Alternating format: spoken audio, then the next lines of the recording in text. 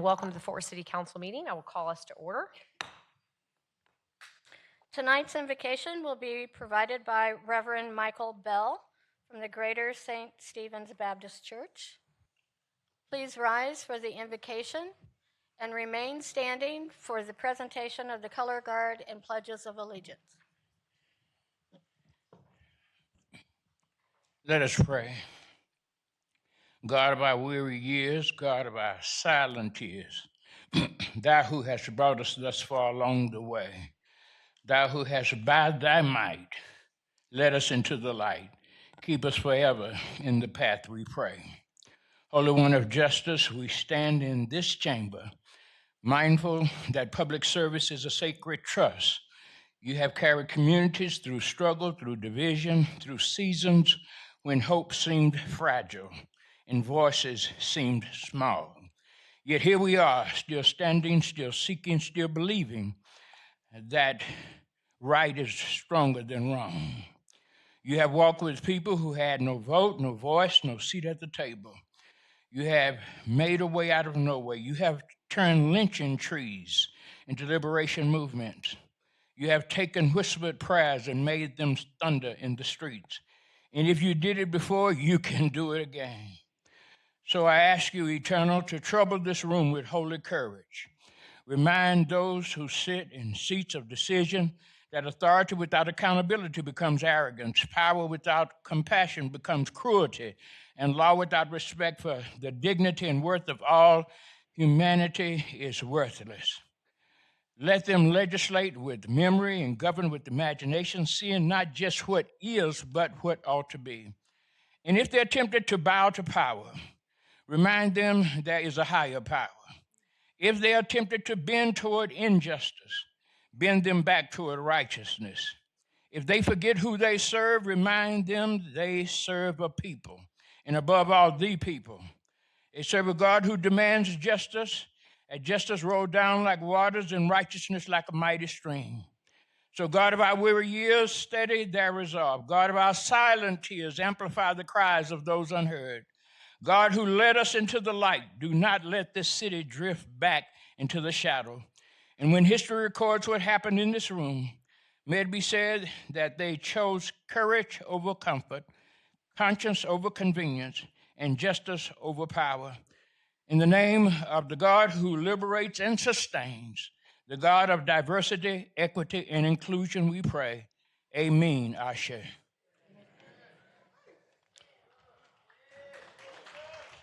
The presentation of the colors will be by the Trimble Tech Junior ROTC Color Guard.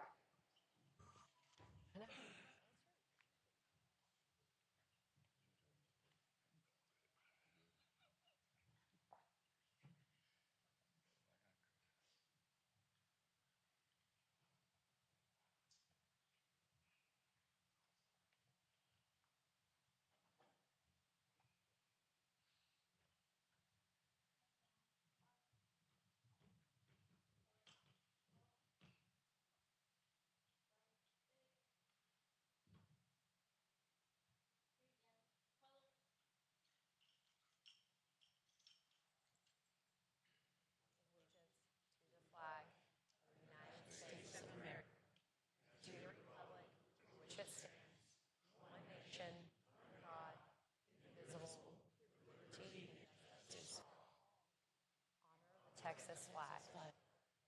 Allegiance to thee. State.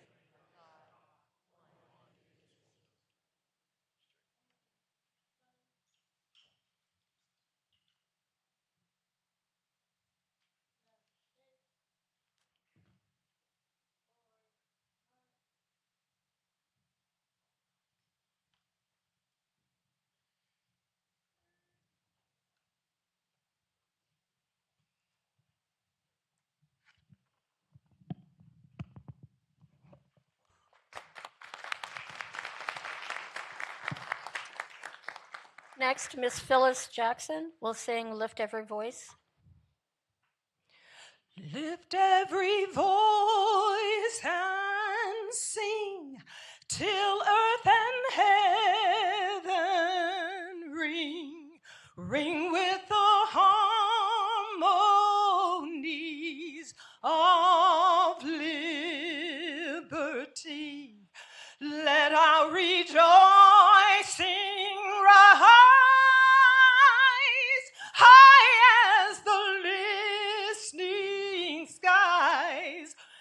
let it resound loud as the rolling sea. Sing a song full of the faith that the dark past has taught us. Sing a song full of the hope that the present has brought us.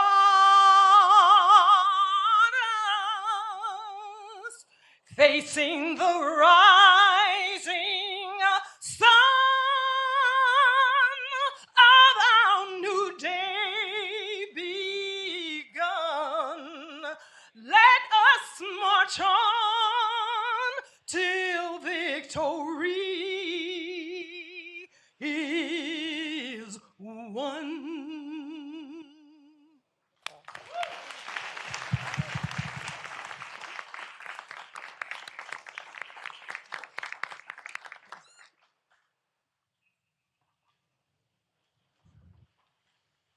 Next will be a special presentation of a recognition for excellence in small business growth and financial empowerment for the Fort Worth Black Chamber of Commerce. Councilmember Chris Nettles.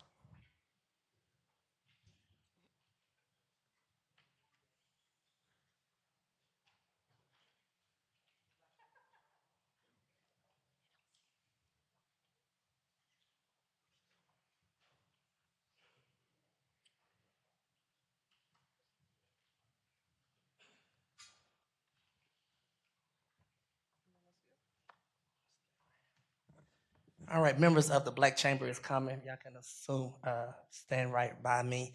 Have a great acknowledgement that we want to acknowledge through the city of Fort Worth, the work and the effort that the Black Chamber is doing. Y'all come on this side too as well. The city of Fort Worth special recognition, whereas small businesses are a vital deliverer of economic growth, job creation, and neighborhood vitalization throughout the city of Fort Worth. Whereas the city of Fort Worth committed to fostering a strong, inclusive, and relentless small business economic system through a small business development program and strategies partnership. Whereas the Fort Worth Metropolitan Black Chamber of Commerce, in collaboration with the city of Fort Worth, plays a critical role in providing financial education, mentoring, and access to capital opportunities for small businesses across the city of Fort Worth. Whereas the Fort Worth Black Chamber has implemented impactful access to capital initiatives that strengthen the business reading confidence and long-term emerging in growth and entrepreneurship. Whereas one such initiative, JP Morgan Chase Bank, the Power to Compete Small Business Growth and Development Initiative, is a two-part program that provides targeting businesses coaching, followed by a public-facing business small showcase, enabling participation entrepreneurs and increasing visibility. I'm not going to read the next 5 paragraphs, okay, because we got a lot to do today. So now, therefore, be it resolved and proclaimed that the mayor and the city council of Fort Worth hereby does recognize and commend the Fort Worth Metropolitan Black Chamber of Commerce, JP Morgan Chase Bank, and Prosperity Bank for their leadership, partnership, and continued dedication to advocacy, small business development, and access to capital in the city of Fort Worth, presented on this 10th day of February 2026. Can we give the Black Chamber a round of applause?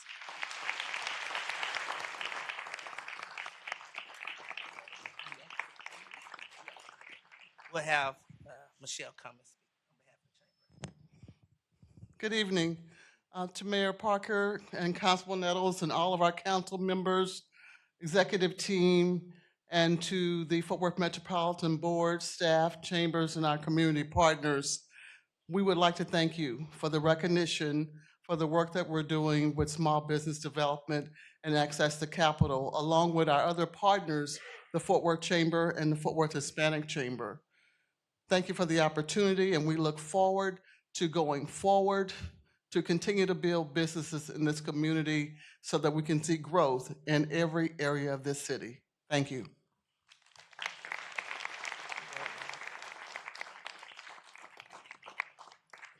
We'll go in front for a picture. Yes. I also want to acknowledge Judge Glenn Lewis with us today. The Honorable.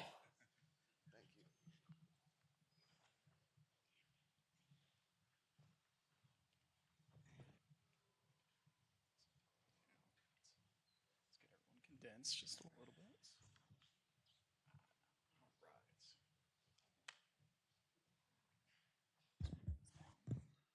Okay, everyone, look here on three. 1, 2, 3. Let me just do one without the flash real quick. All right, on 3, 1, 2, 3. Good to go. That's one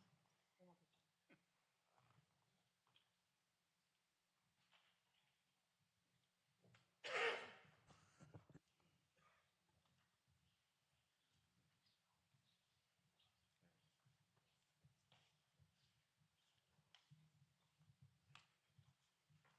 Next will be a presentation of a recognition for Kirk Franklin Life and Legacy.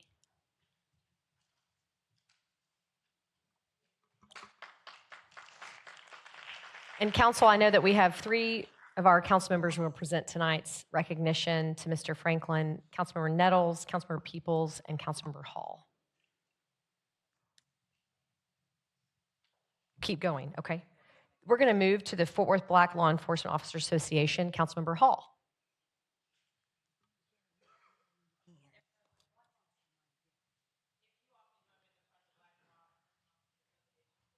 And I think if the marshals may need to let Mr. Franklin in, if you don't mind doing that.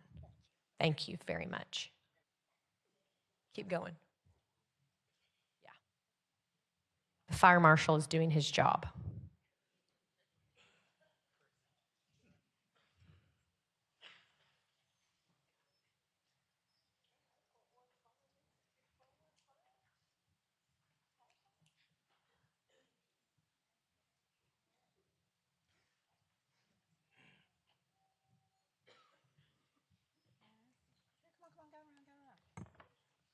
We want to see you on the screen. So yeah, let's spread out. Okay. The teacher in me. I'm always being so bossy. All right. All right. I want to thank the Fort Worth Black Law Enforcement Officers Association for being here tonight. Whereas the Fort Worth Black Law Enforcement Officers Association has demonstrated a steadfast commitment to public safety, professional excellence, and community service, working diligently to strengthen trust, mentorship, and engagement throughout the city of Fort Worth. And whereas the members of the Fort Worth Black Law Enforcement Officers Association have distinguished themselves through leadership, integrity, and a shared dedication to serving and protecting residents while also uplifting and supporting one another as a unified and purpose-driven organization. And whereas the Fort Worth Black Law Enforcement Officers Association serves as a beacon of strength and unity, honoring the hard work, sacrifice, and legacy of Black law enforcement officers and fostering a spirit of fellowship that reflects the values of family, service, and community. And whereas during Black History Month, the City of Fort Worth recognizes the importance of honoring individuals and organizations whose service, perseverance, and leadership have made a lasting impact on our city and have inspired future generations to pursue lives of purpose and public service.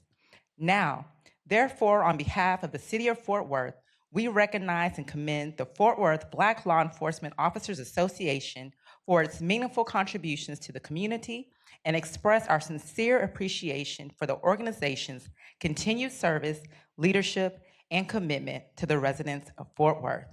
Presented on this 10th day of February, 2026. Thank you for your service.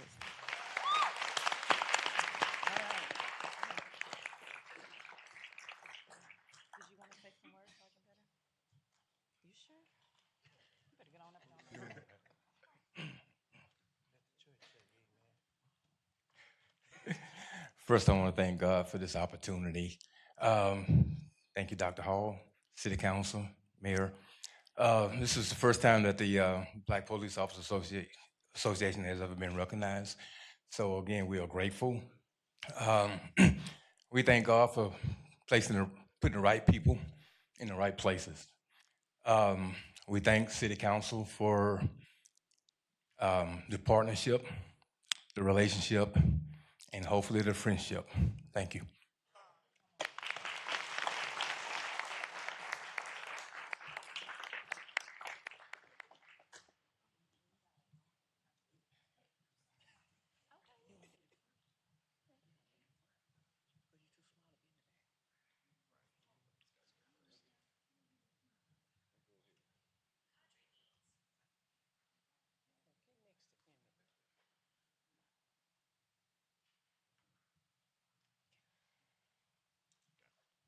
I'm gonna grab my photo real quick, guys. Okay. All right. Stand up. A little bit, get everyone in frame. All right, big smile on three. One, two, three. One more. All right, great. Thank you.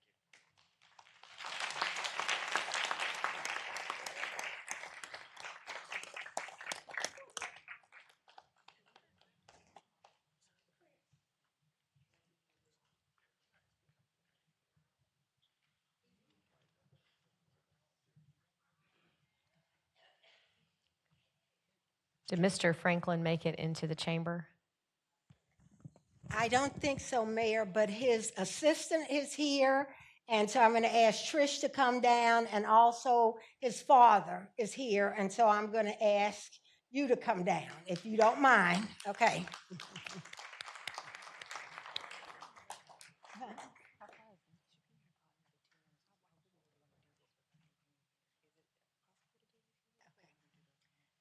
Mayor, she says he's running behind about 10 minutes.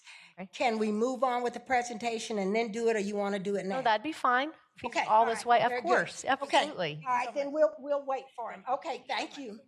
So I'll just tell you, Kirk Franklin is a Fort Worth icon and a legend, and we want to award him. So thank you, Mayor, Of for being. course, thank you, Councilmember Peoples. Mayor Pro Tem Flores, our next up is Distinguished Service Recognition for Fort Worth PD's CAPA's longest active member.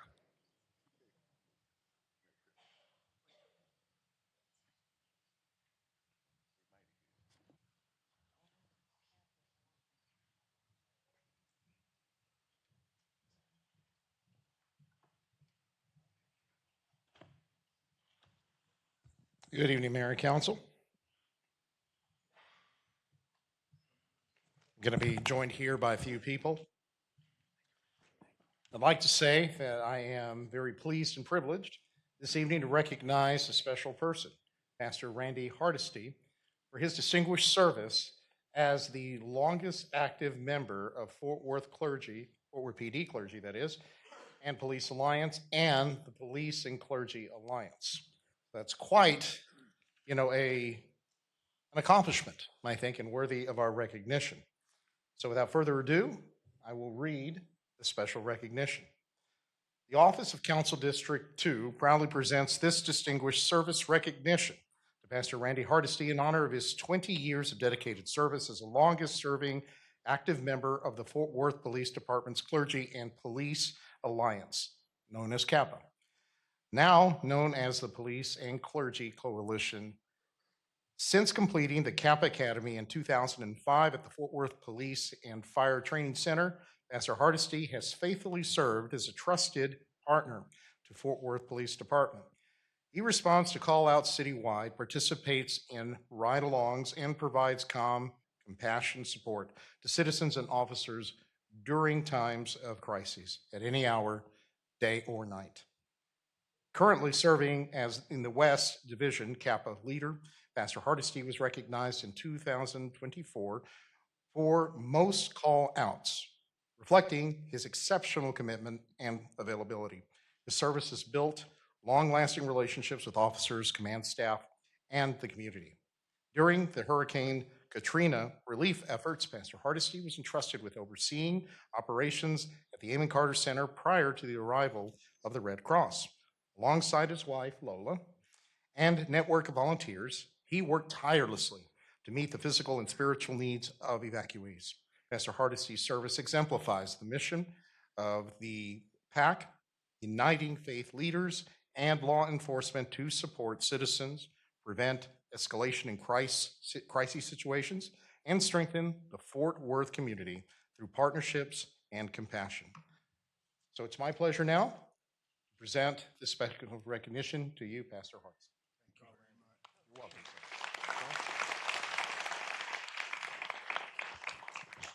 And if you'd like to say a few words, the mic is yours.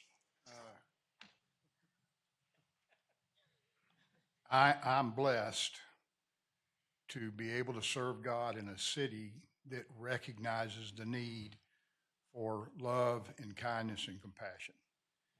And I hold that as one of my highest honors in ministry, and appreciative. This is not just for me, but for all these Kappa guys and these officers and command staff. It's a group thing, and none of us can do it without each other. And I'm blessed of God, and I thank you for this. Of course, it's my pleasure. And you have a wonderful team here with you today. Thank you for all being here. Thank you, Lola. And I'm told that you're in need of a couple of accoutrements. Now, you can debate who gets the silver and who gets the gold, right? Ladies first, which one do you want? Okay. There you go. All right, sir, thank you all. So why don't we take a moment and go up there and take pictures? You got it. All right. All right. Let's all make our way up there and get a photo.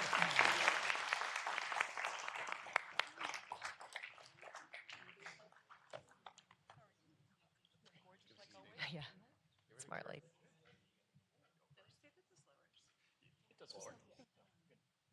Takes a minute. So it's honestly my best to do that.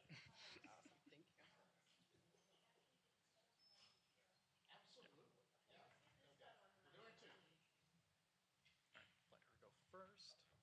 All right, everybody right here? Awesome. Let me take one real quick, guys. Step back. All right, on three. 1,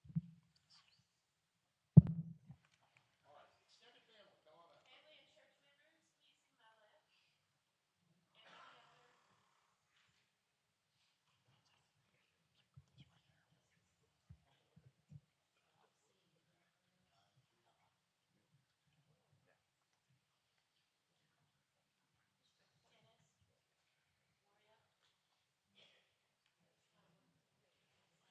3.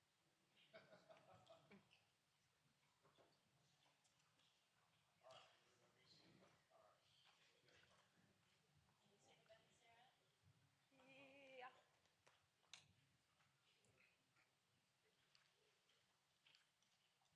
and church members, please to my left. And on the other. Everyone here, big smile on 3. 1, 2, 3. All right.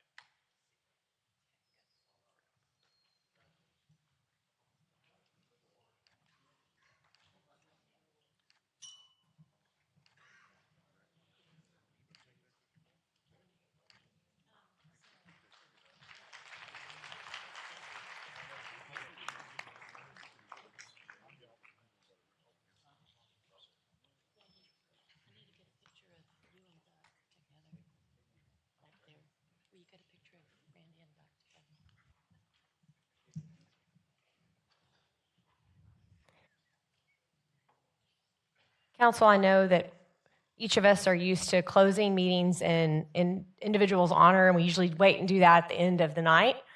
And I decided that we were going to move that dedication up this evening because I wanted so many of these beautiful faces here tonight to be here. I know there are many members of the audience, including members on this dais, that are incredibly sad to close tonight's meeting in honor of our dear friend and former Mayor Pro Tem, Miss Gina Bivens. I think we all can agree that she was a true light in the world and would tell you exactly what she thought at all times. But to me, she was one of the greatest examples of living life in a way that leaves the world better than she found it. She was passionate and she had a deep love for all of Fort Worth, but especially for District 5 and for historic Stop 6. It deserves a round of applause for sure. She was an incredibly hard worker and had a positive impact throughout all of our community. And I think all of us, I know I am personally was made better because of her mentorship and her friendship.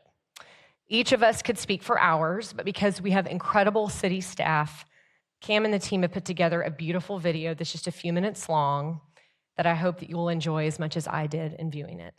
God bless you, Gina. Tonight's meeting truly is being closed in your honor. if you don't mind playing the video. About the fact that we've got, let's say, 1 million people now. Within a couple of decades, we will be right about 12 million people. Fort Worth is so attractive and welcoming. It's a destination place where people want to come. I, Gina M. Bivens, do solemnly swear that I will faithfully execute the duties of the office of Council Member District 5. I was blessed with a wide range of supporters. It was a wonderful experience. And when you take in that type of collaboration, you're bound to gain knowledge and wisdom. And with that, Mayor Price, I'm ready to go to work. We can see the need as governmental entities to work together and coordinate to let people understand, hey, there's a big old world coming at you, Fort Worth. Are you ready for it? Do you want them? Well, help shape that vision. Don Babers and I would have coffee every night at 10:30. We'd be on the phone, plotting strategy and how to bring housing to Stop 6 Texas. We have our principals in District 5, and I'm very proud to represent this district. To make a motion to elect the grand dame of our city council, Gina Bivens, to Mayor Pro Tem. Behind closed doors, I know they call me the old broad. I know they do. It's my honor, council, to put forward a motion to vote here. Start your vote. Congratulations, Gina. Motion passes. Thank you. I'm very passionate about engagement. This is the first time we've had the Only Wire drum line at the brand new City Hall. So I want you to enjoy the rhythm, if you will. I have no rhythm, so I've been told all my life. And so the challenge becomes here for us. How do we get these young people to realize we're going to help you, young person, plan your city?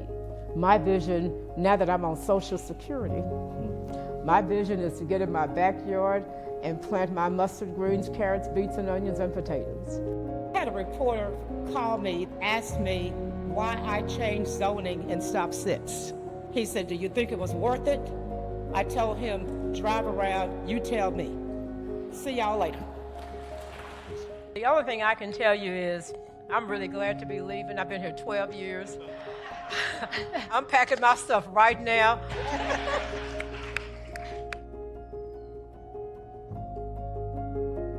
Bye, y'all. I'm out of here.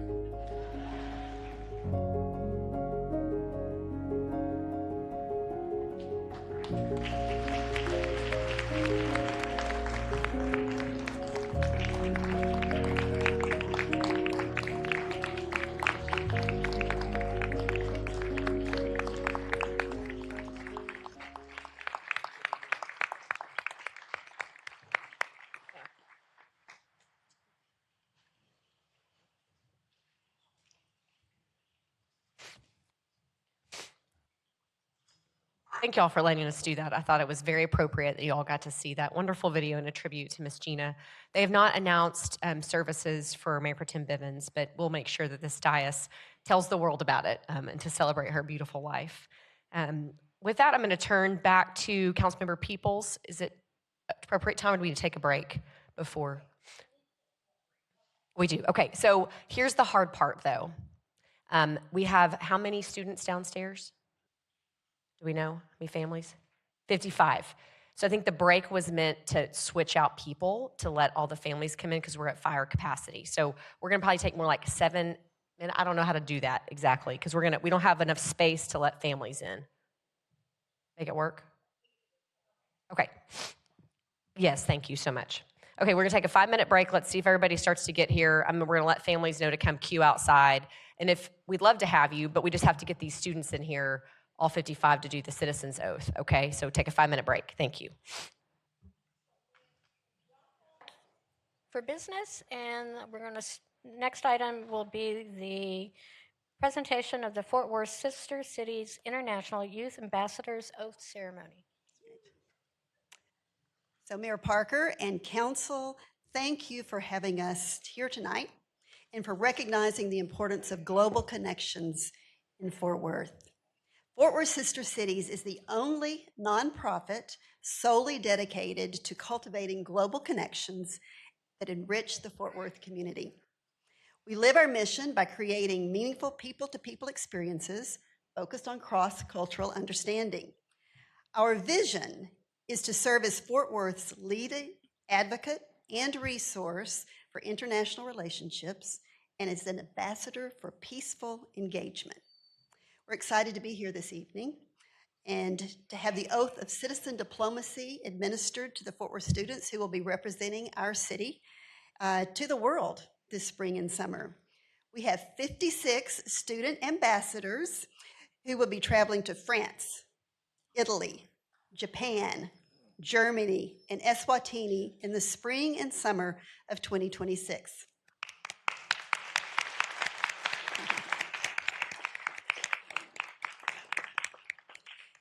International exchanges give students possibly their first opportunity to travel, which is almost always described as life-changing.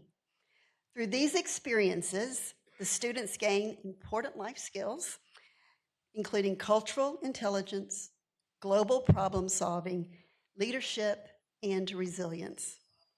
I would like to present the 2026 ambassadors, delegation, and associate delegation leaders. These participants were selected through a strenuous application process and represent many Fort Worth ISD schools as well as private schools.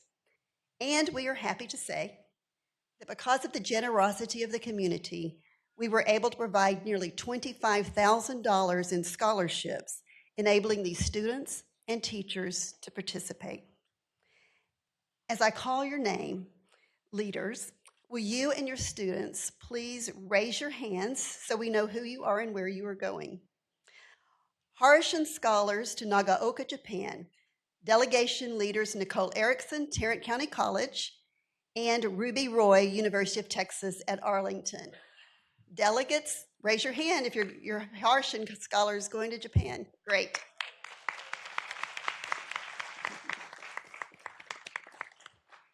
Reggio Emilia, Italy.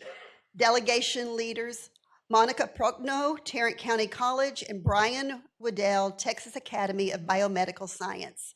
Everyone raise your hand if you're going to Reggio. Nimes, France. Gregory Gross, All Saints Episcopal School, and Alexis Gross, All Saints Episcopal Middle School. Raise your hands if you're going with them to Nîmes. Great. Trier, Germany. Delegation leaders James Gleason, Tarrant County College, and Elizabeth Coons, Annetta Elementary. If you're going to Trier, raise your hand.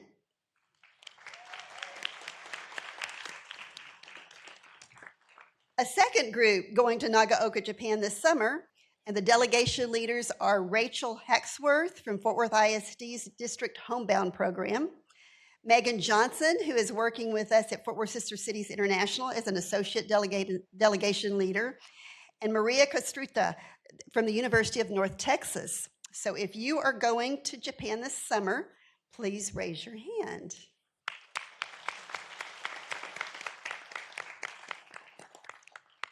And finally, Mabani Eswatini. Delegation leaders are Courtney Up from Stewart Elementary, Brandy Sapp from DOS Inc., who's an associate delegation leader, and Alicia Flores from Southern Methodist University. If you're going to Eswatini, to Mabani, raise your hand.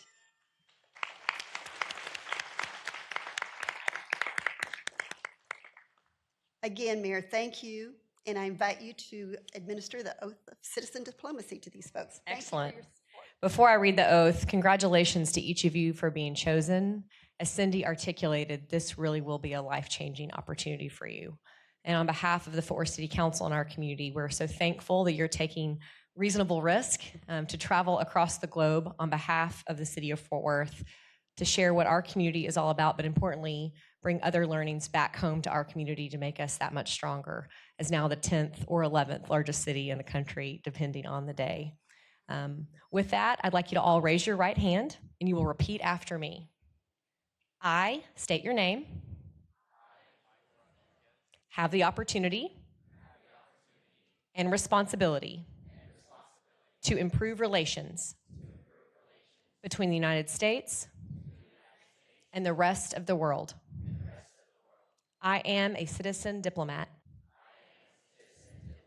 appointed by Mayor Parker and the Fort Worth City Council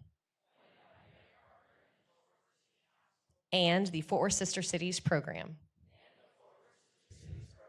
I am committed to do this for my city, my country, and my world. Let this be so. Go forth and have a wonderful trip. Thank you.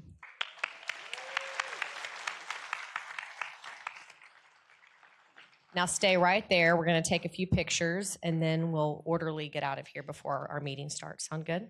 Okay.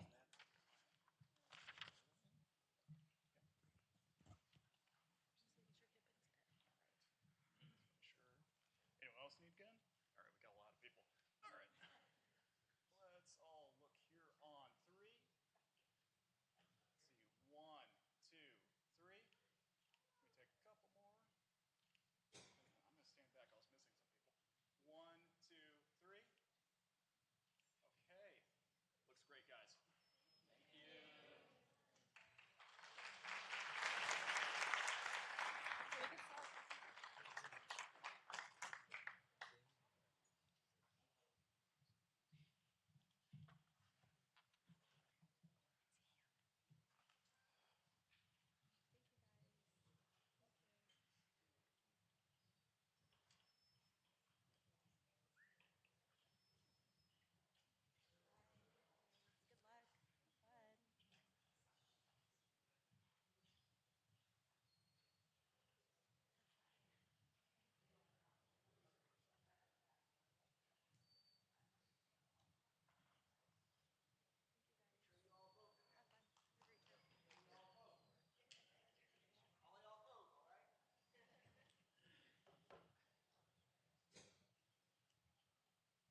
So, Mayor, as the students are leaving, I just wanted to congratulate the students from Fort Worth ISD because you need to understand that the governor's own education agency ranked 2 Fort Worth ISD schools, Biomedical Science and the Young Women's Leadership Academy, as 2 of the highest rated schools in Tarrant County. So welcome, you are the best of the best.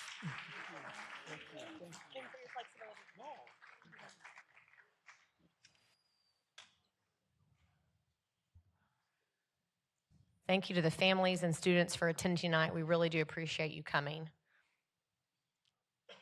As we transition, we still do have one very important recognition, which will be presented this evening by Councilmember Peoples. And I think maybe Councilmember Nettles and Councilmember Hall will also join us. But it's not every day that you have a Fort Worth native and a 20-time Grammy Award-winning artist, songwriter, and producer to be in our midst. With that, Councilmember Peoples, I'm going to turn the microphone over to you to recognize our very own Kirk Franklin.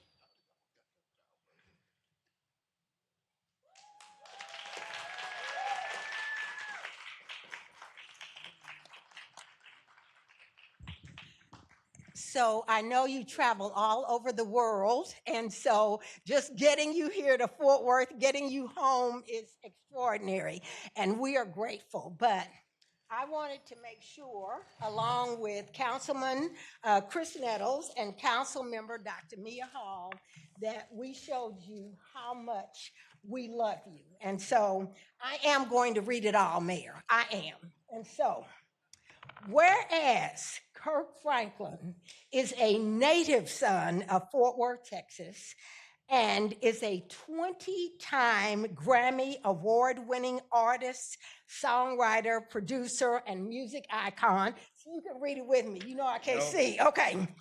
Kirk matriculated through the public school system in Fort Worth and proudly remains one of its most famous residents.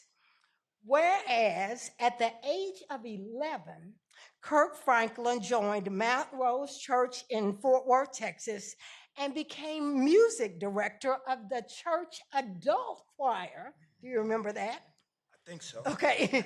During Kirk's teen years, he studied music with the famous Jewel Kelly and the Singing Chaparrals at Oscar Dean Wyatt High School, and ultimately became a pianist for the choir.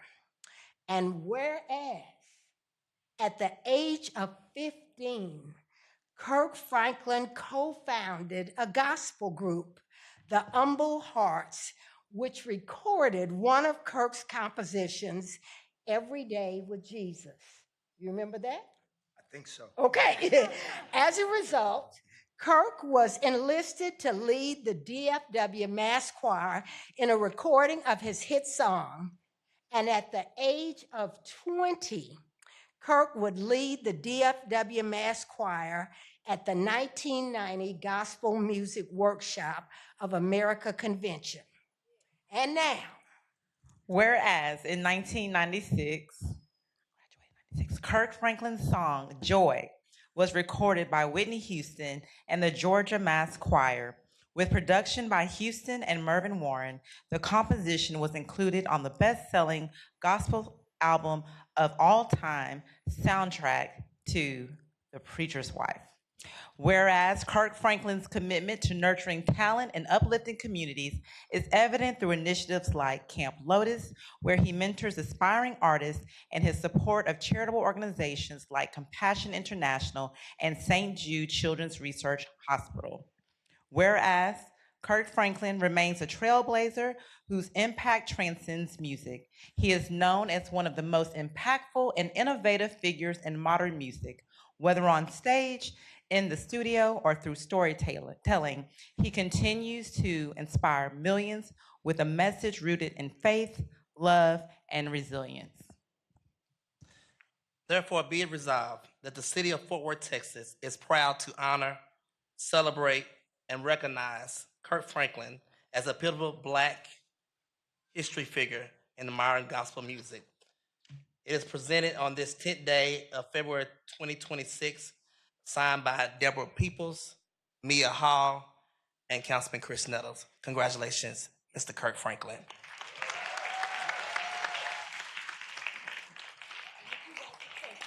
Please.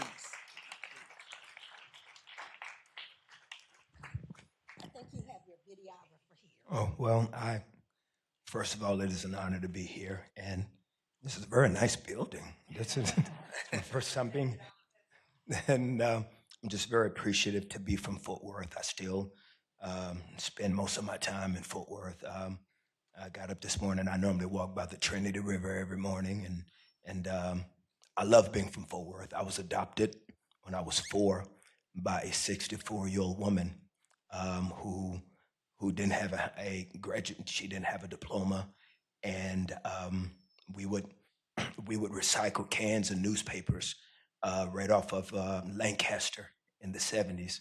And we were part of the Goodfellows event when they would raise food and money for kids during Christmas. We would get my Easter clothes from the Salvation Army on Lancaster. So I'm deep Fort Worth. I mean, everything from the Tandy Center and Jolly Time Skating Ring to, Stripling and Cox, Learners, I mean, I love Fort Worth. I mean, Fort Worth is my home, and there's no other place I'd rather be. And I have to be honest with you, if I can be honest before I leave, I really want to say to all of you, with great humility, I have to be honest, there was a moment that I got a little sensitive, because I can cry real easily. I'm not crying here. But I got real sensitive is because I was in a grocery store a couple of years ago, and I saw a magazine, the Fort Worth Magazine. And my good friend, he's a good friend, he's very talented, Leon. Yes. Leon was on the cover of the Fort Worth Magazine, and the title said, Fort Worth Son. And I said, yeah, wait a minute, I'm older than him, And I got real sensitive in the store. I just fell out in the middle of Kroger. I just fell out. No, I'm playing. I didn't really fall out, but this is really kind of y'all, because I love Fort Worth, and this is a beautiful moment to remind me that Fort Worth loves me. Thank you.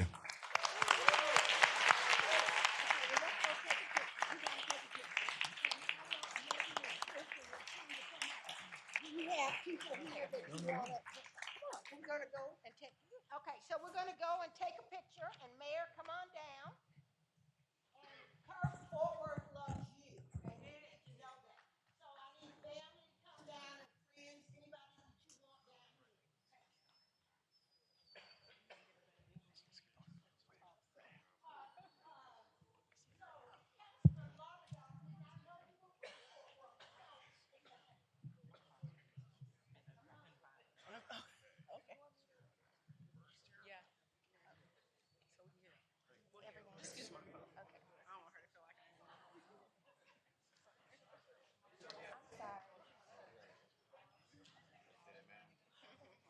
Let's get everyone squeezed in just a little bit. Okay.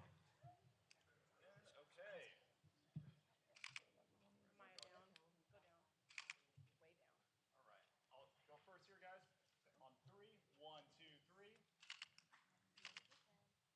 Okay. Looks good. Some other people want to go.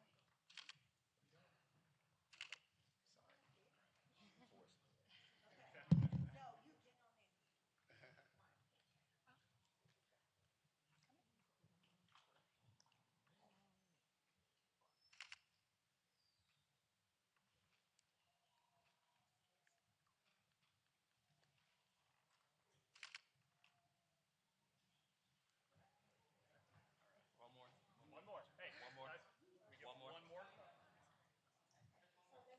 more over here.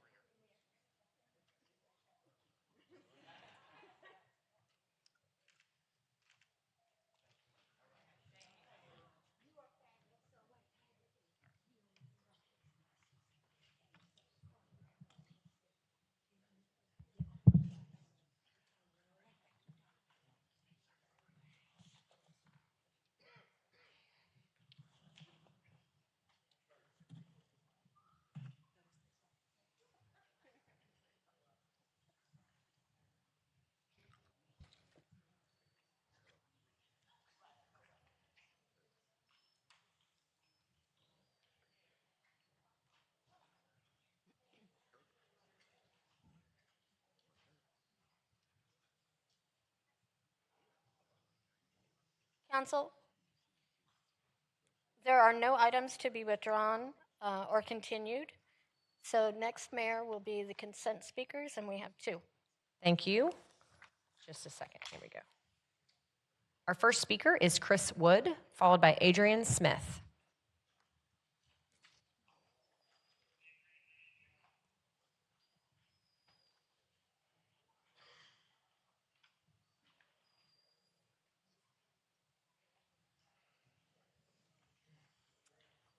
I'm Chris Wood. I approve of the acceptance of grant funding from various pet-focused organizations, including PetSmart Charities, to support the City of Fort Worth animal shelters. This agenda item is about improving quality of life in our community. Owning a pet is very appealing to many people due to the multiple benefits.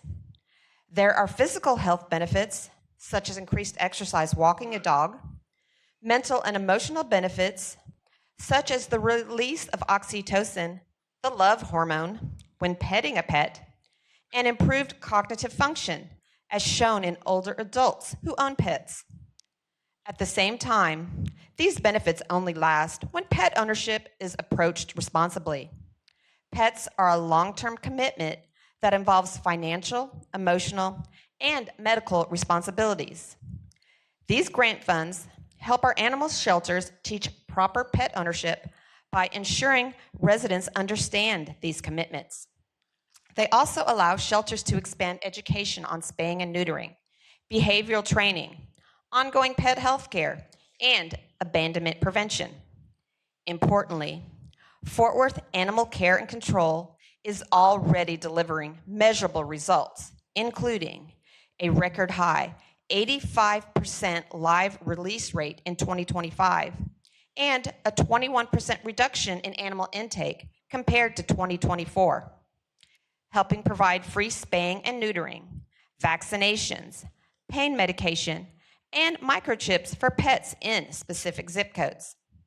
Innovative field programs, such as leaving field kennel cards in neighborhoods where strays are picked up, resulting in more pets being reunited with their families. These outcomes demonstrate that grant funding is not only well managed, but highly effective. Continued support from pet-focused organizations will allow this work to expand and ensure Fort Worth remains a leader in responsible animal care. Thank you. Our next speaker is Adrian Smith.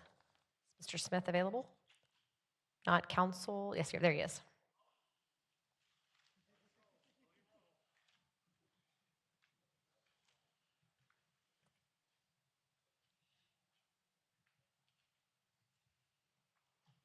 Adrian Smith, District 6, I am one with the people.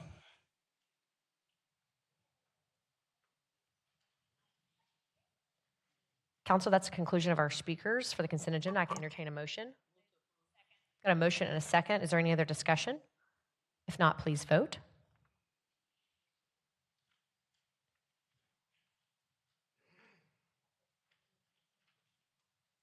Motion carries. Next will be upcoming events. And Mayor, I believe we have one. Okay, Councilor Martinez.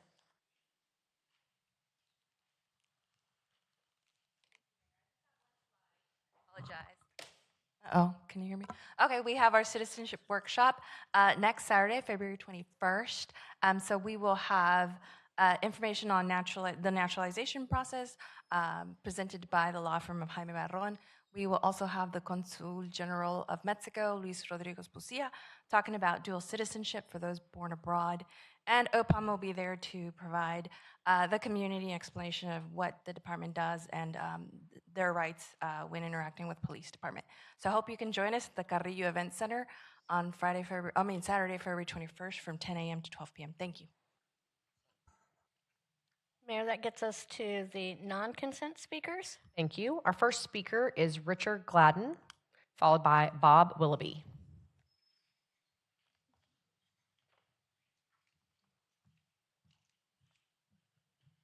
Which speaker, this one or that one? This one, the longer microphone. There, yes, sir. Thank you. Good evening. It's been a while since I've been to a Fort Worth City Council meeting, but this has certainly been an interesting and entertaining one. My name, first of all, is Richard Gladden. I'm an attorney, and it's my understanding, or it's been brought to my attention, that the City Council of Fort Worth is considering adopting what's known as a sex offender residency restriction ordinance. I've been practicing law in this area, specifically concerning what we call SOROs, for about 25 years. I've looked at the most recent draft that you have, and I'm here to point out that you've got two primary legal problems with this ordinance.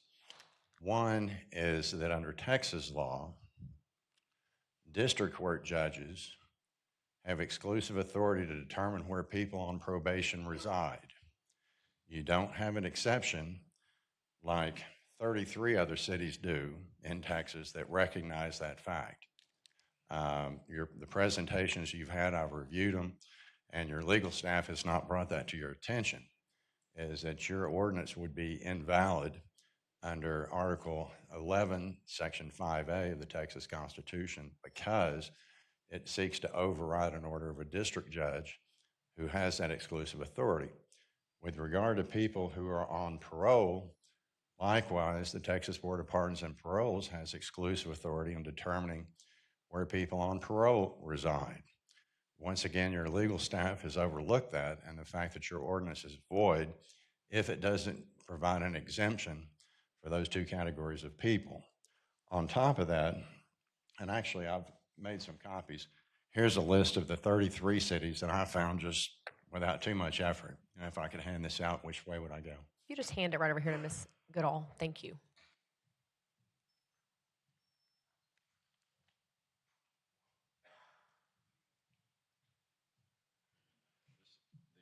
The second major problem you have, and this one is actually a constitutional or actually statutory in nature, the Texas legislature enacted something known as the Texas Religious Freedom Restoration Act.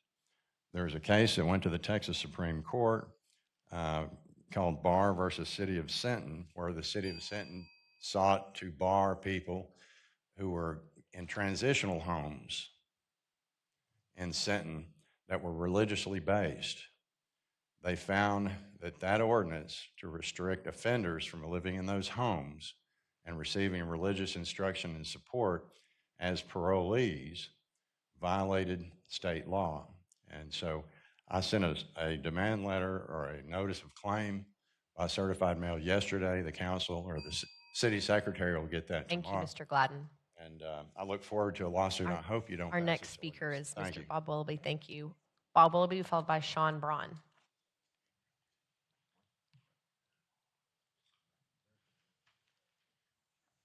Mr. Willoughby, you can get started. Thank you.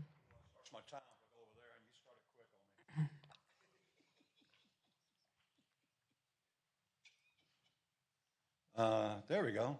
See, we got to put this up on the screen so people know what we're talking about. We used to have it on every item. They put it on the screen so everybody could see what we're talking about. And you took it away, Maddie. So people don't know what we're talking about. Anyway, this is an ordinance, and it says in there, proposal to amend the existing charter. When I called the city on Friday, which you can do that now because the agenda comes out on Thursday night because of me. It used to come out on Friday night. You couldn't call it on Monday. It comes out on Thursday nights.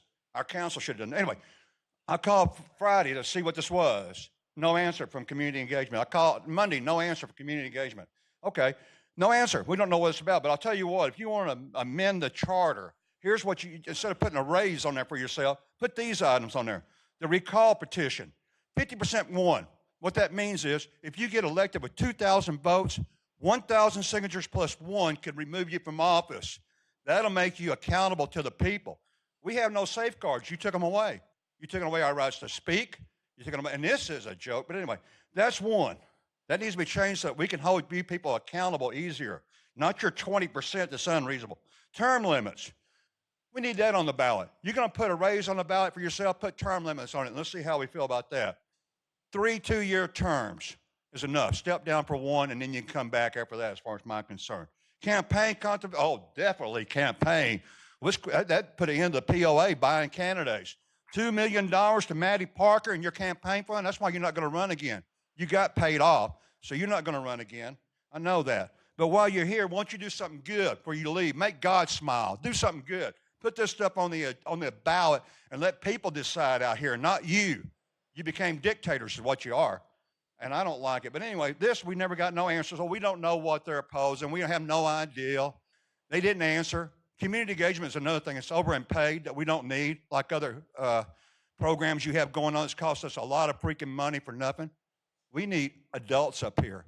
We need transparency, and we need honesty, and we won't have it till you're gone, Maddie. Thank you. Our next speaker is Sean Braun, followed by Edward Puckett.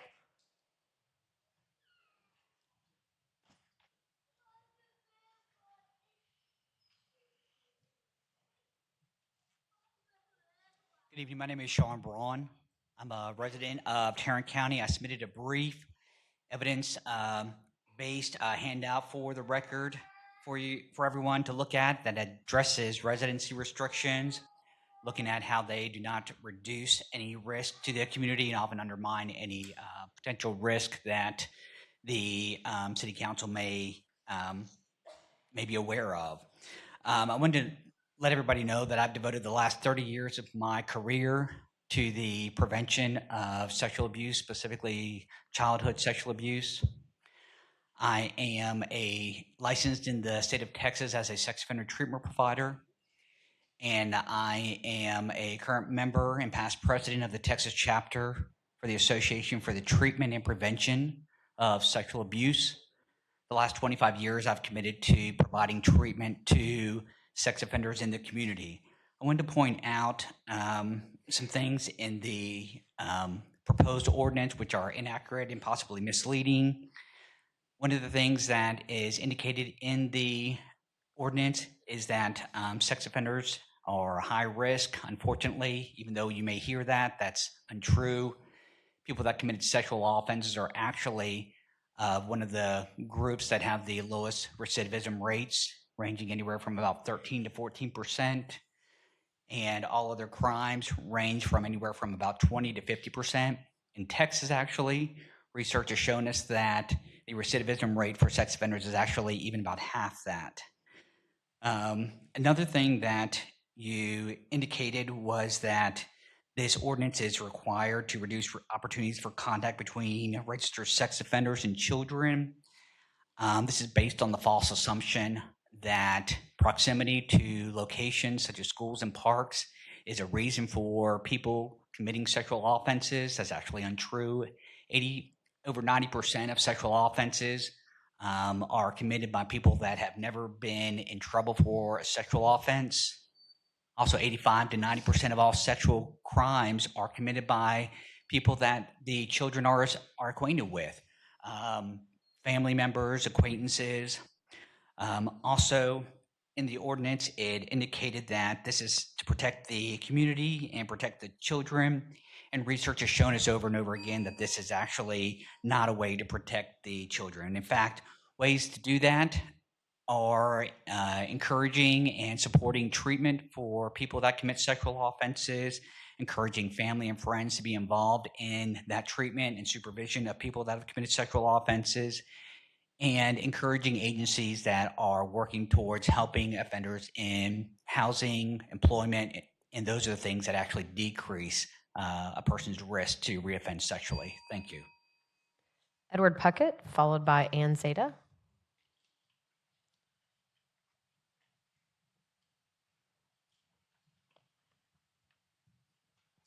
Good evening, Mayor Parker, council members. It's really good to be here. I feel privileged and honored to be standing in the same spot that just a little while ago Kirk Franklin was standing in. And in a place where the name of Jesus is invoked openly. And the chaplain for Fort Worth states that mercy and kindness is a regular quality of this council. My name is Jerry Puckett. I'm a Fort Worth resident and a housing provider. I'm the managing partner of a faith-based residential ministry operating within this city under the Sun Outreach. I'm here tonight to talk about standards, how they're applied, and when discretion is exercised. Since the agenda for this ordinance was posted, the language has changed materially. Definitions were tightened, exemptions narrowed, enforcement posture shifted. These changes did not clarify compliance. They followed good faith questions about how compliance could even be determined.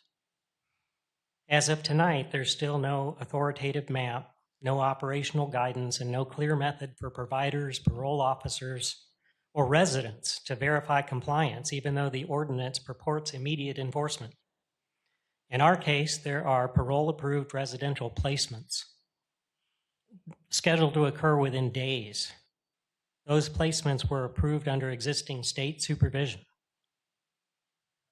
Treatment frameworks that this city has historically relied on. Yet the ordinance provides no mechanism to reconcile those approvals with municipal enforcement. Only penalties after the fact. This ordinance presumes risk categorically, without individualized assessment, without evidence in the record, and without a workable path to compliance for people who are already supervised, treated, and monitored under state systems.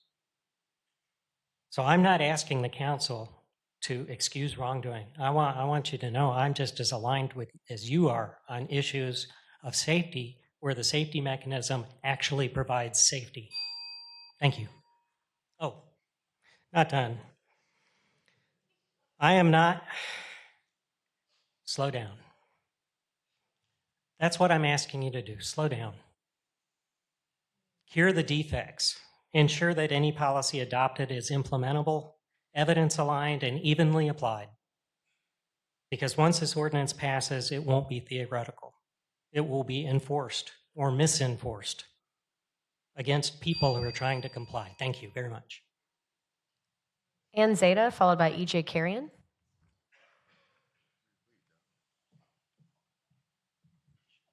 So again, this evening, I signed up for 2 items and have to choose between the 2 because we lumped together all the consent agenda items. I will quickly say that I do support an increase in council pay that is on the charter proposal. But I will spend the bulk of my time talking about the affordable housing proposition that is on the bond. Community Design Fort Worth's board sent a letter in full support of inclusion of Proposition D, affordable housing improvements, on this proposal for the 2026 bond, and we commend the City Council for hosting a lot of community engagement about this and hearing strong public support voiced both by both by housing advocates and everyday residents. The message is clear: Fort Worth needs bold, sustained investment in affordable housing.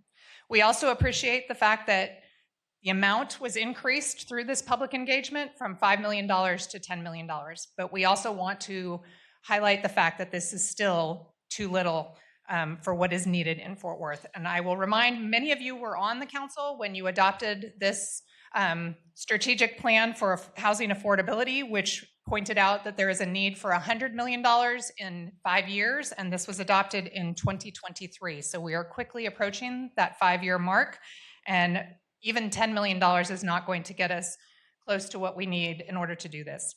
I do appreciate that during your work session, the discussion that you had, I'm fluctuating back and forth a little bit between the charter amendments and the bond, that it was discussed whether or not a change to the quorum would be implemented. And I appreciate Councilwoman Peoples' comments about how the citizens of Fort Worth expect all of you to show up every day for your jobs. But I also know that it's a hard job to do in the amount that you are paid today, and that it requires that you have jobs outside of your city council jobs. So if we're going to expect you to spend full time on this job, we need to have that reflected in the compensation that you are given. Also, it allows a more broad, diverse group of people to serve the community, making the people who serve us on this dais actually reflect the community of Fort Worth. So I appreciate you considering both of those things. Appreciate the increase that you made to the amount in the bond for affordable housing. Hope that you will continue to do that.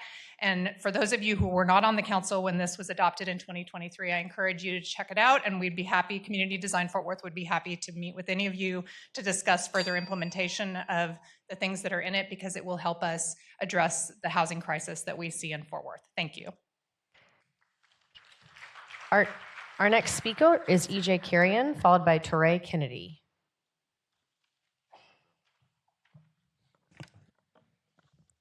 Alrighty, so I'm going to start with the good news around the salaries. You guys deserve a pay raise. I'm so thankful that we have this on the docket. I personally wish it was higher. $50,000 for you guys and $60,000 for the mayor is still not enough, where you still have to have a second job. We are a world-class city. We deserve world-class salaries and perspectives. I was just at the county commissioner's court where they have a $215,000 salary plus a car allowance, and their budget is not even a third of yours. So I am gung-ho on everything you guys need to do to make sure we make this for all working people can be able to operate and run this city. So now I'm going to go into my concerns in the charter, and it's really specific on one of the amendments for you, City Manager Jay Chapa. It says, I read it in the Fort Worth report, it said, one amendment seeks to give the city manager the power to create, abolish, and consolidate departments without a council vote, as long as those areas are not required by a city charter.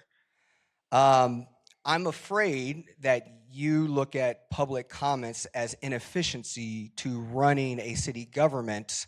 And if you go back to what Gina Bivens said, rest in peace, said on the video, y'all said, there's a big whole world coming to you, Fort Worth. And she also said passionate about engagement. And so I just wanted to make sure I brought this up to the public, because what I've been seeing over the last year in Fort Worth, you know, from the Latinos on the city council, is that we went from last month, Carlos Flores went to vote to minimize public comments. We had Manny Ramirez just vote to be the swing vote to minimize the amount of time we get at county commissioners court. And I'd be afraid if our first Latino city manager, Jay Chapa, is looking to pit consolidation so that when something like DEI shows up again, he doesn't have to listen to the people. And I ask you for whatever amendments you and your staff start pitting in on these charters and on these votes, is that when you see a room full of Black people on Black History Month, are these amendments here to make sure that they serve them? Because we have a problem where Latinos are trying to be connected to white proximity. And the real power is in Black and brown coalition building with white progressives who also understand the movement that's here in Fort Worth. So I'm going to go into, since I have 30 seconds, is the bond. Affordable housing, we're laughable compared to all the other cities our size.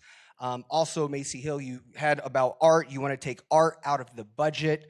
I think, for someone who has the museum district in your district, it must be nice to be that selfish. But for someone who lives in District 11, these budgets that we put in the city is probably the only art me and my residents get to see. So those are all that I have to say today. Our next speaker is Teray Kennedy, followed by Corbin Frederick. Hello, my name is Teray Kennedy. I'm the property manager of Palladium Fort Worth. Mr. Kennedy, if you don't mind getting the microphone, thank you very much. Yes, ma'am. Good evening. My name is Teray, Mayor and Council, and I'm the property manager of Palladium Fort Worth in District 7. And I'm your neighbor. I live right here in District 7 too. I'm here tonight to talk about what's actually happening on the ground in our community. Now, we stay pretty much full at our property, 97% occupancy as of yesterday, but the number that really tells the story is our waiting list. Right now, I've got 228 families just waiting for a door to open. Think about that. We've only got 150 apartments at my community, but I have enough people knocking on the door to fill that building nearly 3 times over. The 90 units at Palladium Legacy Drive won't just be new apartments. They're a lifeline for 90 of those families who are just looking for a fair shot to live in a neighborhood they love and call home. We do more than just hand over a key. We're hosting after-school art classes for the kids, financial classes to help folks get ahead, and even bring in health clinics for flu shots. We're looking out for our people, plain and simple. But you don't have to take my word for it. I brought a few notes from neighbors in District 7 who want to tell you how having a high-quality place to call home has changed things for them. Dear Councilmember Hill, I can tell you firsthand how much of a difference quality housing makes. Before I moved to Palladium Fort Worth, I was commuting over an hour each way just to get to work. I was exhausted and getting home late to my kids every single night. Since finding a place in this area, my life has completely changed. I'm only 10 to 15 minutes from work now, which means I get to be home with my children. My kids are in a good school where they can succeed. I have money left over for things like groceries and doctor's appointments and the occasional movies. Living here has been a total godsend for us. I want other families to have the same chance I did to live in a safe, convenient area without struggling to get groceries. I really hope you will vote to approve Palladium Legacy Project. Thank you for your time in representing our neighborhood. And this is 2023 E. Henderson Drive, Fort Worth, Texas. And then I have one more.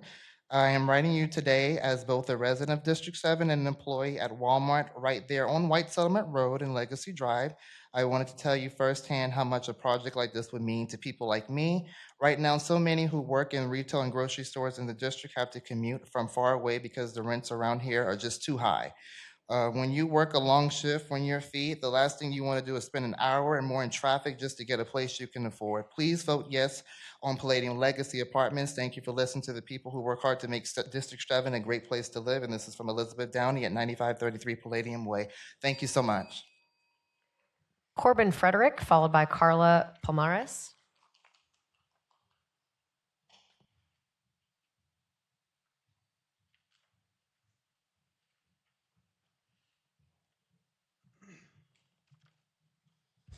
Good evening, Mayor and Council. My name is Corbin Frederick, and I'm here representing the ownership of the Palladium Legacy Drive mixed income community, and I am speaking in support of the subject property. As a commercial real estate broker actively working in this market and having sold several hundred acres in the direct area, I wanted to offer a boots on the ground perspective on this specific 5-acre tract. Because of its mid-block positioning, this site has proven to be a challenging prospect for neighborhood commercial or retail, which is the current zoning. This property has been actively marketed for several years without any real viable commercial or retail interest. Despite efforts to attract a range of commercial users, the most viable long-term interest has been high-quality multifamily development. Additionally, traditional commercial uses would likely exacerbate existing traffic concerns with the adjacent elementary school. This residential project is thoughtfully designed to be compatible with the surrounding area. This project directly addresses Fort Worth's growing need for diverse housing options, with approximately 90 units at varying income levels, rather than the 180 units Senate Bill 840 allows for by right today. This development helps ensure that teachers, healthcare workers, and other essential members of our workforce can afford to live in the city that they serve. This is not just another apartment community, it's a practical housing solution that aligns with the city's goals for responsible growth. It's also important to acknowledge the current condition of the property. Over time, it has experienced recurring homeless encampments and multiple code-related issues. This development would eliminate those challenges entirely and replace them with a well-managed and maintained productive community asset. It was imperative to the landowner that we didn't just find a buyer, but a partner who would be a credit to the neighborhood. We evaluated numerous groups over the past couple of years, and Palladium clearly stood apart. They hold and manage their communities long-term, and they maintain a level of quality that we felt was non-negotiable for this location in the community. They developed and still manage 5 properties in Fort Worth and many more in the Metroplex and across the state. Palladium has shown a willingness to be a collaborative neighbor. They have committed to help mitigate traffic impacts related to the nearby elementary school, an issue many, if not all, commercial developers would avoid altogether. In closing, approving this resolution of support represents an investment in both Fort Worth's people and its future. This project converts a difficult, underutilized site into a meaningful community asset. Thank you for your time and consideration. Our next speaker is Carla Palmares, followed by Thomas Huth.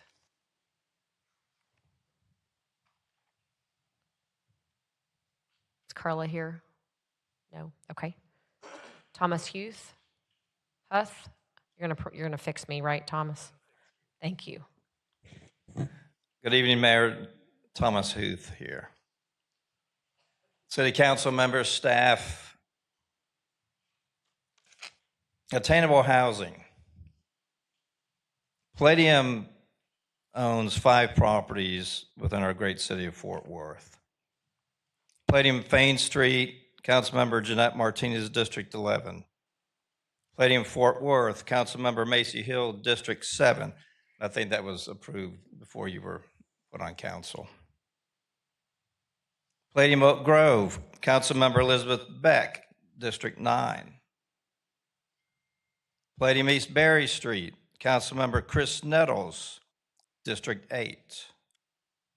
Palladium City Skyline, Councilmember Jeanette Martinez, District 11. What was a common theme in what I just read? We put our name on every property that we own. This is not Oaks at Greenleaf.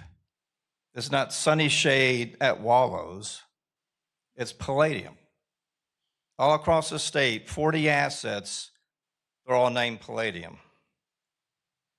The other thing, all of our 5 properties are in 4 different council districts. They're not in 1 district or 2 districts, they're in 4 different districts.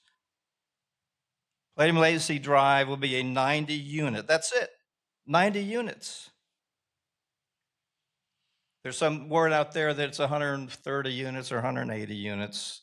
We're talking 90 units for our families who need high quality living. On January 13th of this year, I sent a letter to Assistant Superintendent David Bitters about Palladium's commitment to the school drop-off, pick-up staging area improvements at STEAM Academy. They've got an issue, the neighborhood has an issue with the parking, with the staging between pickup and drop-off time. The cars are lined up down Legacy Drive. We put our heads together and spent a lot of money on this and said, we can help solve this. You've got some excess land in your school. Palladium will fund up to $650,000 to build this off-site staging area. The staging area will be for 52 vehicles, ease congestion and pick up drop-off on Legacy Drive. The school is on board with this. $650,000 commitment by Palladium. This is big. This is unheard of in the development community. And we are not property tax exempt. Please vote yes on Palladium Legacy Drive resolution support to get to the next level. Thank you. Our next speaker is Kelly Parma, followed by Kim Parker.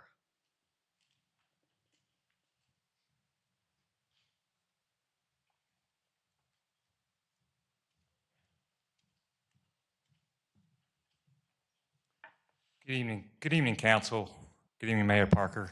My name is Kelly Parma. I'm with Lee Engineering in Dallas, and I am a licensed professional engineer in the state of Texas, and my firm prepared the traffic study that was done for the existing conditions on Legacy Drive as part of the Palladium Legacy development.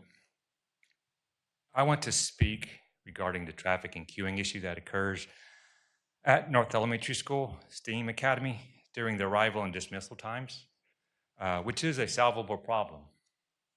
As part of our on-site observations during both school arrival and dismissal periods, the longest work queues are observed during the afternoon peak pickup period. Approximately 60 vehicles extending nearly 2,000 feet along Legacy Drive and White Settlement Road.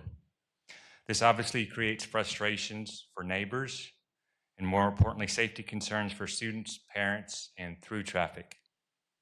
Our analysis showed that this congestion is existing and primarily driven by a lack of on-site vehicle storage at the school during the dismissal period. When vehicles spill onto Legacy and White Settlement, the system does not recover until the dismissal period ends. A couple of potential solutions were evaluated. One of those was installing a right turn lane. Doing so does not exactly solve the problem, and it simply allows traffic to bypass the queue while the queue itself remains and extends out of the right turn lane into the adjacent through lane. The solution that meaningfully reduces the off-site congestion is providing additional stacking capacity on the school property. Based on observed conditions and available land, the approximately 52 vehicles on the school property would more than likely eliminate any queuing on White Settlement and substantially shorten any remaining potential queues on Legacy Drive. What makes this solution different is that Palladium has voluntarily committed to help fix this existing problem. Stated another way, as mentioned previously, Palladium has agreed to fully fund and construct a new on-site school pickup and drop-off staging area on a portion of the North Elementary site, which will provide space for more than 50 vehicles at no cost to the city or the school district. It's also important to note that this is not a future promise or a pie-in-the-sky concept. There is a defined plan and a clear timeline tied to project delivery. In closing, I will say that during the school dismissal time, which occurs around 3:10, peak times for apartments is about 5 p.m. Thank you. Thank you. Kim Parker, followed by Donna Van Ness.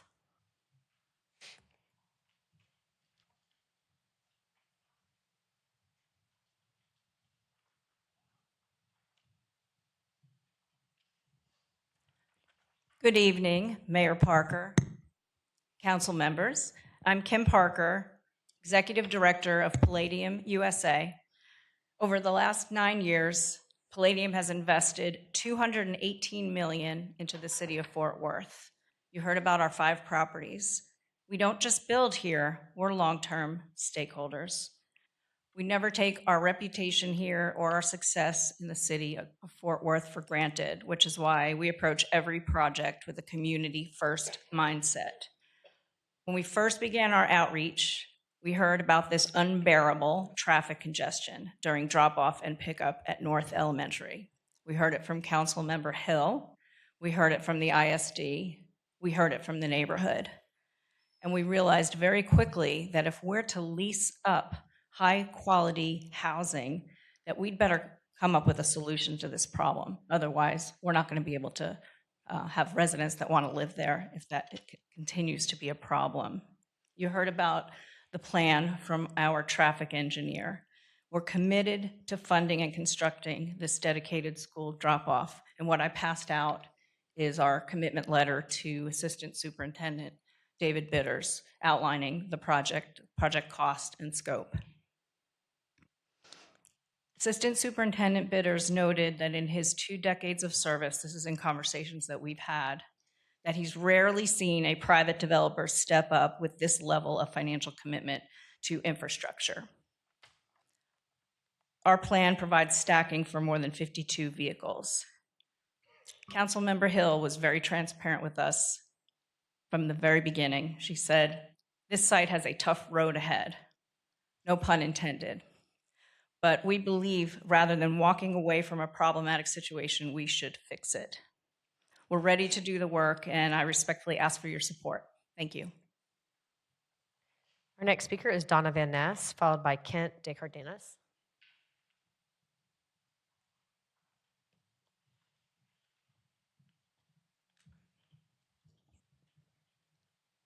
Thank you, Mayor and council members. I'm Donna Van Ness, President of Housing Channel, a nonprofit partner of the City of Fort Worth for over 30 years. I want to thank you for considering prioritizing resources in the upcoming bond election toward the deepening issue of housing affordability that will not only benefit our workforce, but the city as a whole. As I've spoken many times before, I feel that this crisis is an economic issue, not just a housing issue.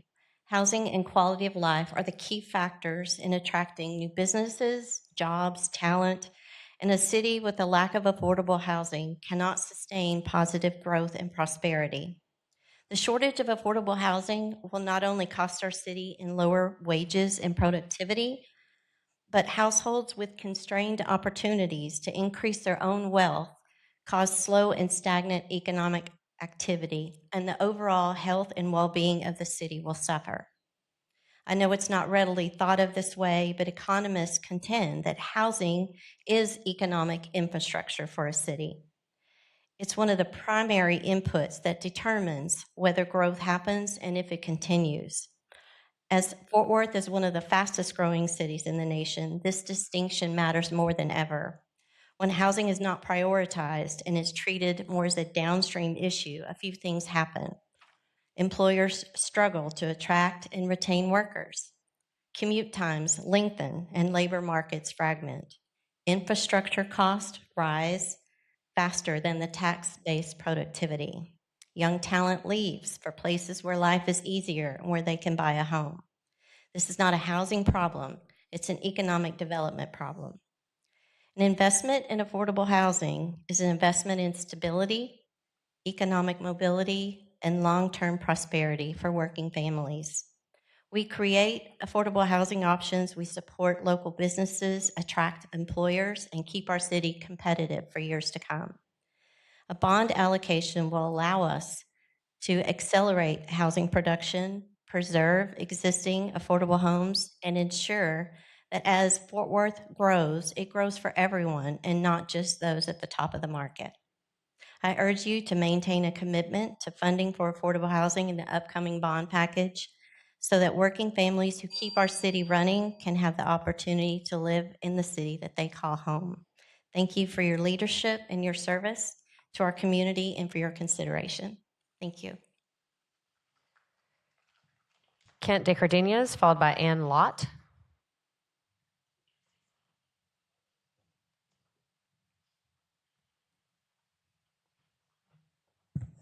Madam Mayor, City Council, Manager Chapa, thank you for letting me speak this today. First of all, thank you for reinstating the amount of times that the public can come and address you. I really appreciate that. And totally separate from that, I fully support a pay raise for everybody up there. Like EJ said, I think it should be more. We are, if we are going to be the Fort Worth that I think you guys fully support, we need to support you guys the same way that you guys want to support the working class people of the city. I mean, everybody needs to have a living wage, and your job is very, very important to that. Moving beyond the opposite side of you guys getting a pay increase, I'd like to speak to the amendment to the charter that would give more power to the city manager. I know that Fort Worth is a council manager style of government. However, unlike a management of a corporation with a board of trustees that hires a manager and lets them handle things, a city is a corporation for living. The people of the city, it is their lives that are on the line here, and having a responsive management system is key to that. So I'm very hesitant to any sort of amendment that turns power over to the manager. I know that this is being addressed as a streamlining of the system that is already there. That just makes things cleaner. I would say if we're going to address fix the charter, to address that matter of cleaning it up, I would suggest moving it the other way and having it be more responsive to the city council having more of a say on what programs that are instated and run by the government. Thank you. Ann Lott, followed by David Rodriguez.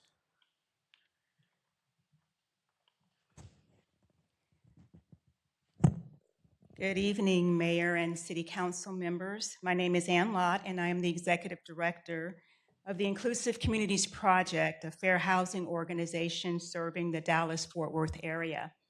I'm here this evening to speak in support of Palladium Legacy Drive included in Agenda Item 26-0118.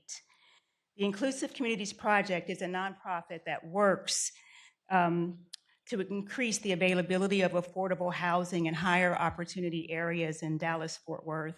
And to accomplish our mission, we address impediments to fair housing and challenge barriers that prevent lower income families from moving into higher opportunity areas.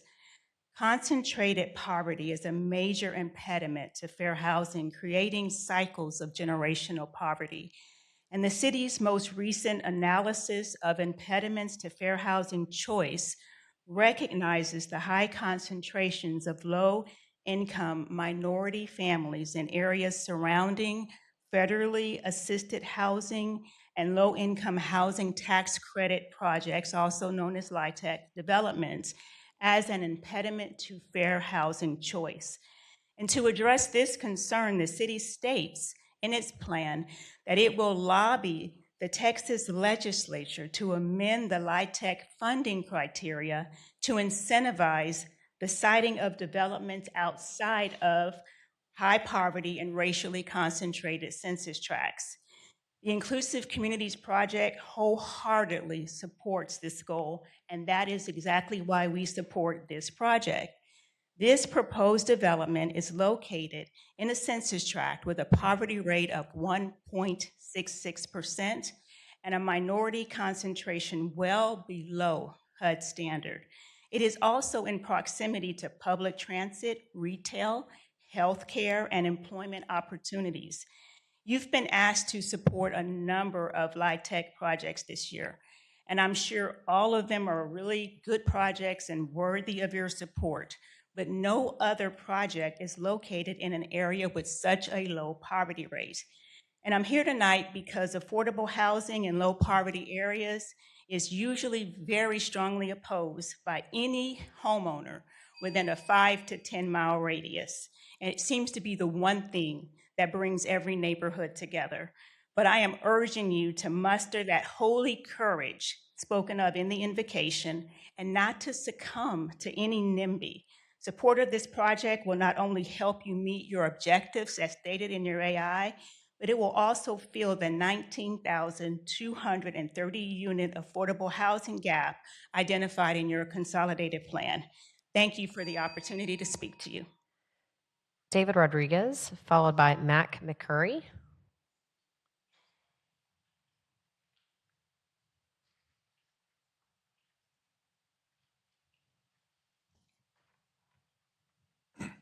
Good evening.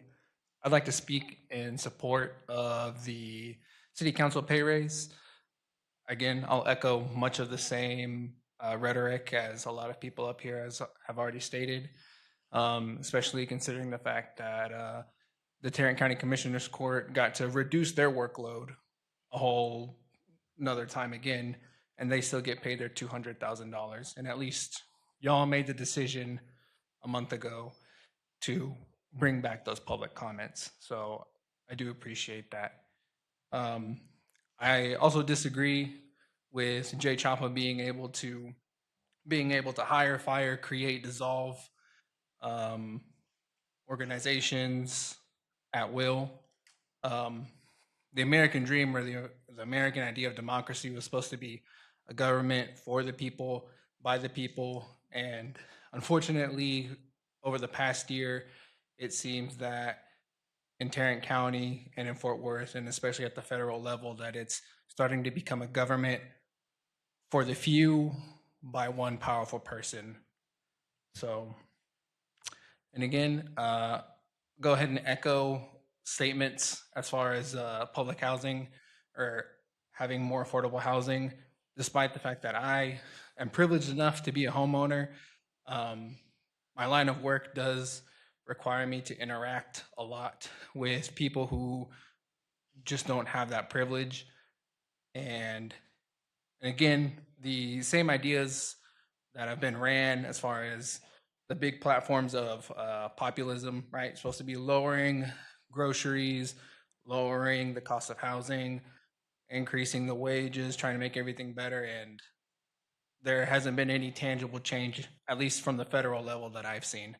So I think, especially here on the city level, if y'all can approve this and start making changes towards actually bettering the lives of your citizens, as every single person states, as why do you want to run for city council? Why do you think you should be city council? Everyone says, I want to serve the people. I want to do this. I want to do that. Well, here's a tangible step that y'all can support and take to show the people that you actually have actions and not words. Thank you for your time. Mac McCurry will be followed by Andrew Torrey.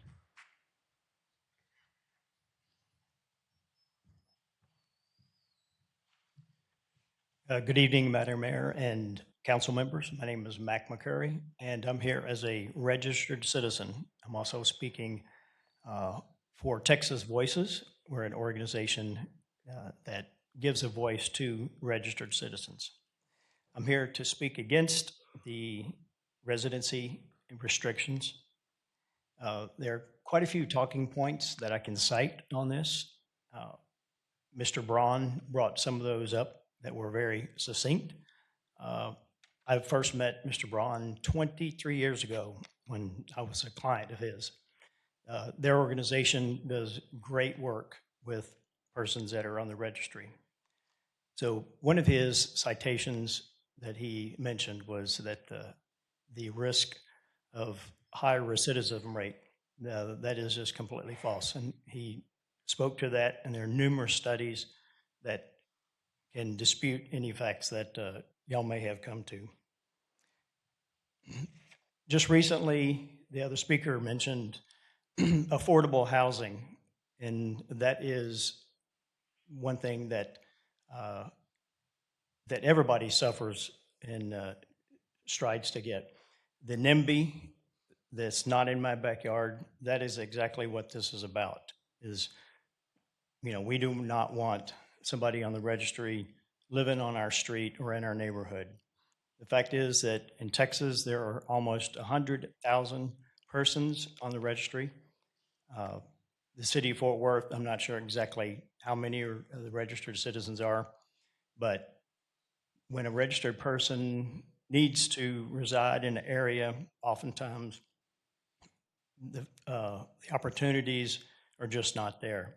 If a registered person is already living, and according to the verbiage in this ordinance as it's proposed, that person will be grandfathered in. Well, not only is it that person, but their family as well. There's a family behind every registered person. So if that person needs to move, they would not be able to move, given that this ordinance, and 1,500 feet. So 1501 is okay. So you can see that just if you draw circles and bubbles, that, what does that do? So thank you for your time, and I hope that y'all think about this ordinance. Good night. Andrew Turi, followed by Mindy Tackett.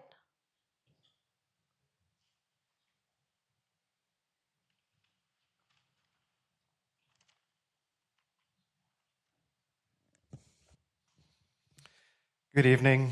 My name is Andrew Torrey, and I'm a proud resident of Council District 5.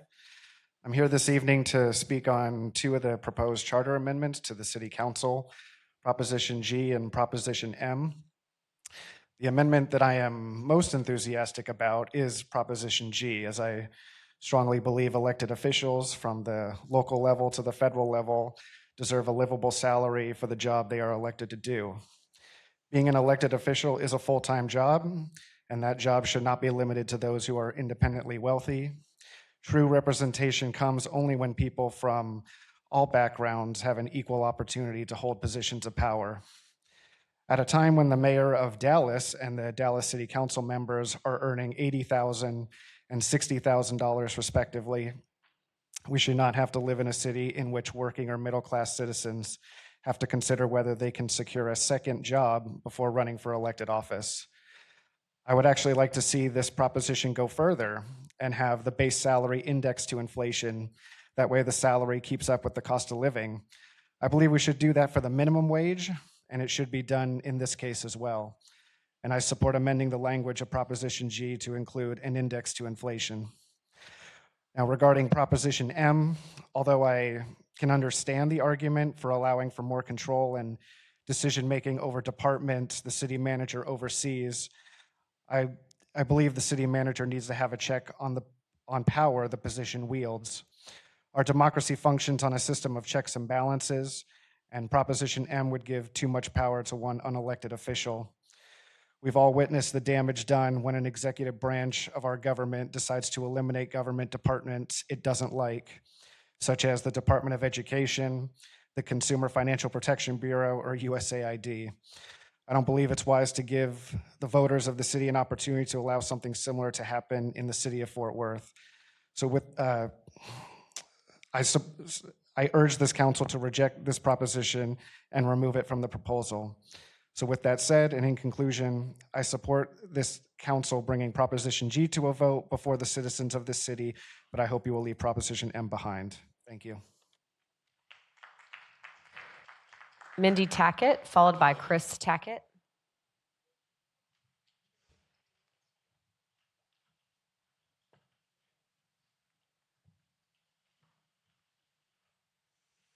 Good evening. 20 years ago, Fort Worth decided $25,000 when it was enough to pay a city council member.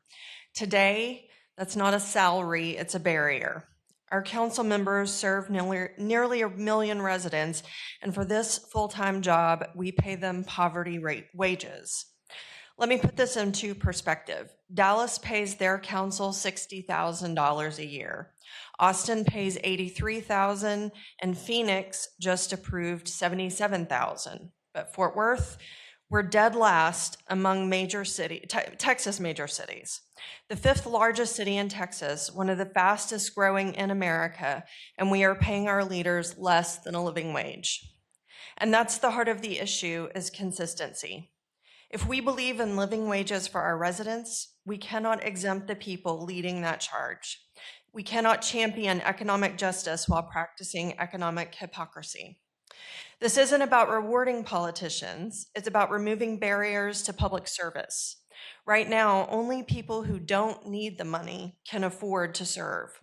We're excluding teachers, nurses, small business owners, and working parents from leadership because they cannot work full-time for part-time pay. We're telling working class Fort Worth, your voice matters, but only if you're wealthy enough to serve basically for free. I hope the May ballot measure passes, but even as I support it, there are still questions that need to be addressed.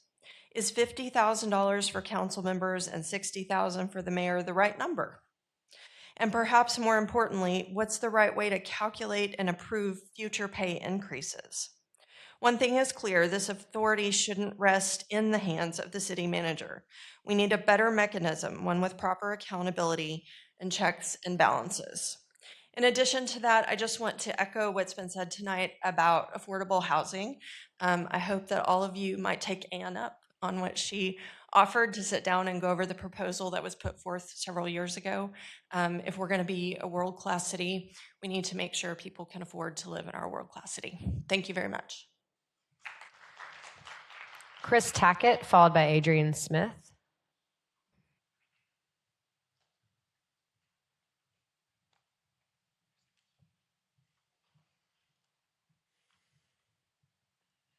So Fort Worth, whoa, wow, that was a lot. Let me move that back. Fort Worth, it's the 11th largest city in America, over 1 million residents and a multi-billion-dollar budget and responsibilities and oversight that rival Fortune 500 companies and boards. Yet we pay our council members a poverty-level wage while expecting full-time hours. The result, only the people who have the means can afford to serve. Those who best understand our communities simply cannot take a massive pay cut to represent us. The current proposal is an improvement, but it's only a partial solution.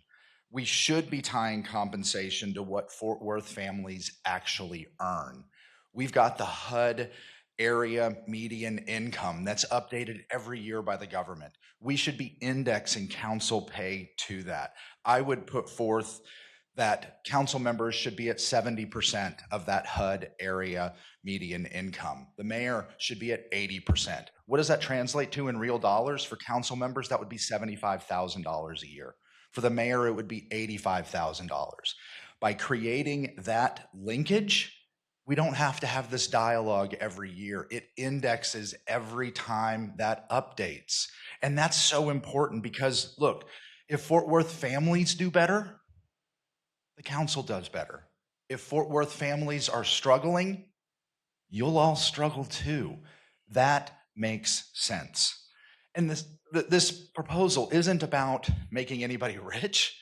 It is about making council accessible. So a middle-class resident can serve without choosing between their mortgage and representing their neighbors. That's essential. But better pay is really only half of the equation we should be talking about. What good is accessibility in elections if they're only winnable by those who can raise six figures from their wealthy donors?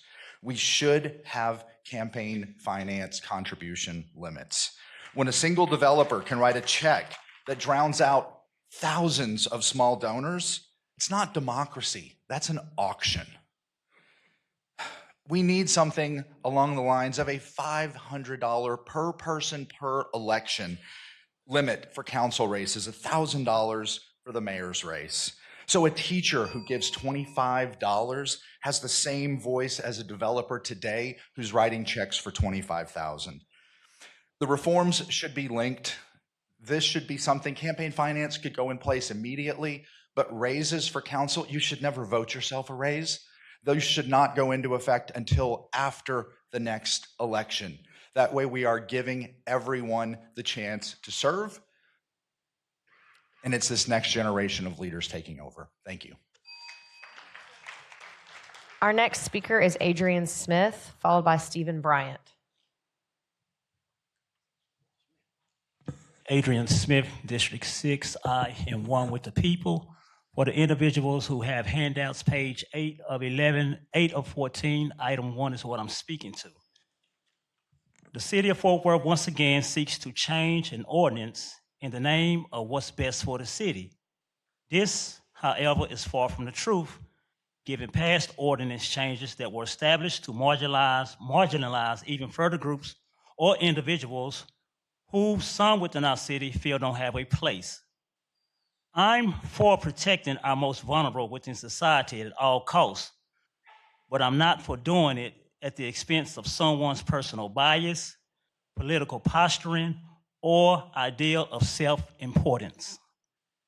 A simple Google search provides all the information necessary regarding sexual offenders which reside within our city limits, something that's required of the individuals who identify as such.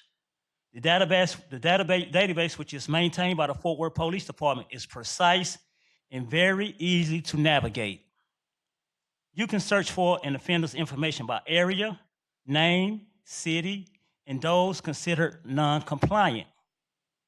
Fort Worth has 2,590 individuals listed in its database, with 2 shown as non-compliant. 1 who is currently incarcerated in the Titus County Jail, the other individual listed as absconded. The individuals listed include both sexes, various ages, and offenders levels from low to high. My question to the mayor and city council is simply, did you really think this out before considering further restricting individuals from having a place within society? Hopefully, we will hear from every individual on the dais as to why or why not they support this ordinance change. This is about individuals' livelihoods being affected, regardless of if you feel some type of way regarding their past decision-making. And we know the strongest voice on this particular ordinance change was you, Mr. Larsdorf. So I ask you, sir, because you all, for the people who don't know, one simple vote, all of this gets passed. So how about we pull this, Mr. Larsdorf, and let's hear from each of you regarding why you feel this ordinance should be changed. You have the power to do it. All it requires is you to bring it up, somebody to agree with you, and we can hear from each of you. I think that's being considerate. Stephen Bryant, followed by Scott Johnston.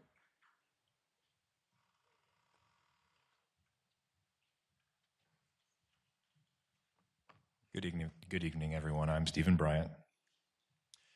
I didn't write notes this time, so wish me luck. So I want to echo everything that's been said about the Proposition G. I do also believe that you guys deserve a living wage. I think that something that hasn't been touched on yet is people aren't really in, I would say, the right mind doing their job if in the back of their head they're thinking about, is my kid going to be able to, am I going to pay that doctor's bill? Am I going to be able to put food on the table? Am I going to be able to afford rent or my mortgage or whatever, that kind of stuff? As someone who's representing your district and the city, I would very much love to see that you don't have to think about that kind of stuff and you can just hone in, lock in on everything you need to do for the city. Also, something that I haven't seen brought up yet is the Proposition J with the annual budget. The only thing that's been that has a strike through on it is it says the budget shall not be adopted in the same meeting as the public hearing. Now, the sentence prior to that says public hearings on the manager's proposed budget shall be held and notice of such hearings shall be provided in accordance with applicable state law. However, no less than one public hearing shall be held on the budget following notice of such hearing. So when I saw that was struck through, I was genuinely curious. Does that mean you guys are able to bring up in a public hearing and just say, hey, this is the budget, and then vote on it right away? If so, I think that's no. I would prefer if we get some, feedback. Thank you.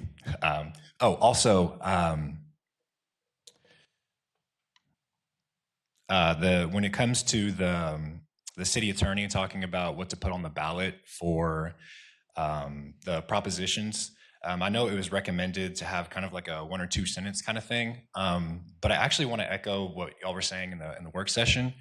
There is a lot of government distrust, obviously, with everything going on. And so I would take this opportunity and challenge you guys to, maybe have that page that says, hey, this is originally what it says. Like, for example, right here, amendment number 4, Proposition J. I can read the whole thing. It's 1 paragraph, and I can see clearly where it's been striked through, what the original text before it says, and then what's underlined of what you guys put in. So I don't know. I'd say take a chance on it and see if it doesn't work, then just don't do it again. Thanks, guys. Our next speaker is Scott Johnston, followed by Anitra Blayton. Mayor and Council, my name is Scott Johnston. I am the former Director of New Name Ministries. We operated a facility that provided stable housing, structure and accountability, and proximity to support for offenders coming out of prison. We offered this for 20 years here in Fort Worth. We were shut down because of, let me back up. New Name Ministries not shut down because of crime and violence or misconduct. We were shut down because of zoning interpretations, administrative changes, and misclassifications. The residents who lived in Fort Worth, because of these zoning interpretations, they were working and attending church and receiving treatment and following their supervised plans, and they were displaced because they were not afforded an opportunity to continue living in those homes. They posed a risk because the system changed the rules on them. Some of these men ended up homeless. Some of them had their supervision disrupted. Others lost their jobs, and that was work that was hard to secure. Every one of them experienced deep fear and confusion because they had done what they were asked to do, but it wasn't enough. Residency restrictions sound like a safety measure. They're not. On the ground, they destroy the very stability that keeps communities safe. When men lose housing, men and women, they don't disappear. They become harder to monitor. Every parole officer in this city can tell you that. I'm not here to oppose the council or any department. I'm here because I've witnessed the impact of human impact these decisions can make for the men and women that are registrants. I've watched productive, compliant residents re-enter crisis stages because of a zoning letter. If Fort Worth wants safety, real safety, it must choose strategies that work. Residency restrictions do not work. They have failed everywhere they've been tried, and they have already failed here. I ask that you please review the evidence and review it well. Consider the people that are involved and make a decision informed by what actually protects the community. Thank you. Anitra Blayton, followed by Wesley Kirk.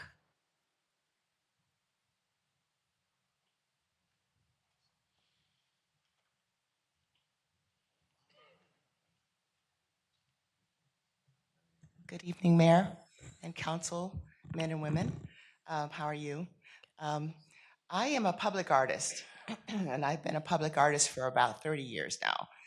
I'm here in support of fully funding and maintaining the funding of the public art component of the bond package. And that's 1% of streets and all other propositions at 2%. I just want to say that we have a lot in common with Palladium and those other individuals who believe in quality. What we do is all about quality and social impact.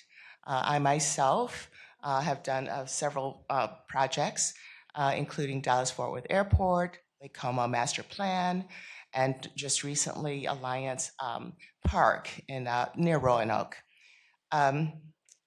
What my process is about is bringing the value, and I think all of my partners about bringing the value to Fort Worth, economically, socially, and culturally.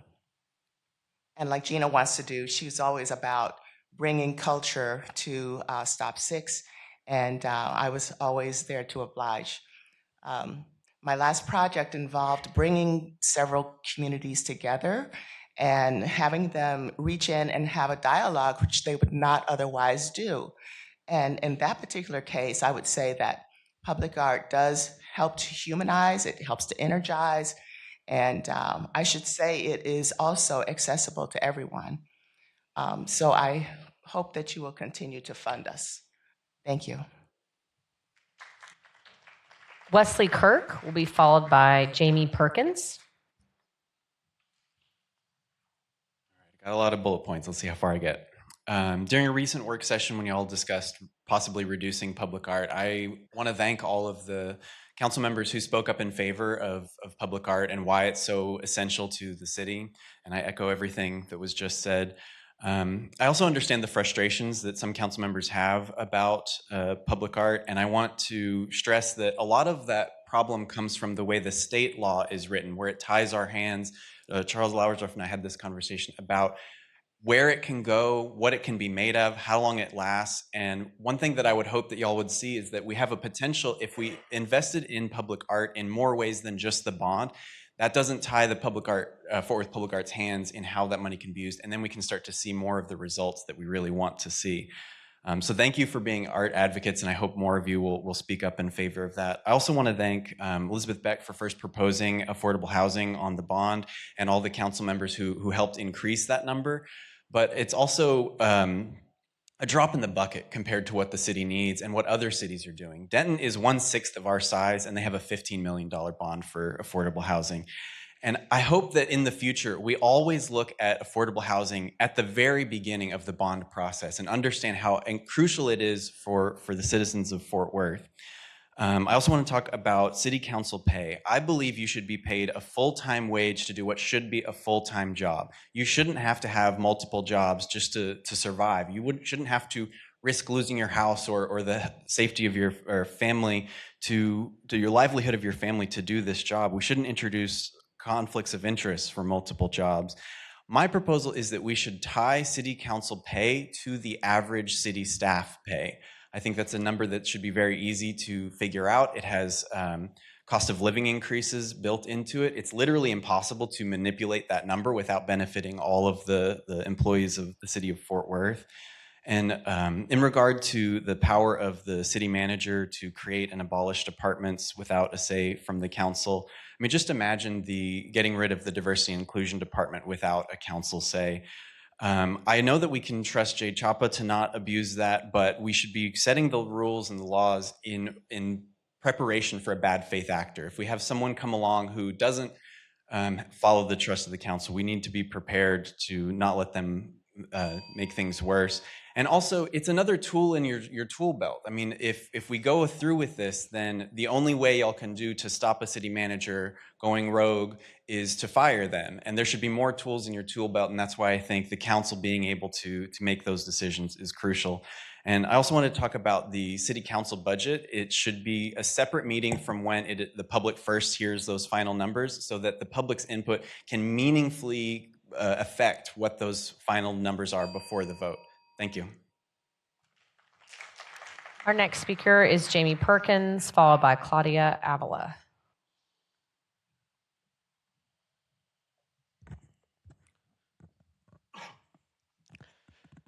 Good evening, Mayor and Council. My name is Jaime, and I'm here tonight to speak in favor of the 2026 bond and to urge you to be bolder with it, and also to speak against the proposed charter amendments as currently written.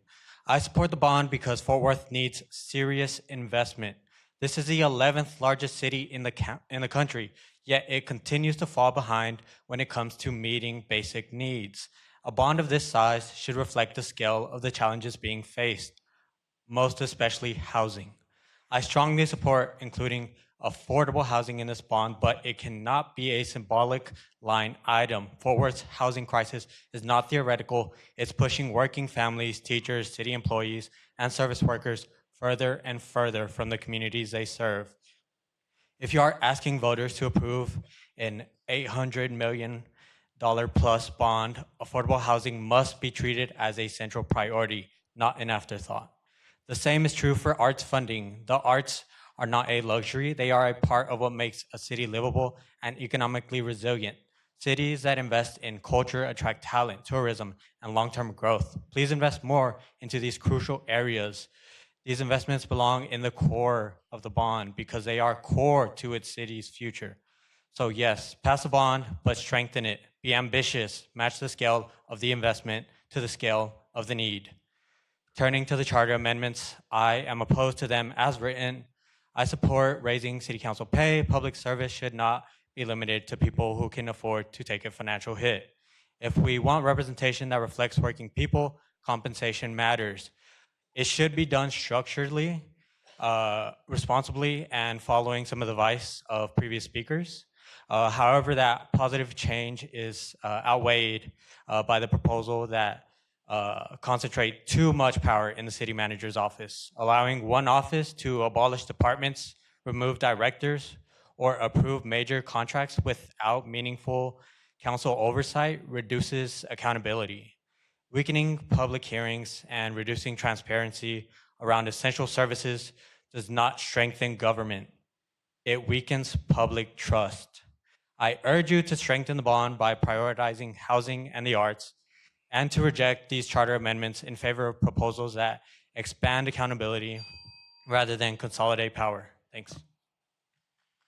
Claudia Avila, followed by David Martinez. Is Claudia present? David Martinez, followed by Alexander Montalvo.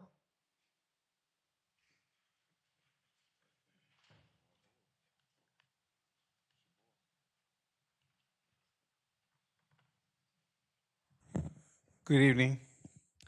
I didn't know I was going to speak with the opposition of this size for against the ordinance to expand distance to protect children. It's amazing. I can't even speak about other things because this is the most important thing, because as we grow, what city are we going to go? Are we going to be a sanctuary city for pedophiles? Is that the city that y'all want? Because that's not the city I want. You know, I have grandchildren on the way, and I don't want them to be raised in a city that promotes this and says, oh, we need to respect their boundaries. No, what about our boundaries? What about our boundaries that says, no, you won't go after our children. You won't go after our women. And this is not just happening to little girls. In Carter Park, there's boys out there too getting taken advantage of. You know, if you want to fight this, you can go over there to Carter Park or you go to those motels. I'm gonna tell you something. It disgusts me that some of you even have the guts to come up here and stand with them. You know, that's why I don't march with some of y'all, because some of y'all march with the crazies that go over here and say, oh, you know, they have rights too, and they're no, that's sick. That's sick. We know who they are, and they're gonna start a church. And you're gonna hide behind God and say, oh, we're a church. We're forgiven. You know, I confess my sins. I'm a pedophile. Whoa, I'm going to be like that. So now I'm going to get money and I'm going to be tax exempt because you're a sex offender. That makes you superior to us now? Because you go hide behind God, you want to confess your sins, and all of a sudden it's all forgiven. And then you can come and move in, and you can be in my backyard, and you can do all that stuff. No, that's not how it works. That's not how it works at all. Remember, some of y'all said, we're on stolen land. Well, guess what? I'm a Native American. And I'm gonna tell you something. What the Apache do to people that hurt our women and children, we kill them. So I'm gonna tell you that right now. So y'all don't want that conversation. But here's the thing. I'm gonna tell you something. It is. I didn't know there was gonna be so many of y'all. And when you see here, you clapping like if y'all some righteousness. Oh, we're here for the people. That's no. I've been fighting against this for so long, and we're going to use this as a tool. That's why Sheriff Wayburn is going to use AI to track down these pedophiles and these sex offenders. We're going to use AI technology, and we'll be able to find you. So it's no longer, so you talk to any CPS worker and you ask them what they deal with and why they get burnt out. And then they had to come over here and then deal with this and see people cheering this on. It's sick. Some of you need help. Really, some of y'all really need to get help, because that's bizarre that you're up here applauding that for sex offenders. Alexander Montalvo.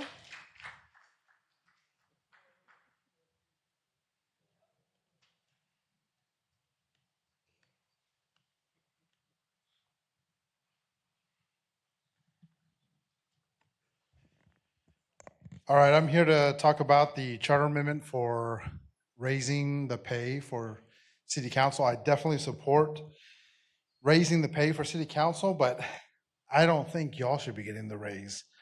I think the raise should be for the folks who are elected after the 2027 election, and that's who y'all should make this raise for. And if y'all earn y'all seat back, then fantastic, you get a raise with it too. But clearly, since the 2025 election, y'all have made a mess of so many things in this city. So that does not warrant a raise for this current city council. Now, how we maintain those raises are going to be really important. And I agree with what Chris's proposal was. I think we need to tie it so that we're not voting on this every time. The reason it failed last time is because y'all wanted to have the power to be able to give yourself future raises. If that pops up again, it's going to kill this amendment. So hopefully that's not going to get sneaked into this particular charter amendment. But we do need better talent that are leading our city, because what we have been seeing, I mean, we had Kerry Moon with his, DWI. We've got Michael Crane just having his. We need people who are going to be responsible, who live out their lives day in and day out, doing good work, are the best of us, but can also afford to be in city council. We don't need privileged people who live a different kind of lifestyle that the everyday working family has no idea what that lifestyle is in Aspen or whatever Michael Crane does with all the money that he uses taxpayer dollars for. And I was worried when I saw his seat was empty. I was like, oh no, what happened again this time? But I'm glad he's on Zoom. But I think the quicker he resigns, the better for all of us. So we need leaders who live in Fort Worth and who are a part of our community that can actually get this job done for the people. And our current setup is not giving us the best talent, clearly. So the other thing I want to speak to is the power grab that Jay Chapa, that you're after with these amendments. See, here's why I have a big problem with this, is because the Latino community has a couple problems right now with representation.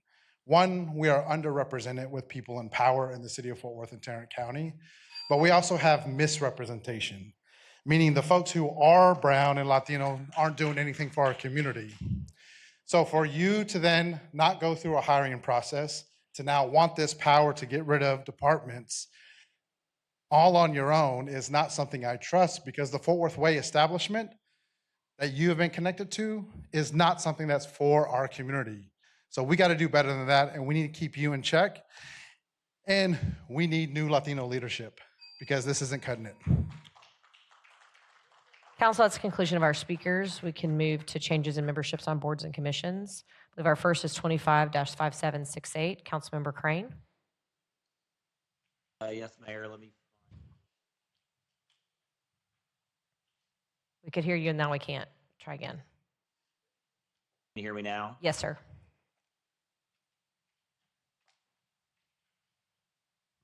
Here it is. Okay, ready? Request for consideration to appoint the following individual to the board below with a partial term effective February 10th, 2026 and ending October 1st, 2027. Allison Fitzgerald, partial term, Community Development Council. Got a motion and a second, council. Any other discussion? Please vote. Mayor, who made the second? Councilmember Nettles.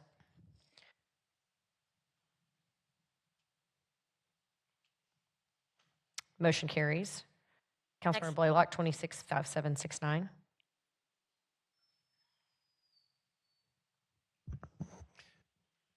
Mayor and council, I request your consideration to appoint the following individual to the board below with a partial term effective February 10th, 2026, and ending October 1st, 2026.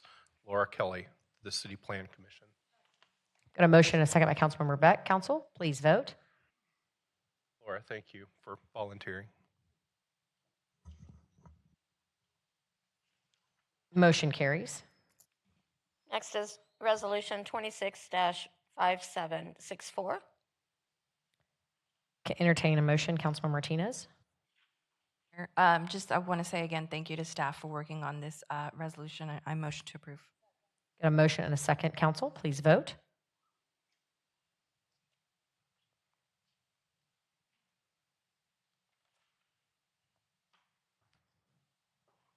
Motion carries.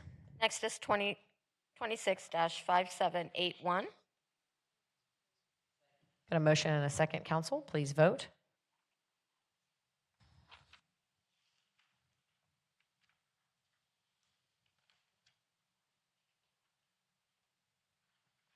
Motion carries. Next is 26-5721.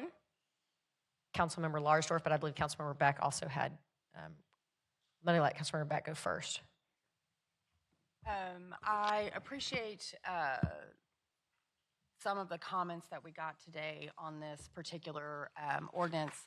I think it's one that is incredibly important to our city, and let me be clear, it's one that I support.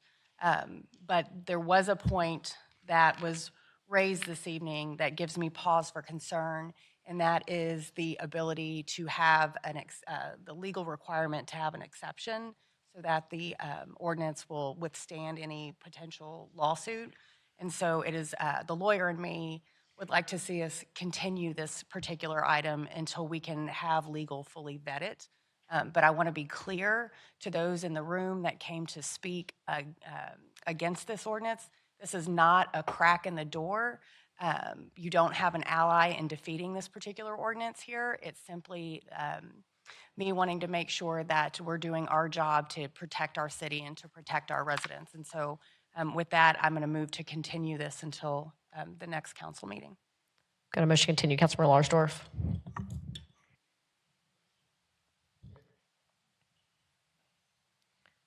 Okay, there you go. Okay, there we go. Thank you, Mayor. To Councilwoman Beck's point, though, just I guess a question for City Attorney. If we did go ahead and vote on it tonight, and we needed to make any legal changes to the language, would we be able to do that? Yeah, you could always come back. Can you hear me? You could always come back and amend it. Of course, our preference would be to make sure that we have the legalities squared away from the beginning. I believe we do, but I want to make sure that we've answered all the questions. And of course, I can't provide legal advice on the dais. Correct. Okay. So can I go ahead and make my motion then? First I've got a motion on the floor. I think I did have a second by Councilmember Hall. So at this point, we got to vote on this motion first. And then if it doesn't pass, then you can make another motion. Do I have that right? Yeah. Yes. Okay. So I've got a motion on the floor from Councilmember Beck, and then I've got a second from Councilmember Hall. Which one is it? Okay, then you can make a substitute motion. Okay, I would like to make a substitute motion to go ahead and move to approve this ordinance with the following change. Increase the minimum distance that sex offenders may reside from 1,500 feet to 2,000 feet from where children commonly gather. Okay, we've got a substitute motion on the floor. Do I have a second? I have no second, so the substitute motion fails. So I'm back to the original motion Councilmember Beck made to continue this item to make a few constitutional changes that were raised tonight. I've got a second on the floor, Councilmember Hall. Any other discussion, Council? Mayor. Yes, Councilmember Martinez and then Councilmember Beck. So I just. Sorry, I'm going to turn you off. There you go. Oh, no, you're, okay. When we bring it back, I'd like you to bring it back with Councilman Larsdorf's amendment that it's at the 2,000 feet instead of the 1,500. Okay. Councilmember Martinez asked how long we're going to continue the item. Was there a preference from legal? The next meeting, right? Okay, so 2 weeks from now. Okay. Got a motion on the floor. Any other discussion before we vote? Okay, Council, please vote.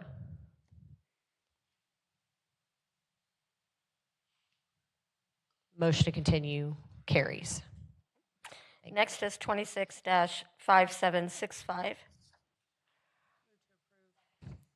I've got a motion on the floor and a second. Before we vote, I just want to make a really important clarifying remark that last session, the Texas legislature added a requirement that every city bond proposition begin with an all-cap statement as follows that will state, "This is a tax increase."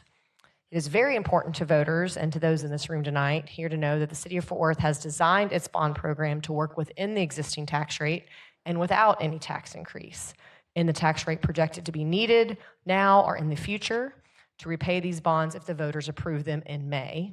So while we cannot change ballot proposition language that the state has authorized, we can assure our taxpayers and our voters that voting for the bond in May in Fort Worth will mean no tax increase in the city of Fort Worth. So we apologize for any confusion caused. We did not cause it. With that, I do have a motion and a second on the floor. Is there any other discussion? Councilmember Nettles. We are voting for the charter election and the proposition on this one. The charter's the second vote. It's actually 5766. Okay, so on the proposition, I just want to give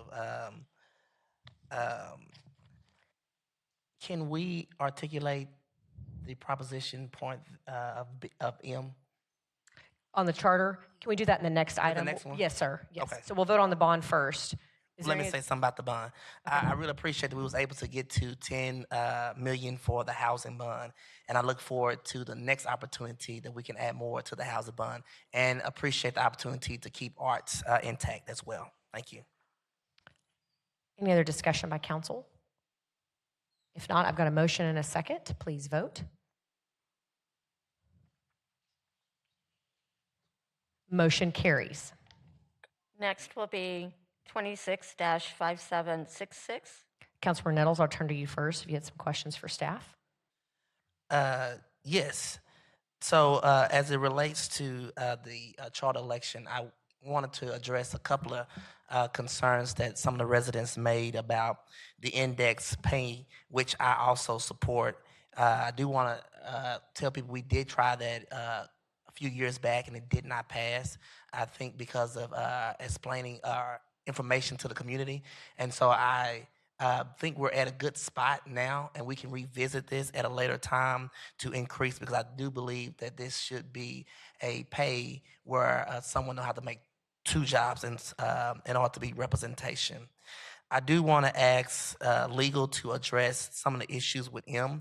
I think the way it was articulated, as well as the way the Fort Worth report reported on it, is kind of has made it confusing to what we're actually voting on. And if we can just kind of explain that piece of addressing issue M and some of the other ones, because I think city attorney, if you can correct me, these are cleanup items that we're trying to do to support our charter. And it's not necessarily giving the city manager free will to do whatever he wants to do. Yes, that's right. So with Proposition M, that one is, so you may recall when Gavin did his presentation, there are 6 departments that are mandated by the charter. Those would not be changed. So that includes police, fire, finance, public works, public health, and water. So those would always stay in place. This is just really aligning the charter with the power and the authority that the city manager already has over personnel. We have had multiple times over the years where things get moved around, departments get renamed, and those are really administrative functions that end up having to come to council. And so, again, this is a cleanup item that we feel would not be expanding any power, and it would just be aligning that with the authority that the city manager already has. Did you want me to speak to any other propositions as well? Jay. J is, and that's the department head? Yes. Is that the one? Yeah, so basically we're just making sure that all of the top city jobs are treated the same and basically keeping things simple by not having extra hearings. The city manager already has the ability to, again, the same thing, has the authority and the responsibility in the charter to manage personnel. The hearing, an extra hearing in front of council doesn't provide due process. It really just creates a no-win situation because the council is not allowed, also by charter, to interfere with the city manager's personnel actions. Now, I will say, obviously, they employ the city manager, and if they're not happy with the decisions that he makes, they can deal with it in that manner. But council interference with his employees is prohibited. It also, of course, and I mentioned this in work session before, it creates issues for us in litigation. It creates confusion. We have had this happen in the past, and this is an item that we believe, again, is not expanding any powers, but rather aligning what's in there with the authority and the power that the city manager already has. Thank you for the explanation. I see the Star Telegram is here. I'm not sure if the forward report is here, but we really want to make sure the information is accurate when it's put out, because when it's not, it gives the assumption that we're doing something to empower the city manager. I would never vote to empower any one person over this council. The second thing I'll add about the proposition, they are all single votes. So you can literally vote for one proposition, not vote for the next. And so it's important that you understand what those propositions actually are. So thank you for the explanation tonight, Leanne. Any other questions for Leanne or staff regarding the charter election? No. And I think an important note, I know the city manager's office will be working with each council district as well on additional communication education for the community over the course of the next several months. Move for approval. Motion and a second, council. Any other discussion? Please vote.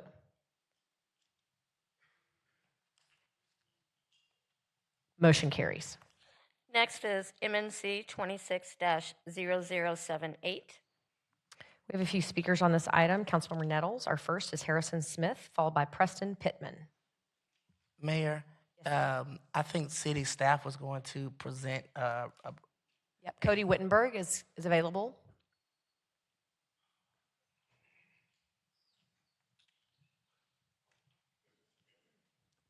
Good evening, Cody Wittenberg, Environmental Services Director. Before we move into speaker comments, I just have a statement I need to read into the record for TCQ process, and then I'll have a few slides just to offer a little more context. So the purpose of today's public hearing is to receive comments on establishing a municipal setting designation, MSD 035A South Freeway, located at 5921 and 5933 South Freeway, Fort Worth, Texas 76134 in Council District 8. The proposed property consists of approximately 57.5 acres and is owned by Bear Holdings LLC. Property is currently zoned I Light Industrial. The subject property was historically used for dumping of iron slag, foundry sand, and bag dust, which are believed to have contributed to the groundwater impacts. The heavy metals identified in the groundwater are arsenic, lead, and manganese. The groundwater is shallow, perched, and discontinuous, occurring at a depth of approximately 14 feet below the ground surface. A public meeting was held on January 8th, 2026 at 6 p.m. at the Highland Hills Community Center in Fort Worth. In advance of the public meeting and today's public hearing, written notice was sent to property owners and municipalities within 1/2 mile of the MSD boundary and to owners and public water supply utilities with groundwater supply wells within 5 miles of the proposed MSD boundary. Just a few slides to offer you a little more context on this particular proposal. So a municipal setting designation, some might call that an MSD, but a municipal setting designation really is a deed restriction for the use of groundwater. It prohibits the use of groundwater for drinking water, potable water type uses. It also allows redevelopment without the full burden of cost for a full groundwater cleanup, provides regulatory oversight through state-approved process. Again, this is a state process. The Texas Commission on Environmental Quality governs this particular program, and we are one step in that process. So in order for any community or any development to move forward with an MSD, it first has to go to the local government for a resolution in support of that. At that time, then the developer takes that resolution, if approved, and completes their application with the TCQ for TCQ to make those evaluations. It also supports economic development, so sort of like a tool to continue to provide environmental oversight and to keep communities moving forward. To date, the city of Fort Worth has approved about 34, or not about, actually 34 of these, and here you can see that it is laid out throughout the city just with this particular map, much of it around the Central City project as well. Whenever we were able to move forward with that public meeting a couple of weeks ago and a few weeks ago, and also a meeting with the community last week, we did hear several of the concerns that the community has brought forward nearby in the Highland Hills area. Historic misuse and dumping of the property, a desire for non-industrial use, and really a preference for a grocery store or a residential use, some other use besides industrial, a lack of trust for just past site conditions and really wanting to keep the property clean, concern for the construction phase of the project if it moves forward. So with dust and active construction site moving around, the environmental and health concerns related to that, and then just really another need or conversation around public amenities such as the Highland Hills Community Center and others. And we were able to try to come up with some ways to move this forward cohesively, working to, again, moving into the TCQ, making sure that we have oversight. So we as city staff have contracted with Friesen Nichols, a local engineering firm, to help provide some added support and oversight. We also want to point out that there is an opportunity to donate 14 acres adjacent to create maybe a buffer zone between the residential community and this industrial development. We also want to just point out that we have through Friesen Nichols, we have the ability to really lean into some active confirmation testing and some oversight throughout the construction of the project if it moves forward, really looking into those dust controls, making sure that stormwater regulations are followed, and then also really looking at all of those areas within this facility that have some sort of contamination to make sure that anything that the TCQ comes up with as a part of a cleanup plan is adhered and followed to carefully. Just want to point out another thing is that the zone, this is not a zoning action. The zoning is already consistent with the industrial use, and the project can move forward with or without an MSD. Again, the MSD is just controlling the use of groundwater at this particular site. If the MSD is not approved on the right side, then the developer will still have to continue with the TCEQ's voluntary cleanup program, develop a cleanup action plan with those groundwater controls in place, and to move that forward. If the MSD is approved, again, they still have to maintain the voluntary cleanup program components, but those pathways for groundwater ingestion go away. And the developers also offered some other components. Again, the donation of 14 acres in a few months, working with the city to allow this independent testing to move forward, working to make sure that all of the site mitigations that the TCQ will come up with the developer and their agents are followed, and allowing us as the city staff or our agents, Friesen Nichols, to independently monitor that. And then really with that green space donation, potentially find some additional opportunities to leverage some funds throughout the development process. In closing with the independent testing, I just want to echo that again. There are kind of 3 phases to construction sites: before construction, during construction, and after construction. And again, working with Friesen Nichols to really build that trust and that independent voice of oversight, we would really propose that the Friesen Nichols company really does a deep dive into all the MSD documents and any cleanup action plan that TCQ develops. Then during construction, again, that third-party independent oversight would be offered to ensure adherence to any cleanup plans, and assuring that there's no disturbance of the clay line pits moving forward. And then after construction, even once the facility was constructed and moving forward, we would still want independent confirmation testing for a couple of years. Just to kind of show you some of those other opportunity areas that we see, here you can see much of the Highland Hills neighborhood in yellow. That is that A5 residential zoning. And then the purple color is that light industrial zoning. And you can see that the community has a lot of industrial zoning that's active. But again, this item does not change the zoning of this particular case. I would also point out there's the yellow corridor along the right side of the property is that area that would create that buffer zone between the MSD property and the residential neighborhood. So with that, just a quick oversight of what that could look like. Here you can see this green space, which is potentially has the opportunity to be donated, about 460 feet. Another 1,000 feet from the back of the property is proposed by the developer's site plan. And just to show you a rendering of what this warehouse could look like, you can see that on the right side would be the buffer zone for the neighborhood. So in closing, we have tonight's public hearing, and then we will work to continue conversations with the developer and the community based on the outcome. Thank you. Thank you, Dr. Wittenberg. Any other questions, Councilmember Nettles, for Cody this time? Yeah, I just have one question. I don't know if it was on the slide, but the other destination, the other MSDs that's in the city of Fort Worth. Yeah, absolutely. If we would bring these. It was, did I miss it? So here you can just see the map of the city and the centralized area, that large blue color, that is really much of the central city. And then you can see most of the other blue polygons or property boundaries throughout. And this particular property is on the south part of 35 there at Loop 820 and highlighted in yellow and circled in yellow. Just off the top, can you tell us what some of those areas? I think one of them is the Trinity River. Absolutely. So the Panther Island Trinity River area is largely included in that, and we have an entire list that we can provide to everyone. Absolutely. Okay. Thank you, Cody. Our first speaker is Harrison Smith, followed by Preston Pittman.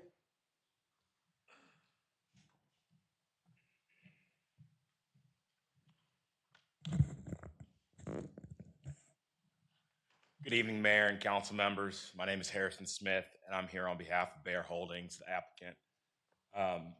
Before I begin, I just want to join you guys in honoring Councilmember Gina Bivens. Her long service and dedication to the city leaves a legacy that won't be forgotten. And so our thoughts and prayers are with her family and all of you who have had the privilege to serve alongside her. On behalf of Bear Holdings, I want to thank the city staff for their work on this project. And I especially want to thank the residents who have engaged with us over the last several months. Those conversations, sometimes supportive and sometimes challenging, have directly shaped the steps that we have taken. Tonight, instead of focusing on the details of the MSD, which the city staff has already covered, thank you, Cody, I want to talk about something a little bit more personal. Bear's commitment to being a good neighbor and what we've done to demonstrate that commitment. I want to acknowledge that this property has been a source of frustration for the residents for a long time. They've had to deal with illegal dumping, debris, trespassers, dust, and just a general sense that the land wasn't being responsibly managed. We have heard that clearly, and we understand the hesitation and where the mistrust may come from. But we want you to know that the team controlling this land is going to take care of it, care for the community around it, and follow through on what it said. That's our commitment. And over the last several months, we've tried to show these through concrete actions. After engaging with the community about the property, we began clearing debris, removing dump materials, and putting measures in place to deter unauthorized access, even on property that wasn't under our responsibility. As recent as yesterday, I was out on the property with Bear cleaning and securing the site. And I promise you, no one was more surprised to see an attorney out there actually doing physical labor than me, myself. But we know that past misuse wasn't Bear's cause or the neighbor's responsibility, and we are committed to maintaining the site to mitigate the impact on the neighborhood. The community asked for reassurance that the land is being handled safely, and in response, we've completed extensive additional testing, including 25 additional samples since the last meeting. We've worked directly with the city and TCEQ to ensure that every data point is reviewed and verified. And moving forward, again, as Cody mentioned, we have the third-party inspectors. We want the neighborhood to have confidence, not just our words, but the oversight behind our actions, including a soil management plan that addresses some of the issues and details.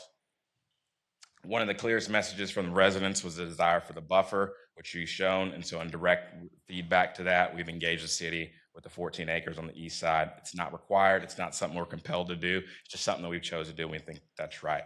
We'll continue to listen and be the kind of landowner people want to have next door. Thank you. Our next speaker is Preston Pittman, followed by Jerome Johnson. Mayor, Preston's going to yield his time. Thank you. Jerome Johnson, followed by Letitia Wilburn.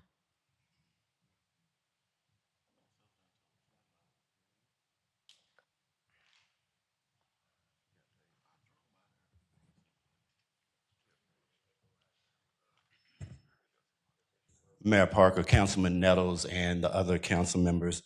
Good evening. My name is Jerome Johnson, president of the Highland Hills Neighborhood Association. And when I originally bought this T-shirt back in 2020, it was to represent my frustration with the murder of George Floyd. But tonight I'm wearing this T-shirt because this is our community statement. I can't breathe. We can't breathe. We're surrounded by pollution, noise, and traffic. So we're against this MSD simply because we're against anything that's connected to industrial development. Our community is in a crisis related to our health, well-being, and safety. We oppose any proposal or resolution that is connected to industrial development. We already are surrounded, as you saw on the map earlier. We have development to the west, to the east, and to the south. And there are still more developments on the table being proposed. And the only reason I believe we don't have development to the north is because I-20 is right there. So we're surrounded by pollution. Every day, in the morning and the afternoon and the evening, there's traffic backups on I-20 as well as I-35, which is right there too. So we're surrounded, and we're sick and tired of being sick and tired. We've been doing this a long time. And this Black History Month, when I think about Highland Hills, I think about one of my favorite movies, The Color Purple. And Miss Sophia said, all my life I've had to fight. And that's Highland Hills. All our lives we've had to fight. We've been fighting this fight for decades. We are sick and tired of coming down here telling you that we're sick and tired, but we're gonna keep coming because nobody seems to listen. So City of Fort Worth, do something and protect our community. Do the right thing and stop all this development that's industrial. We have to breathe. There are people here that have lived in Highland Hills way longer than I've been alive, and I'm 58 years old. So it's time to do the right thing and protect our community. As a matter of fact, we would love to request a moratorium on all industrial development within 1 mile radius of our community. We're boxed in. We're tired of the Fort Worth way where we go along to get along. We're not going to do it anymore. We're going to keep fighting this fight, and we'll do it by any means necessary, whether that's civil disobedience, boycotting, standing in the middle of the road, slowing down traffic. We will do what we have to do until the city of Fort Worth protects our community and does something to help us out. Thank you.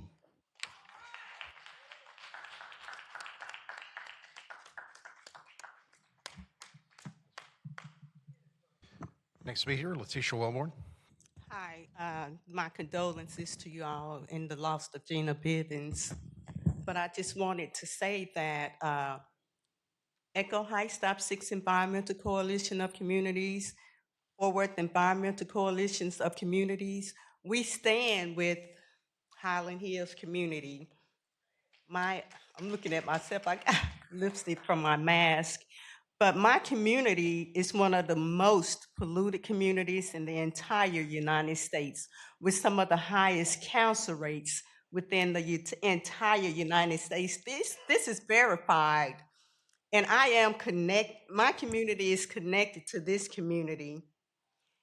And whatever happens there comes on over to my community. Y'all have people on city staff that have master's degrees, PhDs, and y'all act like y'all don't understand, and it's y'all's job to understand this, that this pollution doesn't stay in one spot. Where they live is connected to where I live.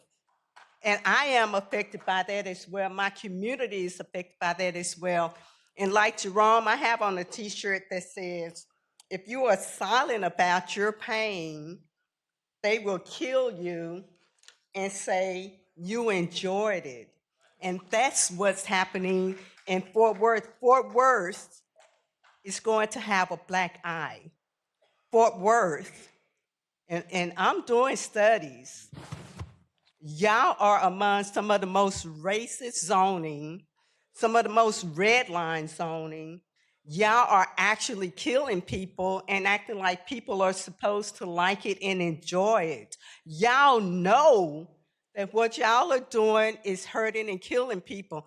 Not only are y'all doing that, a few miles from where y'all put in this is where y'all want to put that data center. And just think, you got all these communities connected. Highland Hills, Echo Heights, where y'all want to put this data center. What's going to happen when all of that stuff collide in an area that's already highly polluted? What happens? Y'all have PhDs and master's degrees. This is y'all's job. What happens when all of this starts killing more people, babies, children? It affects children's learning abilities, all this pollution. Y'all need to stop what y'all doing and think and stop trying to make ways for these businesses to come and make y'all money. Because making y'all's money is costing us our lives and our money to pay for funerals and medical bills. So y'all need to look past y'all's pocketbooks and start looking at people, because y'all PhDs, y'all should know better, and I hope y'all are sometime held accountable. Our next speaker is Malik Austin, followed by Adrian Smith. I thought we was a little bit too old to be playing Cowboys and Indians with a little stick horse. I'm 56, well as Brother Johnson. Oh, I'm sorry, Mayor. Hello, how y'all doing, council? Let's look into the reality. Arsenic, lead, and manganese is something that you don't expose yourself to no human life. I was there when Elton Woodard drowned at that site. Our community has been traumatized. We're talking about 1979. And we was prohibited. Right today, Google Earth. I drive by that site all the time on that same address. Today I seen weed control people. I hadn't seen this young man. We've been battling with this for over a year. This my last meeting was the first time I seen this young man. It's been going over a year. Mayor, I gave you the data in extreme public safety. How many of y'all have read 800 pages of this, what Mr. Cody has? No one up here. I excuse Ms. Peoples and Ms. Hall, they wasn't here. But Mayor, you was here. Okay, 76 solid waste management persons, it's already been identified what they were doing. Texas Steel was doing illegal dumping. When you have these type of contaminants, you left out cadmium, Cody, you left out zinc, Cody, so you left out 2 more that we discussed last time. But when you have all these together, it changes its state. You did not talk about hydrogen sulfate 2. It's a deadly gas. When you go to excavate and move all this and disturb this, if you're gonna do it right, 3181 of VCP, the Volunteer Cleaning Program, has not yet been approved. Her name is Miss Vitale. Miss Vitale.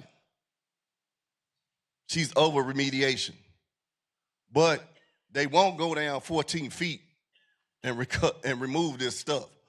Did you notify Alcon? That's 1.5, less than 1.5 miles. Did you notify Alcon Laboratories? No, you didn't. You kept them out the loop. So we can't move forward to all the testing. If you have an operation, you just don't have no one doctor. You have denied us access to see the materials that you tested with. No timestamps, no videos. I sent information in, what they supposed to have when they came back. They have nothing, and they have yet to be approved for VCP 3181 as reported. This has been going on for too long. If you're gonna do it right. So you have to deny it because it's too risky. We're talking about extreme public health safety. There's no warning signs. There's anything up there to protect the people of Highland Hills.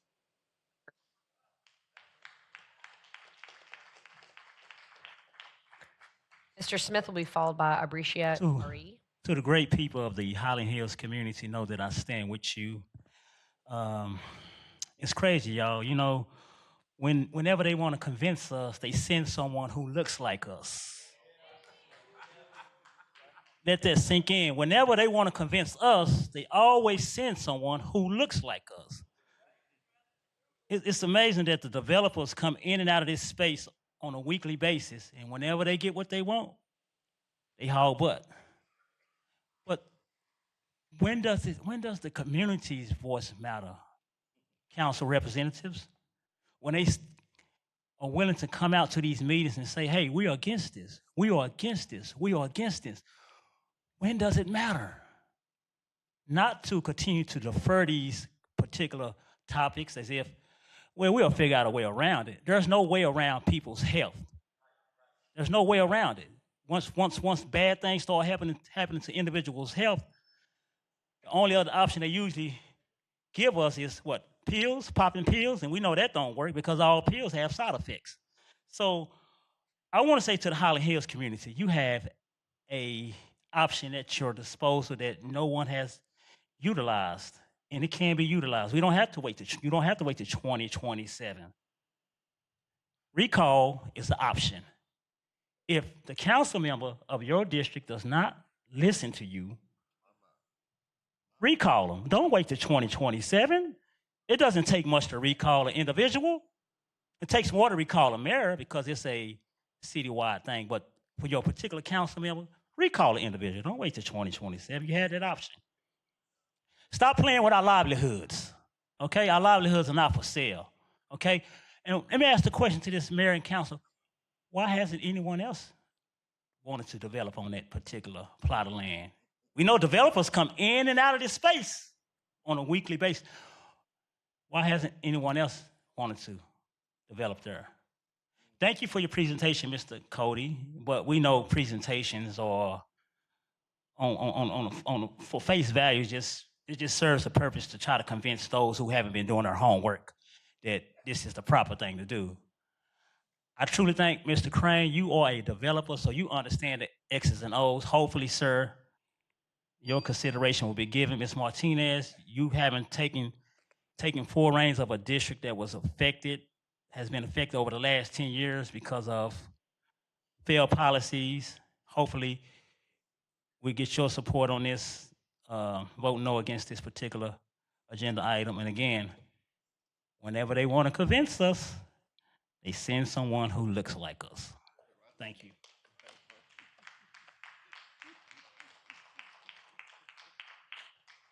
Abricia Bari, followed by Gina Bird.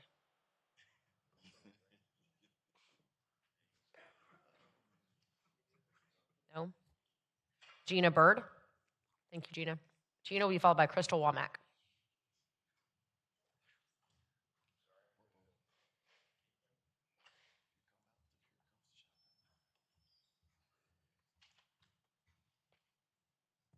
Good evening. My name is Gina Bird. I'm here on behalf of NAACP. I am the Environmental Climate and Justice Program Coordinator and the committee chair.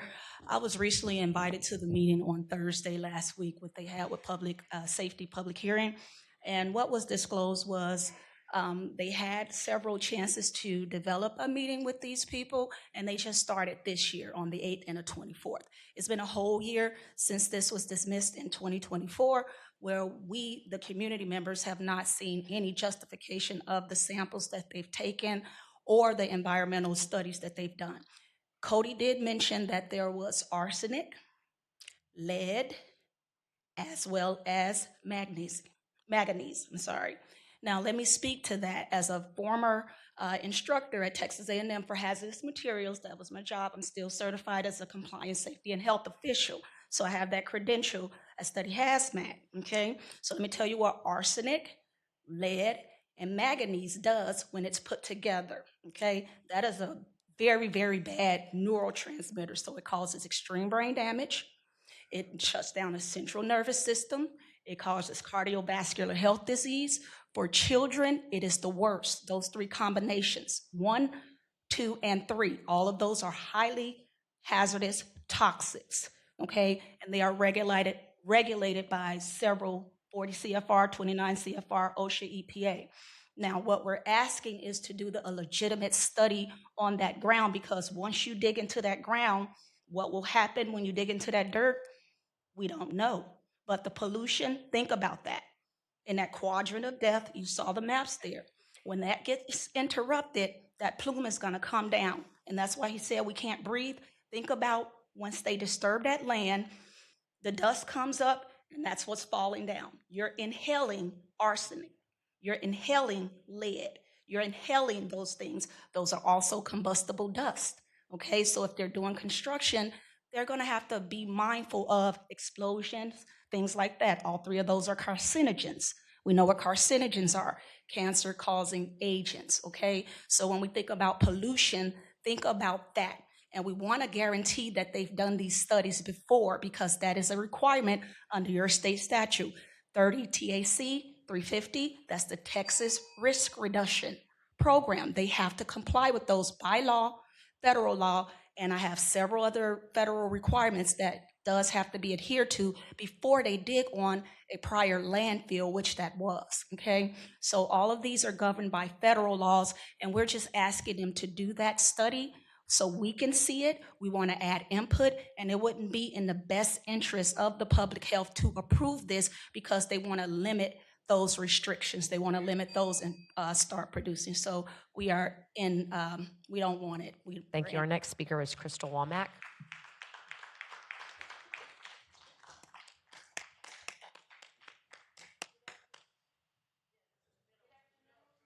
Go to the center podium, please. Good afternoon. My name is Crystal Womack. I've lived in Highland Hills for over 30 years. And the man that came to speak from that Blair Holdings, they came to talk to us. They presented nothing new. The only new thing is they sent the black guy out to talk to us. So the other thing is they want to be good neighbors. Until recently, there was no cleaning up done over there. So that's not how a good neighbor goes. If I did what they've been doing, I'd have tickets. Y'all send somebody out to my house. We're already surrounded by warehouses, and tomorrow there's a zoning meeting to rezone some of the area to potentially add more warehouses. There's some talk of some affordable housing. Okay, I'm all right with that, but I'm sick of the warehouses, and I live at the end of the neighborhood, so I didn't get a notice about this, but I got one about the zoning. I don't want more cars and trucks at my back window when I'm trying to sleep. Right now, when the interstate's having issues, our street is flooded. I live on the corner, and I can't get out of my street to get down on Oak Grove to leave because of the traffic that comes anytime I-35 is overfilled or I-20. The other thing I wanted to say is those 14 acres, I see that as kind of a bribe. If they give it to the city council, then maybe y'all go ahead and let them do whatever they want to do. That's the way I see it. One of our neighbors talked about having maybe a well or something in her yard that has some of these items in it or minerals. I've not heard anything from Blair Holdings or the neighbor about anybody looking into it. I'm really kind of sick of this. In fact, across we have low-income housing, we have affordable housing by income. It's like you're just trying to pile everybody who's at 80% of the medium income or below in our neighborhood. You know, just like when you have people and they don't have opportunity to learn anything from each other, but stuff we already know. So I'm highly opposed to it, and I'm really sick of the warehouses. And that's all I have to say. Thank you. Councilmember Nettles, that's the conclusion of our speakers on this item. Thank you, Mayor. There's a couple of things that I did here. I don't know if we articulated, so I'm going to ask staff. I think it was about providing results of the testing before work is done. Can we talk to that? So I want to kind of deal with just factual things. Absolutely. So we know that there's an active conversation between the developer and the TCEQ as they work through this voluntary cleanup application process. And we do know the TCEQ has requested more data specifically for soils and for groundwater, and that testing has not been completed and those results have not been submitted back to the TCEQ. Typically, the MSD consideration is a part of that process of that back and forth between the developer, the applicant, the owner, and the TCEQ, the state, to gather more information to really understand what cleanup activities need to occur at the site. So the next document that would typically be produced and is in the works probably between TCEQ and the developer is what's called an affected property assessment report. And so that additional data needs to come forward for the TCEQ to continue those conversations. This particular MSD component is only to restrict that groundwater, and it's only a resolution to ask the TCEQ to go a little bit further. So we would typically expect for TCEQ to continue to review that data, to continue to work with the developer to develop that remediation action plan and to keep things moving. As far as the results, we can certainly make those available, and I think that's why we're really an advocate for having this third-party vendor through Friesen Nichols come in and do a full assessment of the entire application process through all of the documents, and then try to find a way to really make sure all of this data is readily available for anyone that wants to review it. So the Friesen Nichols component will kind of take into effect having results given to the city council and to the community as they come in. Absolutely. This would be a vendor paid by the city of Fort Worth. So we want to try to build that trust, independent, third party, not paid by the developer. Absolutely. Do we know if, I don't know if you can answer it or legal, if this is approved today and TCEQ find that there were issues with the soil that was submitted to them, if it would stop the process? So TCEQ ultimately has to make the decision to grant the MSD or not to grant the MSD. So we're just one piece of this process. We would complete the developer's application to continue those dialogue with the TCEQ. So theoretically, yes, if the TCEQ found an issue with this, they would potentially withhold the MSD. That's correct. Okay. And you currently, or the city has been in works with TCEQ to provide or have a sit-down conversation with the developer and the neighborhood community, as well as the city staff. Absolutely. We heard the community that they would like to have a conversation, sort of a charrette, if you will, for everyone to come together, to include representatives from TCEQ, the developer, the city, and all other parties to come through and really have a conversation, to comb through the data, to comb through the application and what have you. At this time, we still believe that we can move that forward, and we would like to do that in March or April, or as soon as we can get that scheduled. I guess my last question is for legal, and I think I asked this, but I'm going to ask it again on the dais. To the question of providing the testing before anything is done on the site, do we have any legal right to add that into the approval of this motion today? I think somebody's coming. I know TCEQ will have the final say, but do we have any reins to hold it to the developer. So Kevin Andrews, Assistant City Attorney. So if the question is whether or not you can include the requirement to test in the motion, what we've included is that the city will do it. If TCEQ finds that additional things are required, then that will be part of what they need to do. However, in this case, if they don't, then that would be it, and then the city's responsibility per the motion would step in. Does that answer your question? No.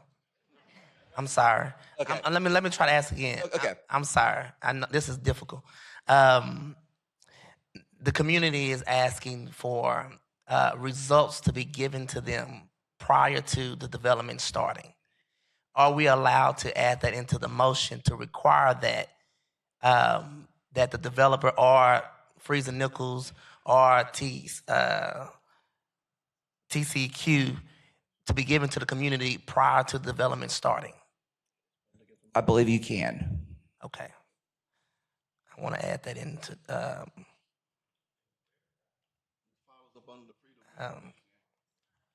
next question. Thank you so much. I don't know if we have any out here that can discuss the permit or the NEZ opportunities on this site. No, sorry, you can't speak. I'm so sorry, ma'am.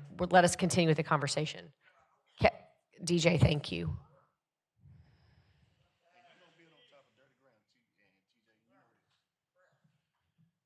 Yes, sir, Councilman. All right, just a broad question about the permanent and the NEZ opportunities that are associated with this property or this land.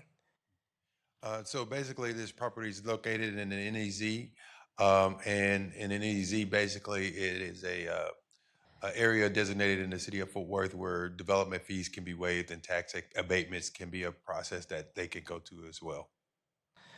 Okay, I know that the city staff and others want to continue a conversation as it relates to permitting the location if this MSD is approved, and so that things can be supported to the neighborhood association or the neighborhood community center or area all at once. So I just wanted you to provide that this is in an NEZ opportunity zone. Thank you. Mayor, I've been battling with this decision for quite some time, and I think a couple of things that is factual as well, as when it was denied the last time, one of the things that the community asked for was for a site plan. And in addition to no more warehouses. And so when the site plan was not readily available or the developer did not agree to provide that site plan, it gave me tremendous pause to move forward with this development, because I think it's important that the community should know how far it is from their neighborhood or from their backyard. The second thing is that there are certain requirements that are made upon filing for MSD or a zoning request or a permit in the city of Fort Worth. Once you apply, there are certain days that public hearing notices should be given out. And I know that I think they reapplied in November and the process started then. So for some that are asking the question about not responding to the community in a year, it was basically off the table until they reapplied. And so one of the things that the neighborhood talked about is the dust in the air. And I think we want to add Adrian, while I'm talking, you're not talking. Okay? About the dust mitigation in the air to provide safety for our neighborhoods. And so one of the things that really give me tremendous pause in this is that the developer can continue to build without this MSD. This MSD stands as an opportunity to prevent any drinking water, any opportunity to be using any water, any pollution within the grounds. The second thing, it allows the city to require additional safety measures to this community. Now, what I do want to look at in the very next future is how we change the zoning to around Highland Hills that is not in the active project. Because I think it's important that Highland Hills should be protected from any other future zoning mechanism. But where we are today, as I would call it, is a rock in between a hard place. Denying this MSD would further hurt the community than it would protect the community.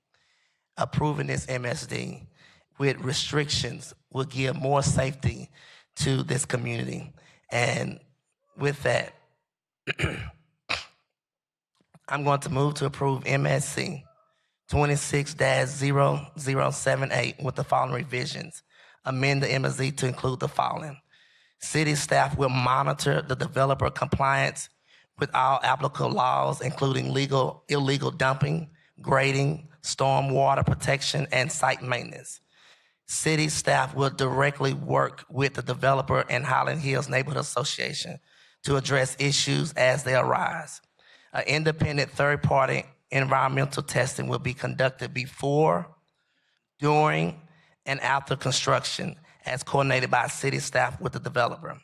City staff will provide quarterly or semi-annual updates on status and results of testing to Highland Hills Neighborhood Association during the construction and for 2 years after completion.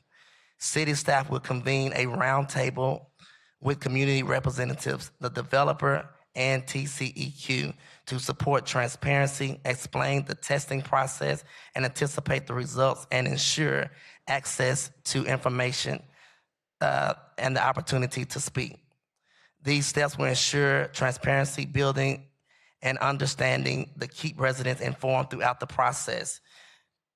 As well as the city will change the public hearing date to today, clarify the developer continued obligations, including soil, contamination, investing, and response, authorizing the city to perform additional groundwater testing for up to 2 years of the grading certificate is issued.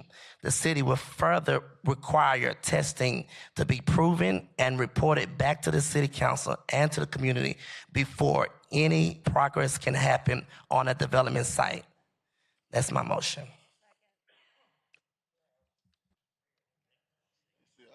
Can't. A motion and a second. Councilman Martinez. I'm sorry. I'm sorry. I forgot one piece. It is also further that the city will work to have the 14 acres donated to the city of Fort Worth. Thank you, Councilman Nettles. I got a motion and a second. Councilman Martinez. Just had a question for the developer, or Councilman Nettles, you could probably answer this. So is it my understanding that the developer will move forward with this project even if this motion fails or passes? You can ask the developer that. There was a question for Harrison.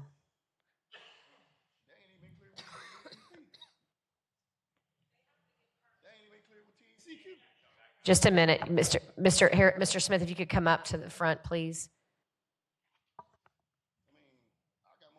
Not you, Adrian. Sorry, the other Mr. Smith. Appreciate your enthusiasm. Harrison, the question again, Councilman Martinez. Yes, if this motion fails, will the project move forward? I mean, you have the zoning that allows it, so I just wanted to hear from the developer if you would move forward. We will with this continue with the project. Yes, ma'am. Councilmember Peoples. So I want to, first of all, thank my learned council member, Chris Nettles, for trying to make a silk purse out of a sow's ear. And if you're old, you understand that. But for most of my 73 years, I have chosen to live in communities of color because that's the work I do, and I believe you have to be there. But it is a documented fact that communities of color and poor communities become dumping grounds for facilities that other people don't want. And so I know that you're between the rock and hard place, Councilmember Nettles, and I know what you are trying to do. But I think if we, as a city government, are going to show all of our residents that we care, we've got to stand up sometimes to some of this industrial dumping. I live in a community where we are plagued by industrial dumping and surrounded by it. And so while I respect you and I know what you're trying to do, unfortunately, I am going to have to vote no on this. Councilmember Hall.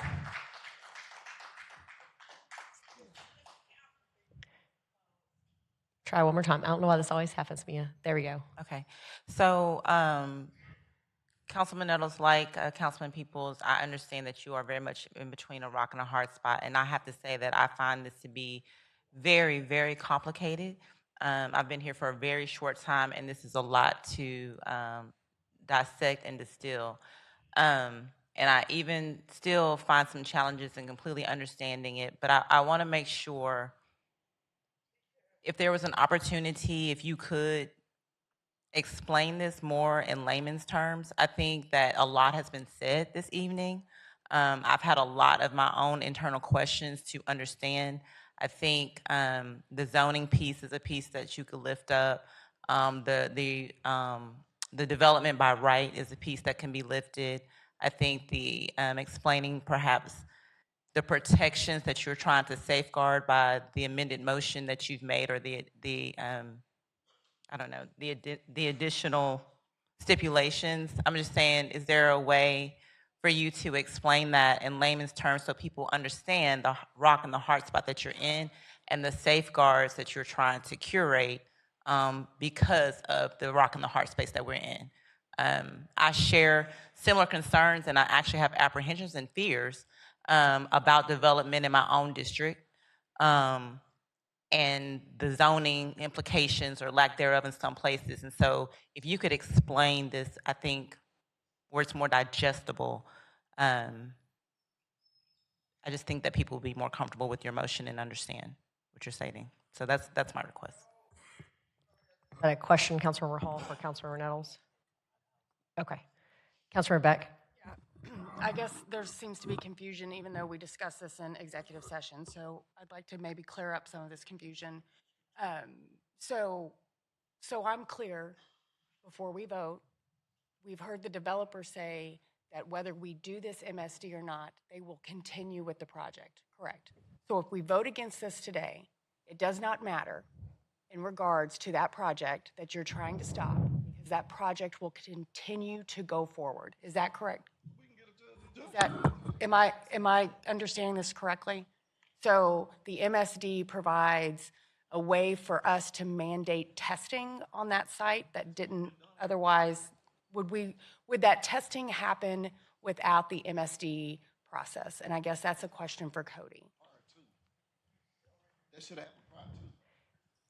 So I'd say two components. So we do know that there is additional testing required by TCEQ, and that is going to continue regardless of the decision to approve or deny the MSD. We also have the opportunity, if the MSD moves forward, for the city and its consultants, again, Freakes and Nichols, to step in and to provide that extra guard or that extra oversight for this particular project. So if the MSD does not go in place, what oversight do we have? Only what the TCEQ provides. Okay, thank you. That's all the questions I had. And Cody, before you sit down, question for you. It's my understanding that the MSD solely prohibits use of the groundwater for potable purposes, correct? Absolutely. So if we were not to approve the MSD, what could then in turn happen in use of the groundwater?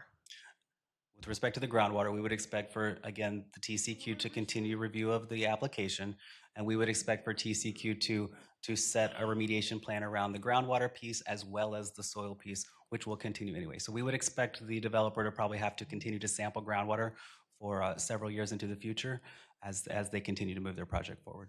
So technically speaking, you may not love this, but in some ways this MSD designation provided by the state for city governments like ourselves is largely redundant for a process that they're going to undertake at TCEQ as well. That's correct, yes. Okay. I don't have any other questions. Any other questions for Dr. Wittenberg, Councilor Nettles? Thank you. Thank you, Mayor. I just addressed a few things. I think it's important that when you apply or you come to be on city council, that you individually have to do your homework. And reading the MSD is strictly restricting the groundwater use. This is not about zoning. This is not about trying to stop environmental. It's about a process that we have to go through.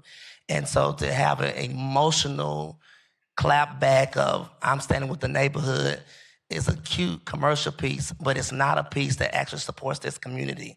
And so I respectfully disagree with Councilman Peoples and with Mia Hall. I think that there was at least a vote that I didn't support affordable housing, but I took your leadership on it and I supported you in that vote because that was your district.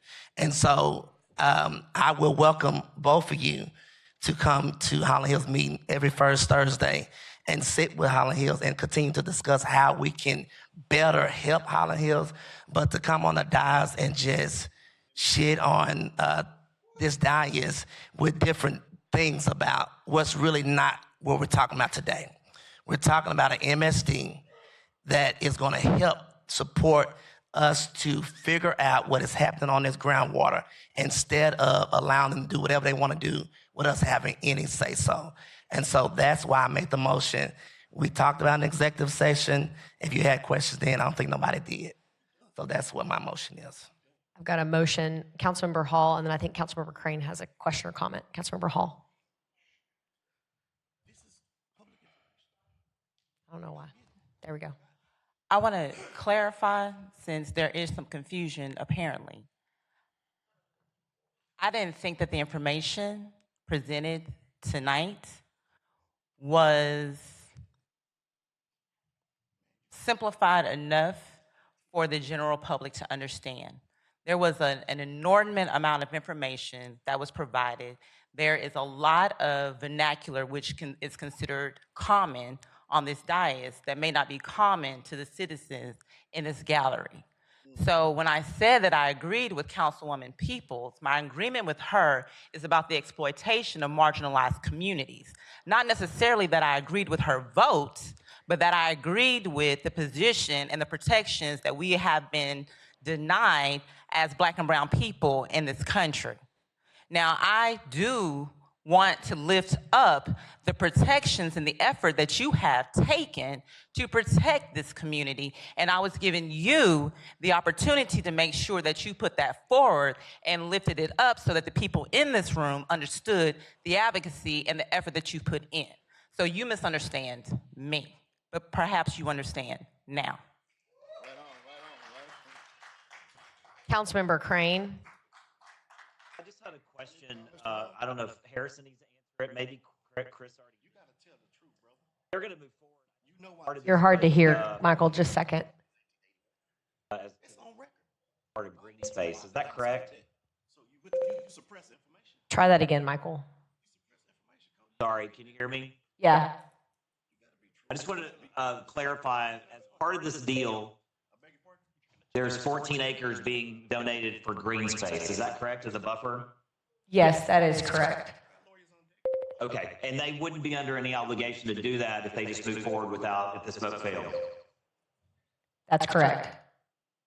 Okay, I just wanted to put that out there, that I appreciate that, and I appreciate them working with Councilman Nettles and city staff on all of this. And I don't know if there's a second already, but I will second it. I see there is a second, but I'll be supporting this. Okay. Councilmember Nettles, did you have something else? Yes, Mayor. Just lastly, I want to as well acknowledge that we all have to support our communities and that there is issues that are happening in our Black communities. And that is a further issue that we need to take in our planning and in our zoning, not individual motions or cases. That needs to be a citywide thing that we do as it relates to Highland Hills, Echo Heights, and any other neighborhood that experience I too have not stepped away from the community. I support those efforts.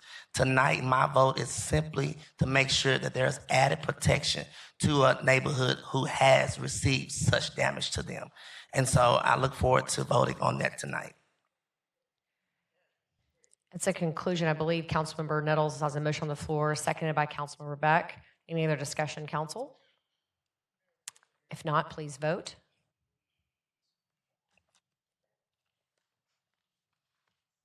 Motion carries. Next is MNC 26-0117. Councilmember Blaylock.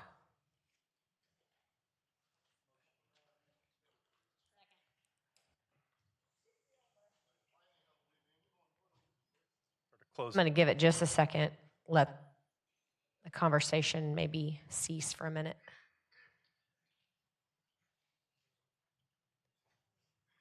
Councilmember Blaylock can vote. There we go.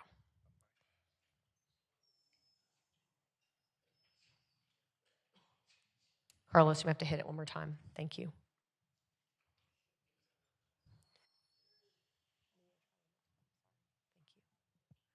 Motion carries. Next is ZC-25-184. Councilor Nettles, we have two speakers on this item, Bob Riley, followed by Letitia Wilburn.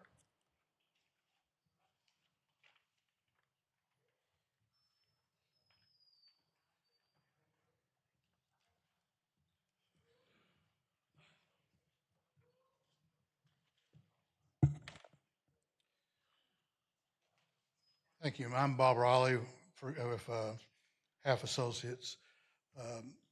This is coming back to you. It was continued last month. It's a 42-acre site that is presently agricultural, and we're asking for it to be light industrial. And the proposed use of the property is a data center and supportive facilities for our data center. This is on the east side of England Drive, across from Forest Hill, and to the further to the east is Village Creek in our city's southeast landfill. If you look at this exhibit, the highlighted area is showing the area that we're asking for the rezoning, and it abuts existing K zoning to the north that's in Fort Worth, as well as to the northeast or northwest is a comprehensive plan for Forest Hill, indicates that to be a light industrial. Would like to highlight here that we, after our continuance last month, we did have a conference call between Black Mountain and the city of Everman and Forest Hill, both of their mayors and the city manager, to do an overview of the project. We're asking today to just for recommendation or a favorable recommendation from ag to light industrial. If you have any questions, I'll be more than happy to answer. Thank you, Mr. Riley. Councilmember Nettles. Our next speaker is Letitia Wilburn.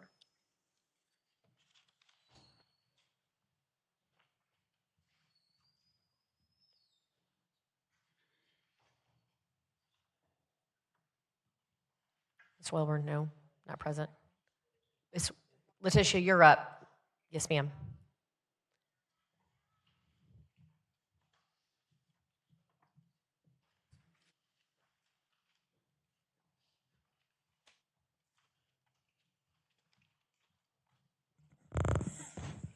Okay, I'm just going to say I am in opposition to this because this is a data center that is actually next to a landfill, a trash landfill. Now, those should not even be close together. I'm not an environmental expert, and even I did research and understand enough that they shouldn't even be close together. Not to mention, these things create so much pollution. These data center people, they should have met with my community, which is next door to Forest Hill. They should meet with Arlington, because Arlington Lake is right there, and what comes from that data center is going to affect Arlington and that lake. They should meet with Mansfield, Kennedale. They should meet with all areas that are going to be affected. Highland Hills, everybody they should meet with. This area also, because it's close to a landfill, there's a lot of gases that's going to be used. What happens if there's a catastrophic explosion? What about Forever Chemicals? Fort Worth, y'all filed a lawsuit about Forever Chemicals. This data center is going to bring more. And Arlington Lake, which is a water supply for Arlington, is right there. Now, Arlington, the city of Arlington, they take care of their side of the lake. Fort Worth trashes the side of Arlington Lake. Not only that, the pollution, the noise, the cancer risk is going to be higher. And there's just so many things that can be wrong. Putting this in an area where y'all just approved a deal for groundwater that's already had problems with it. Y'all just approved that. And now y'all want to put a data center in an area that is already highly polluted. I think that it's going to be my mission to put the city of Fort Worth on the map with Flint, Michigan, Milwaukee, Chicago, LA, all of these other areas that are highly polluted communities. It is my goal, it is my mission to add that to my bucket list before I die. I want what Fort Worth is doing to be a black eye. Y'all know that y'all should not be putting a data center by a landfill. Of all things, that is totally inappropriate, it's totally unhealthy, and I'm gonna sit down because I'm gonna speak on the rest on the other part, but y'all killing people. Y'all need to start paying for The funerals. conclusion of our speakers on this item, Councilmember Nettles.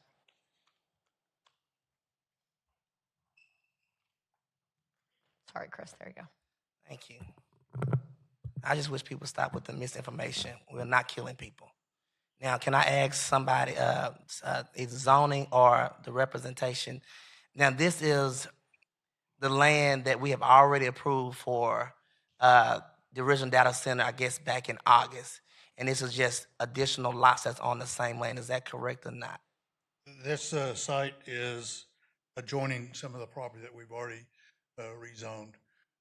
That started back in January of last year. This is actually the fifth zoning case as we've acquired and got the option to purchase additional property. So presently we are at a little over 450 acres. This would be an addition to that. It's additional to what? How many acres? Presently, we have had zoning cases that have accumulated 450 acres for this proposed data center complex campus. Right. So, do you have the map of the entire campus? Because I think there are some. I have it in the next zoning case. Well, it's already on the computer. So, can we pull up the next slide? The one that shows the entire site is associated with case ZC 25205. Is this not the site? I think you're asking, if I understand your question correctly, you are asking what we have already rezoned. And From my understanding, this is a part of the original request that we have approved, but you're having to rezone each parcel of land. So where is the total map of the land that we're trying to use for this campus that you guys have requested? this exhibit that's up here, the property that's associated with 184 zoning case is highlighted in the top right corner. It's crosshatched. It's along England Avenue. The case that's 205, which is the last one on your docket, is the property that's at the southeast corner of the site. Everything that's in the green is either PD or straight zoning, and everything that's in the blue is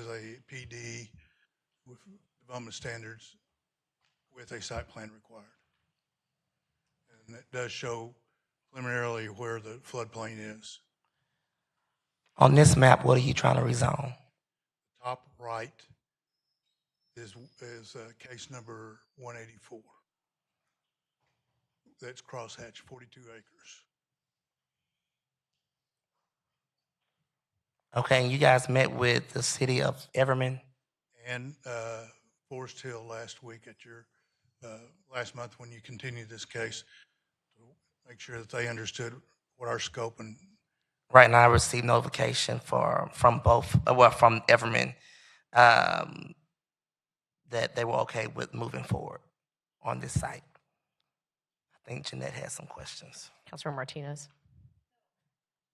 Thank you. I just wanted to clarify, this is a new piece of land that we're trying to rezone today, right? Yes, we had made application for this, I believe, back in October. We went to zoning in December, and then we came to council in January, and it was Councilmember Nettles' request to continue it until this month. And so which one is the one we approved in the last meeting? You have approved 5 different zoning cases. Those green ones? Yes, you've already approved all those green ones. Uh-huh. Everything's already been approved Okay. for zoning, with the exception of the crosshatch one at the very top right and the one that's subject to a zoning hearing this evening down at the bottom right. Councilman Nettles, I know you already continued this, but I respectfully request that you consider continuing again. I know we requested a briefing for council on data centers. I just don't feel comfortable supporting this zoning case because I don't know enough about data centers and how concentration of those centers would impact our infrastructure and resources. Councilor Nettles. Yeah, I'm gonna go ahead and agree with it. I don't know if it's because it's 9 o'clock, but hell, I done got confused too. So, I'm going to continue it for 2 weeks, and then what I need to know is what I need to know is the land that we are approving.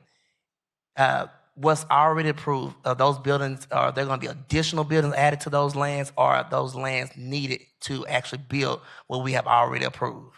And so I need real clarity of what the whole complex is going to look like, the how many buildings before we approve these last 2 lots. We'll get that to you. Okay. Councilor Motion to- Beck.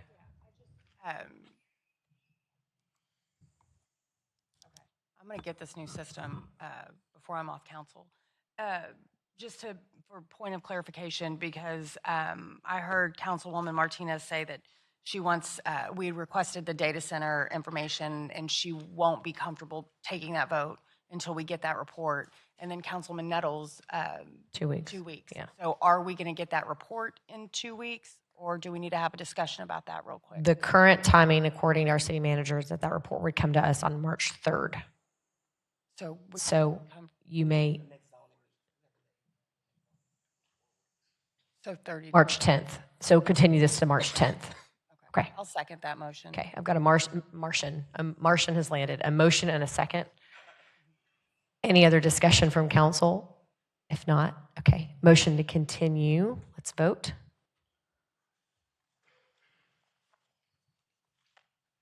Motion passes. Next is ZC-25-111. Councilmember Nettles, one speaker on this item. Randy Williams. Councilmember Nettles, did you want to speak first? Go ahead.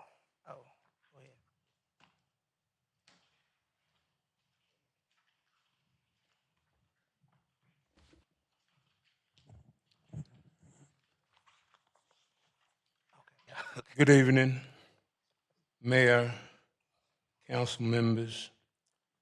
My name is Roger Battle, Pastor Battle, and I'm requesting a zoning change at 3168 North Glen Garden Drive, Glen Garden Baptist Church. from a Zone B, which is a two-family resident, and E, which neighborhood commercial, to a CF, and added a conditional use permit for lodging.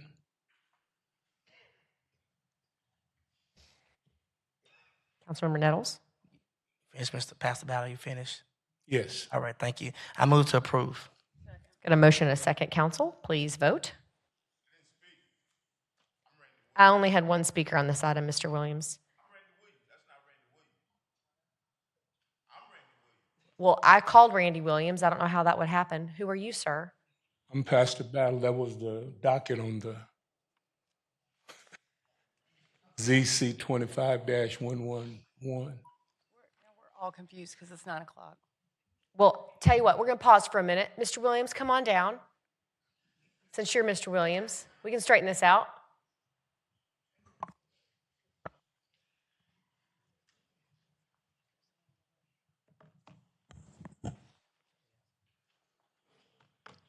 Good evening, Mayor, council members, and staff. My name is Randy Williams, and I live in the area.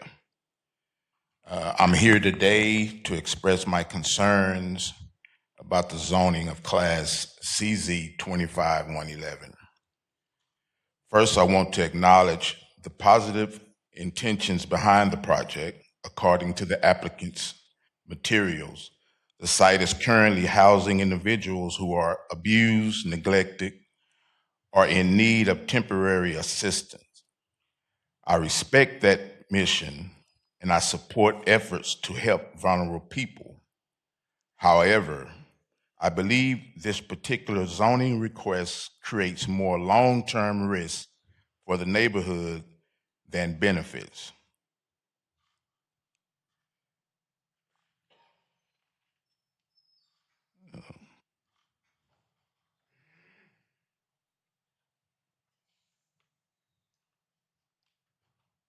I just lost my page, went blank.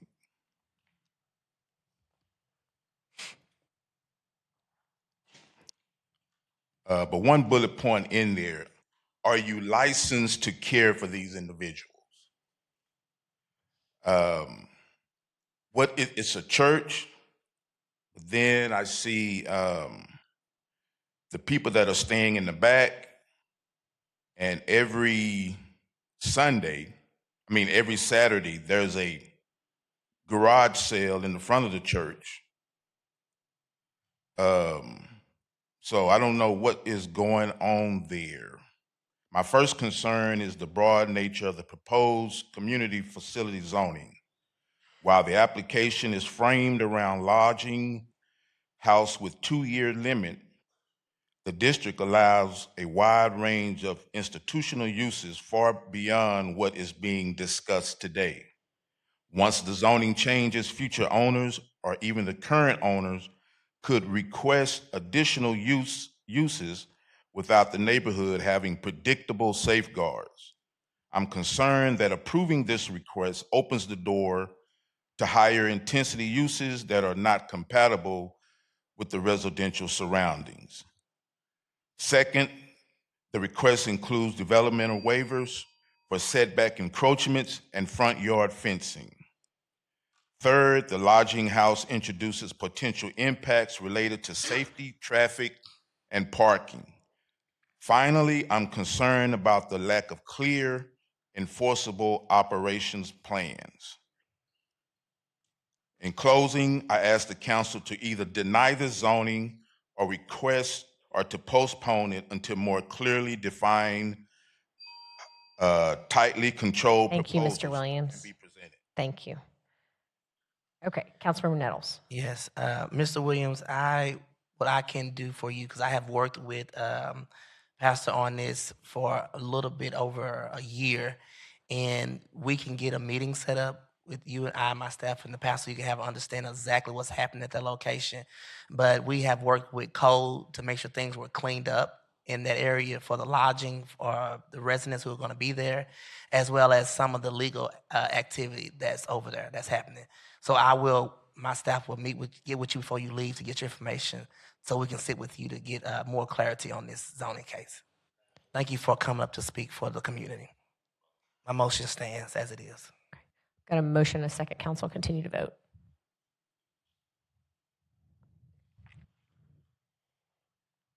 Motion carries. Next is ZC-25-144. Ray Ojeski, Councilmember Peoples. Only if there's opposition. There is none as right now, so Councilmember Peoples.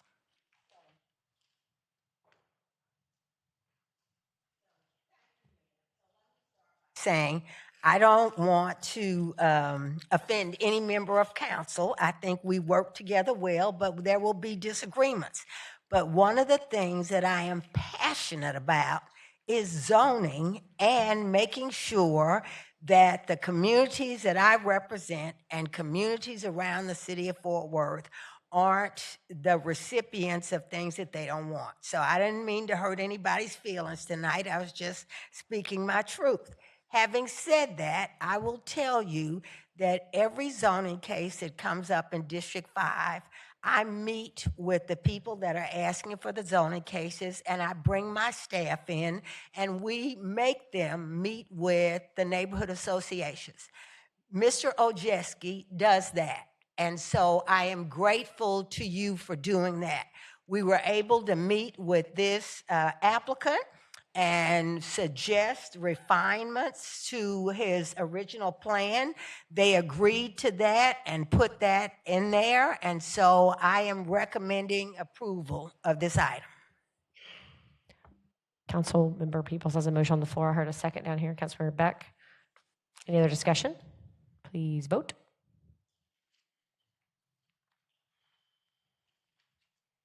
Motion carries.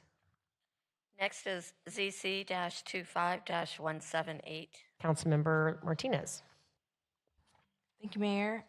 So in regards to ZC 25170, I have an amended motion. So I'd like to motion to approve as amended. Plan Development District. Oh, wait, was there a speaker? Only if there's opposition, to which my knowledge there is none. So Plan Development District for all uses in ER, neighborhood commercial restricted with common exterior entry for building tenants, and add a conditional use permit for a mobile food vendor, potentially hazardous site plan included. Got a motion, a second. Council, please vote.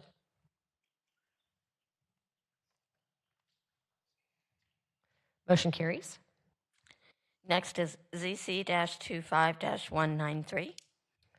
Councilmember Martinez, we have a few speakers on this item. Our first is Mick Middlebrook, followed by Pastor McKinley Jackson. Good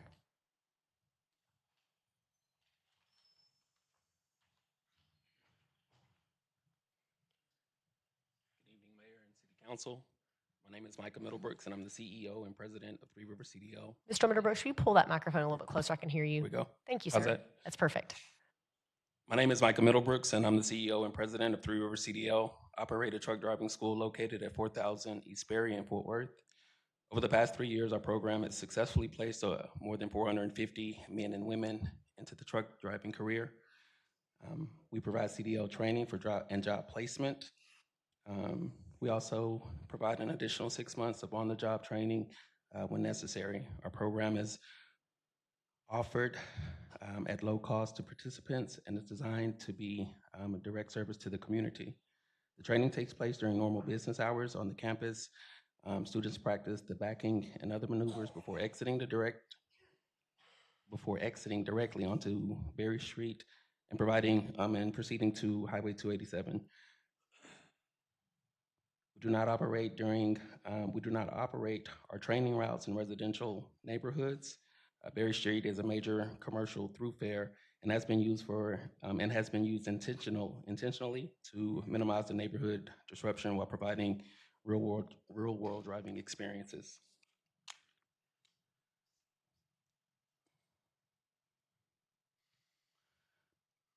Additionally, we were awarded a grant targeting zip codes 76105, 104, and 119, zip codes to support the youth pursuing a career path in trucking. Our student population includes diverse group of African Americans, Hispanics, and others. who benefit directly from the incentive. My team and I respectfully requested support in allowing the program to continue for 2 years in District 11 at 4000 East Berry. We're committed to helping our community grow, reducing unemployment, providing a meaningful career and opportunity for the residents. Thank you for your consideration. Thank you. Pastor McKinley Jackson, followed by Kelly Bullard.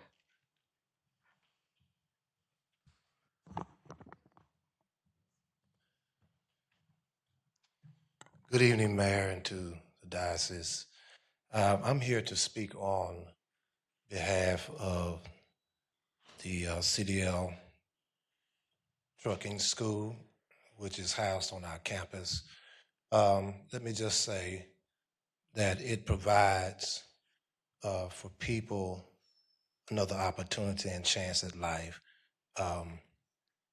This particular school helps provide what we've been trying to do down through the years. That's help our community. In this area, you have a large concentration of people who have felonies that are returning home from prison. This school provides, through federal grants, opportunities for people who need another chance to go to school for free and to be able to have employment. And I think that's wonderful. It's also been approved by the state. They couldn't even do what they do if the state did not already approve them being there. So it's already state approved. They already have federal funding to be able to help people who are in need to go to school and then guarantee them jobs. Now, I'll say this and then I'll be in my seat because Councilman Nettles already said I was going to talk long, but you're going to, yeah, But in addition to that, this erroneous rumors that it's waking up the neighborhood is just false. I'm on the campus every day. I don't even hear the trucks. They're not loud. And then there are an excess of about 40, 50,000 cars that pass up and down Berry Street, that part of Berry Street every day. So it's not waking up people in the neighborhood. They're not tearing up streets because they're not carrying loads. And so I'm asking that you would approve this zoning change so that we can continue to do what we do in our neighborhood, and that's help people with another chance. Thank you. Kelly Bullard, followed by Tommy Parker.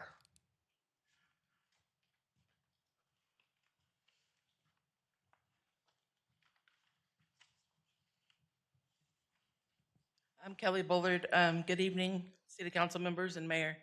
Thank you for the opportunity of allowing me to speak today. I'm here to show my support for Mr. Middlebrooks and the Three Rivers CDL Trucking Program. We're located at 4000 East Berry Street. I'm a former graduate of the program, and I've been consistently impressed and truly inspired by both the program itself and the dedication Mr. Middlebrooks brings to each student. His teaching makes you feel as though you're the only student in the program. You receive his full attention and support. Because of this experience, I have made the decision to set aside my trucking career and join Three Rivers as an employee. When I first entered the program, I only had a dream. Now that I have completed it, I have a future ahead. I sincerely hope you see the value of this program and recognize the positive impact it can continue to have on others in our community. It's changing lives daily, just as it changed mine. Thank you. Tommy Parker, followed by Harold Graves.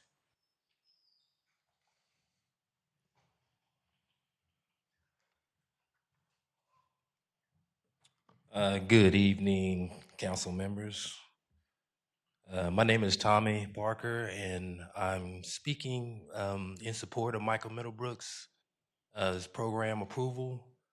I've known Micah for 30 years as his barber, and I've witnessed remarkable transformation of him becoming a successful business owner. And he's an outstanding person. Fort Worth, he's a taxpayer here in Fort Worth, and he truly helps people change their lives.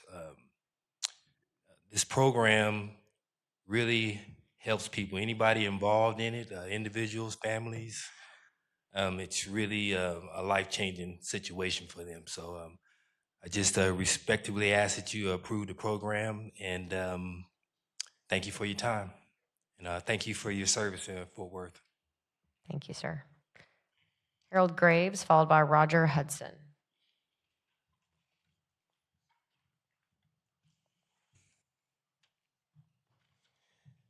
Good evening, Councilman, Councilwomen, Mayor.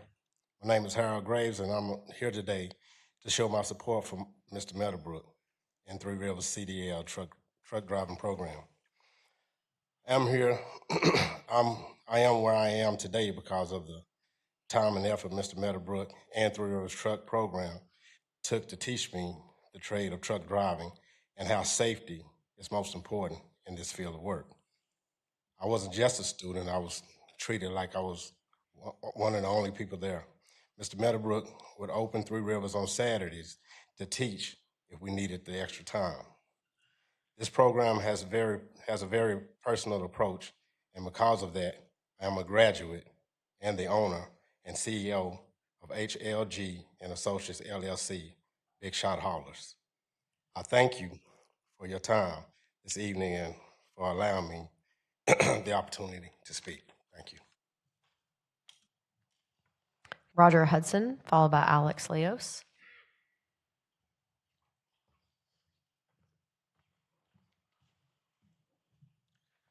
Good evening, Mayor Parker, council members. My name is Roger Hudson. I'm with Community Link Mission. We are a food bank. We distribute food in North Fort Worth, 5 different zip codes. Thank you for allowing me the opportunity to speak with you today. I'm here to express my support and share the positive impact that the CDL program at Three Rivers CDL Trucking, located at 4000 East Berry Street in Fort Worth, has had. With what we do at Community Link, we run several trucks. We go around to businesses. These are commercial vehicles, large commercial vehicles.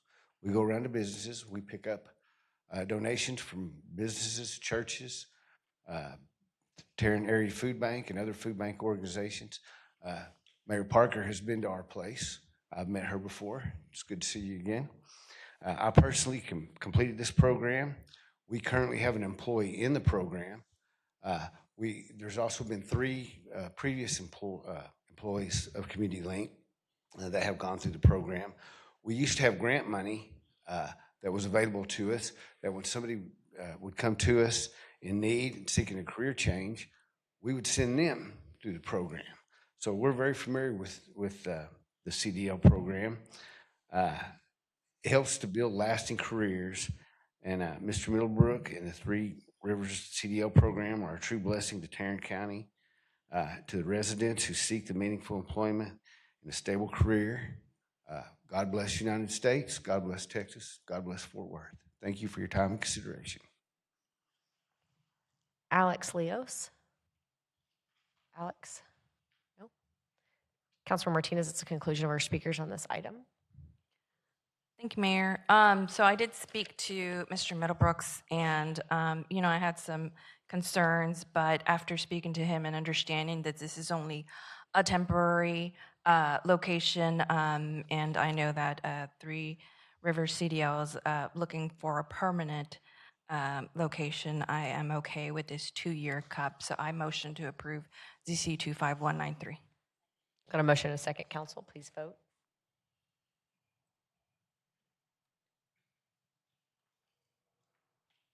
Motion carries. Next is ZC-25-196. Councilmember Crane. Approve. Motion and a second. Please vote.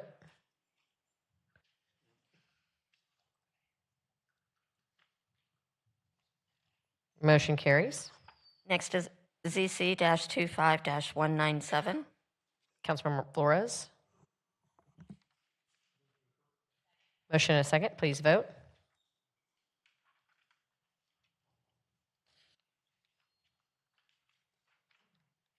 Motion carries. Next is ZC-25-198. Councilmember Martinez, we have 2 speakers for only opposition. To my knowledge, there is none. Motion is second. Please vote.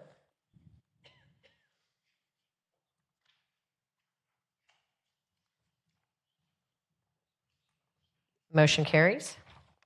Next is ZC-25-200. Councilmember Blaylock. Motion to approve. Motion is second. Please vote.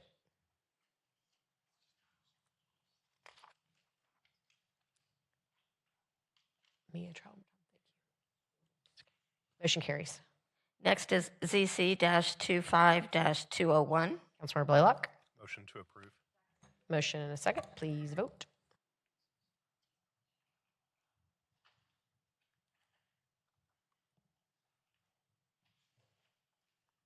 Motion carries. Next is ZC-25-202. Councilmember Move to Martinez. approve. Okay. Council motion and a second. Please vote.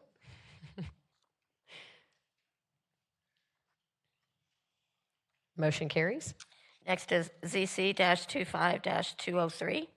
Councilmember Martinez, we have 2 speakers on this item. The first is Mary Nell Poole, followed by Richard Rossetti.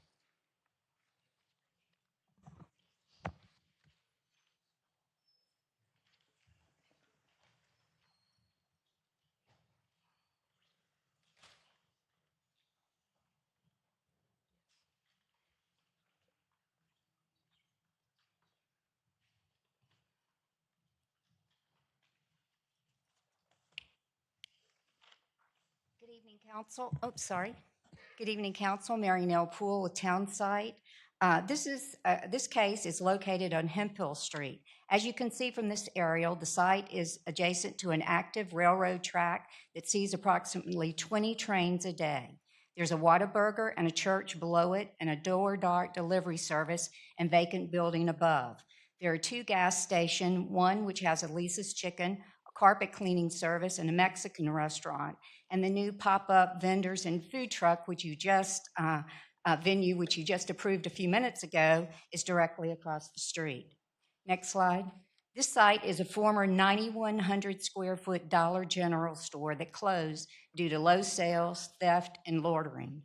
$150,000 in air conditioning equipment has been stripped and stolen from the building since it's been closed. The landscaping has died and homeless people congregate there. Next slide. My client proposes to renovate the existing building into a regional tire store center offering light automobile services related to tire services and sales such as mounting, balancing, alignments, brake replacement, oil changes, etc. There's no transmission or body work conducted on site. There will be no change to the existing site floor plan. The business will also provide 8 to 12 new salaried positions, hopefully from the surrounding neighborhood. These are not minimum wage jobs. We're requesting a PDE with light automotive added as an additional use. We are also excluding liquor, package store, convenience store, and gas station as future uses on the site.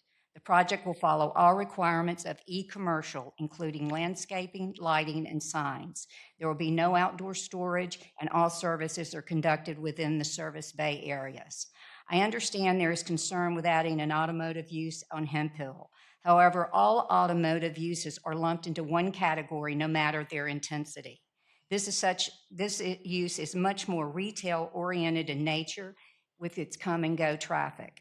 Approving the zoning request will provide the opportunity to repurpose a 9,100 square foot building to a use that is sustainable, will improve the street, provide new jobs for people living in the area, and help keep the homeless population away from this area with an active business. If not this, how long will this 9,100 square foot building sit and deteriorate looking for a new user? My client is eager to become an active participant and sponsor of the community. I would ask for your approval. Thank you. Councilor Martinez, our next speaker is Richard Rossetti.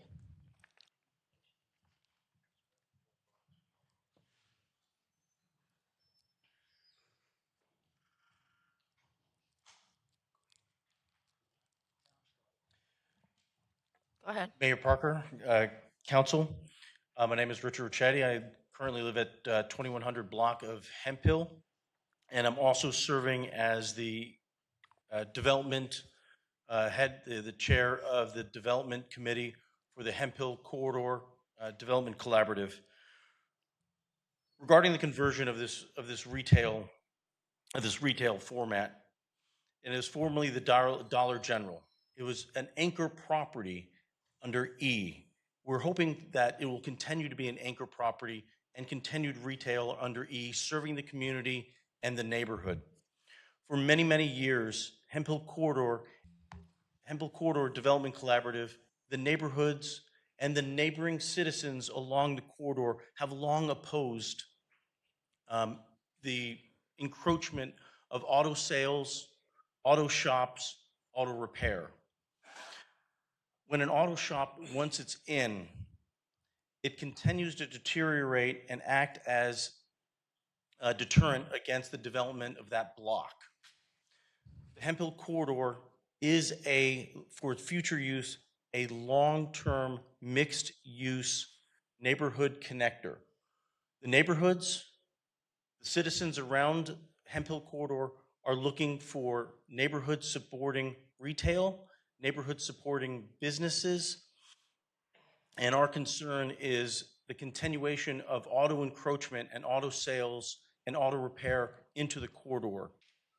With the neighborhoods and the citizens around the corridor, we are looking to bring in businesses that support the communities, that support sales, that support commerce. But anytime there's auto that's introduced into a block or an area, it brings more auto and deters other mixed-use residential operations.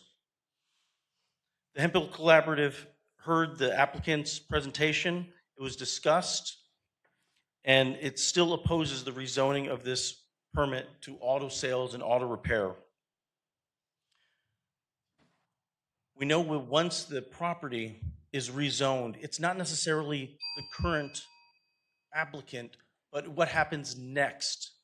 Once the building is converted to auto sales, to auto repair, it will continue to be auto repair and auto related businesses until it is completely torn down. We ask that you not approve this rezoning request. Thank you. Councilor Martinez, this is the conclusion of our speakers on this item. Mayor and Council, I ask that you please indulge me in bringing up Ricardo Avite. I know he had issues with signing up to speak, so if Ricardo, you could be very brief. Thank you, Councilwoman Martinez, and thank you, Mayor and Council, for the opportunity to speak. Hemp Hill Street is unique in that it runs through both District 9 and District 11. I also want to be clear at the outset, this is not opposition to a particular business, nor is it about competition or preferences. This is a concern about zoning consistency, corridor policy alignment, and whether the administrative record is complete before council amends the zoning map. Rezoning is a legislative act that should be supported by findings that the change is consistent and adopted planning policy compatible with surrounding development and in the long-term public interest. Hemp Hill Street is a corridor where the city made deliberate investments to reduce lanes, calm traffic, and prioritize pedestrian safety across Districts 9 and 11. Those investments were based on corridor-level transportation and safety planning intended to support a pedestrian-oriented mixed-use environment. The requested rezoning introduces an automotive service use, a vehicle-intensive land use, yet there is no discussion on record explaining how that use was evaluated against the safety and transportation assumptions underlying the Hemp Hill Corridor redesign. I submitted a public information request seeking confirmation of whether the corridor studies evaluated the impact of additional auto service uses and whether those findings inform staff's recommendations. As of today, that information has not been provided. Without that analysis, the record does not demonstrate that this zoning change has been reconciled with the city's adopted infrastructure and safety framework. Moreover, the record is incomplete. Short-term vacancy should not determine long-term zoning policy. Zoning decisions establish corridor direction for decades, and they should be grounded in adopted planning principles rather than temporary site conditions. There is also a precedent issue. A car lot across the street was denied 2 years ago based on non-compatibility concerns. Approving this request without distinguishing that decision creates inconsistency in how the corridor is governed. Zoning decisions accumulate over time, and clustering of auto-oriented uses can materially shift corridor identity away from the pedestrian-centered vision the city has already adopted. This is not simply a site-specific question. It is a corridor governance question involving fairness, consistency, and long-term land use trajectory. I respectfully ask council to this item until the transportation safety record is complete. Thank you for your time. Thank you. So I want to preface my motion by providing a better understanding of my position. So I begin by looking at the section of Hemp Hill in District 11 within a 2-mile stretch. The number that I will provide will increase if we looked at a greater section like going into District 9. Within this 2-mile stretch of Hemp Hill between Morningside and Seminary, there are 23 automotive-related businesses. This includes businesses such as tire shops, car lots, parts, tint, body, and repair shops. I don't know about you, but I, along with the surrounding neighborhood, feel that this is too much. I do not appreciate the mentality that only automotive is interested or would be successful on Hemp Hill. The neighborhood worked hard to remove this type of zoning to bring in commercial that would benefit the neighborhood. A perfect example is, as previously expressed, the empty car lot across the street. That will now be a third space for the surrounding community. And while there are challenges on Hemp Hill, I can assure you that things are getting better and we continue to address those issues alongside the community and city staff. This would be a step backwards, and I therefore cannot support this zoning case and motion its denial with prejudice.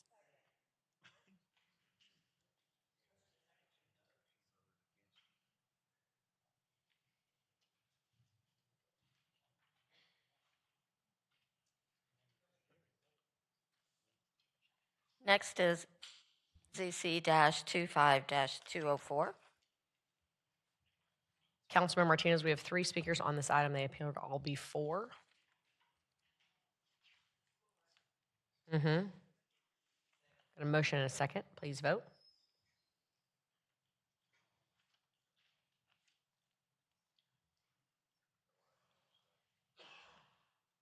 Motion carries. Next is ZC-25-205. Councilor Nettles, is your intention to also continue this case until February? It's a companion case, the one earlier. Correct. Motion to approve for 30. I'm sorry, motion to continue for 30 days. No, thank you. Got a motion. Is it 30 days or until the March? To the next zoning meeting, March the 10th. March 10th. Got a motion and a second. Council, please vote.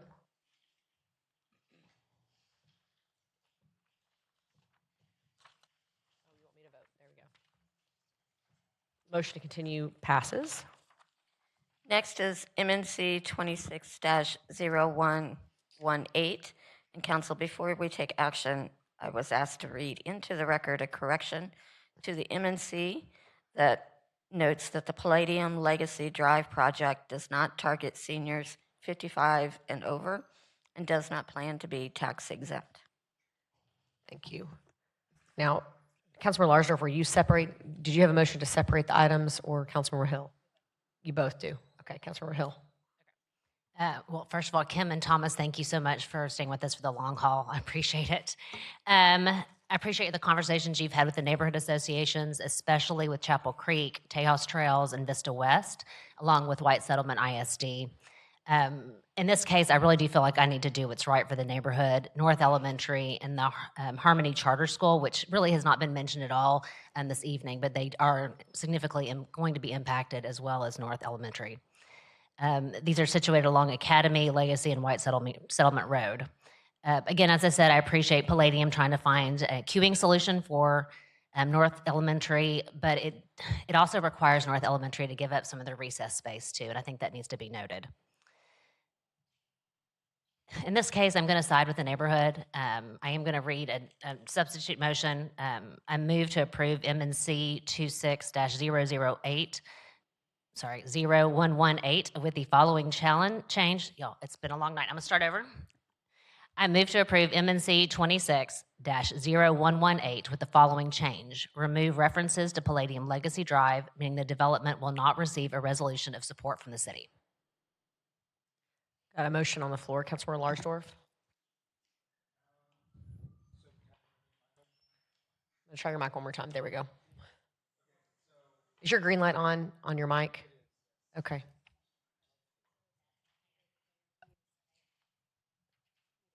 Well, I'm totally confused because does he have a different motion than Macy? Okay, so how does that work? And what is he reading? For what her substitute is? We can make a friendly amendment to hers. Yeah, this is very confusing. He's So making- you've got a motion on the floor. Time out. I want Charlie to read what he's going to do, and we're going to go through this again. What are you trying to do, Councilmember Larsdorf? Hill's motion by also removing references to Thompson from MNC 26-0118. Thank you. So he has a motion to amend Councilmember Hill's motion. Does that make perfect sense to everybody on the dais? Great. Yes, Councilmember Nettles. So I have a substitute motion. It's okay. So I move to approve the MNC with the exemption of the property A, which is Palladium Legacy Drive, and exemption property B, which is Thompson, to be voted on separately.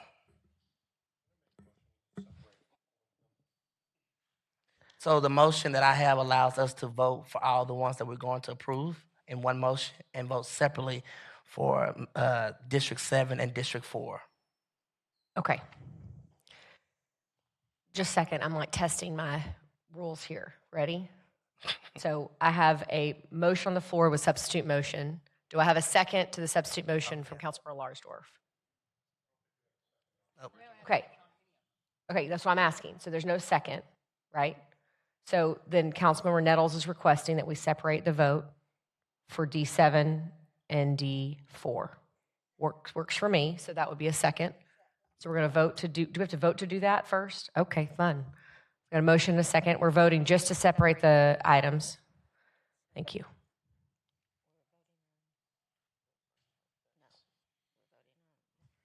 Okay, motion carries. Why don't we vote first on all of the housing tax credit applications for the following districts? Yep, move for approval. Thank you. For clarity, that's CD2, CD3, CD5, CD6, and CD8. Correct. Okay. A motion and a second. We can vote. Yep. Councilmember Flores. Is it all right if I say something? Of course. I want to take the opportunity to give appreciation to the applicant and her team for making the necessary outreach efforts in the neighborhood. I know it wasn't. Get a little closer to the microphone, Carlos. I know it wasn't easy to get everybody, there, or even virtually. But you did make concerted efforts, and I recognize that.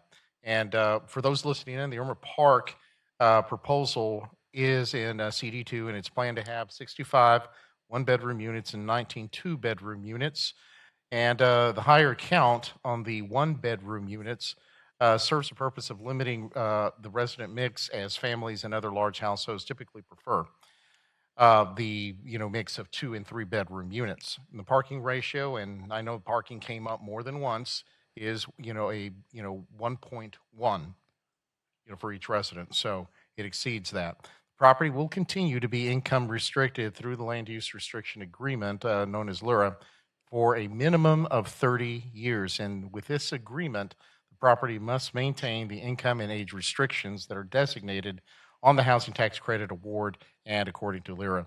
Additionally, the developer will pursue 9% housing tax credits for a 15-year extension period for a total of 45 years, as they agreed to when we discussed this subsequently.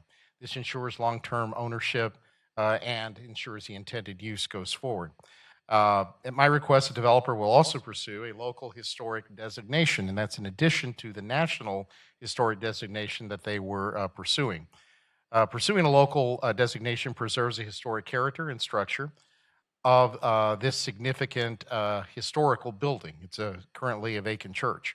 They'll be coordinating with the city's Historic Preservation Department and our Development Services Department. On average, I want everyone to know that the housing in the North Side area is 76 years old, and a lot of that is legacy home ownership. That is, it passes on from one generation to the next. And in doing so, the houses typically don't grow with family needs. So one need that is very prevalent in the area is the need for quality senior housing. That way they can keep their loved ones, their elderly folks nearby. And so currently one does not use, so senior housing is an option that's needed. The property is vacant and secure right now. However, homeless people and vagrants do come onto the property, and this is a continuing problem. Adaptive reuse of the property will help alleviate this long-term to the benefit of the neighborhood. And then I have a personal message for, Megan, Abby, Alice, Jimena, and Reggie. My expectations and the expectations, of the neighborhood of this North Side area is for your team to exceed standards. How you develop this property and how you proceed to deliver on the project. The neighborhood has placed trust in Sagebrook, so have I. Do your best to execute accordingly. Thank you. Thank you, Councilmember Flores. We do have a motion and a second on the floor. Any other discussion from council? If not, please vote.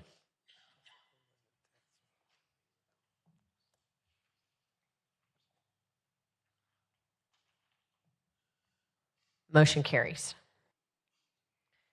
Now let's go back and vote on the tax application that pertains to Council District 4. Councilmember Larsdorf. Thank you, Mayor. I know the gentleman from Spinks, thank you for coming out tonight and sticking with us this long. My only issue with this particular application was, I believe there's some issues around the notification, not necessarily the process, but the timeline. What we're getting from our residents, not necessarily opposition to the project itself, just from what they perceive to be the lack of proper notification as far as timeline goes, and only having a couple days to prepare for that meeting. Also had an issue with one of the requests being to only invite the surrounding communities that are directly around it, rather than anyone who wanted to come out and be there. So what I just ask is for Sphinx to, maybe we can go back to the drawing board and do better on reaching out to all the communities who want to be a part of that discussion, and understanding that multifamily could be built at this location by right. Should you decide to move forward that without the housing tax credits, should you not receive those, you're certainly welcome to it. But regardless, we look forward to continue this conversation and bringing the neighborhoods in a more timely manner. So with that, I move to deny. Got a motion to deny. I have a second, council. Got a motion and a second. Please vote.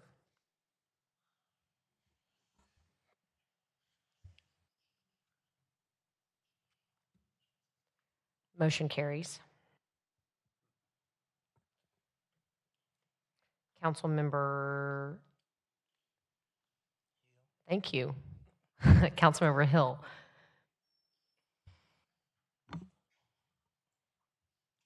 I don't even know how to make this.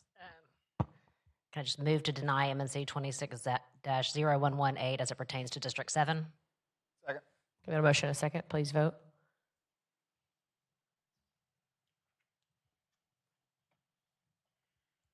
Motion carries. Next is MNC 26-0119. Councilmember Nettles. Is one of the long ones.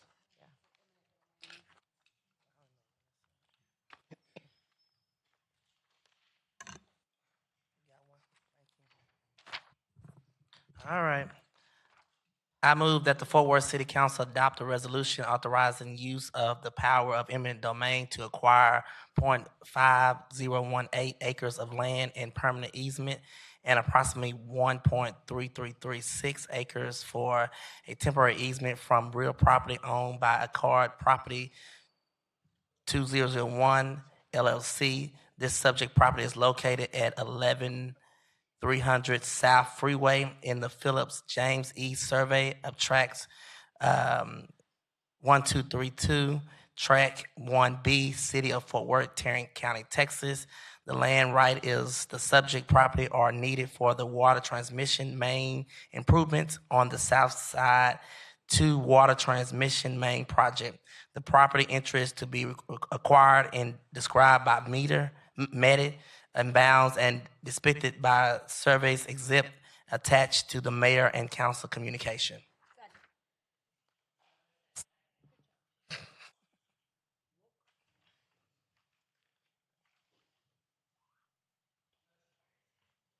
Mayor, that concludes all of the action items and gets us to public comment.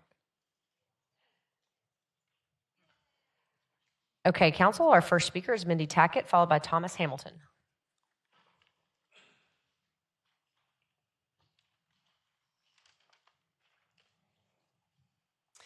Hello again. I know it's late, so I'm going to be brief. I spent all day over at County Commissioner's Court, and one of the things that they voted to do today was to accept a grant that would expand ICE in Tarrant County. And I want to urge this council to speak up and push back. I know that y'all are city council. I know you're not county commissioners, but we are still part of Tarrant County, and it needs to be on your radar. The expansion of this partnership with ICE puts everyone in this county, including people in Fort Worth, at risk. The costs will be wrongful detention, constitutional violations, and litigation, and that directly impacts Fort Worth residents. We all know ICE is not operating in a legal manner. To be blunt, they are actively kidnapping and murdering people on the streets. I am not asking for you to input, Bob. Thanks. I also want to challenge us in another way. Latino heritage is something that for the last couple of weeks, people have been at the stock show celebrating. Many of you here on this dais have participated in that. The stock yards, Latino heritage is a cornerstone of the business that happens down there. Sasha Bass puts on a lot of events downtown. And I just am curious how, if we have an expansion of ICE activity, people being chased down and harassed in this city and this county, how is that going to impact all of those things and those people, the communities that this city says we embrace and celebrate? So anyway, I am encouraging each of you to use your position and your privilege from this dais to please speak up and please not sit back and just watch these things happen at the county level. I appreciate your time.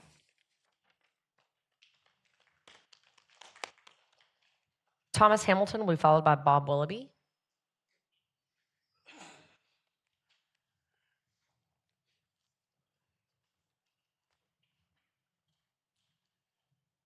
Madam Mayor, Council. Last time I came here, I told y'all about some activities that was going on near my home. I had to call the police 5 different times, and no one came. Outside these chamber doors, Interim Chief Aldridge told me he promised it would never happen again. It happened the very next weekend. It has escalated because I'm part of Code Blue, and everybody knows that. They came into my yard, turned my water spigots on in the middle of the night. The father wants to play road rage games with his lifted truck versus my motorcycle. I've reported this. I have spoken to everyone, NPO Vidari, NPO Burke, NPO Sergeant Price, Lieutenant Martinez, Michael Chavez, and Deputy Chief Monica Martin. It's been going on way too long. They race 4-wheelers and side-by-sides up and down the street, blast their music.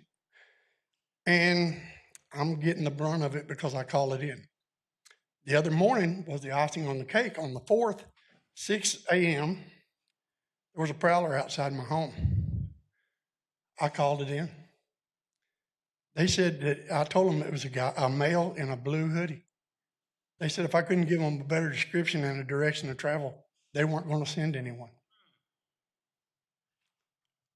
I don't know what to do except come to y'all.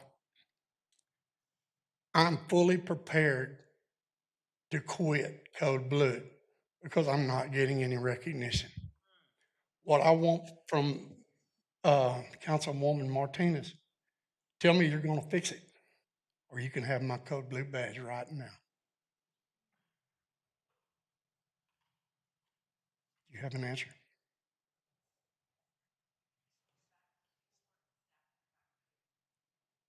That's not good enough. Tell me you're going to fix it. Sounds like it's an issue. I have actually emailed the chief with the video of the prowler. And every one of these individuals I've talked to told me they're going to increase patrols in my area. If they would have done that, it seems like even by accident, they would have found somebody by now. You know what I'm saying? Follow up with PD. All right. Thank you. Our next speaker is Bob Willoughby, followed by Chris Wood.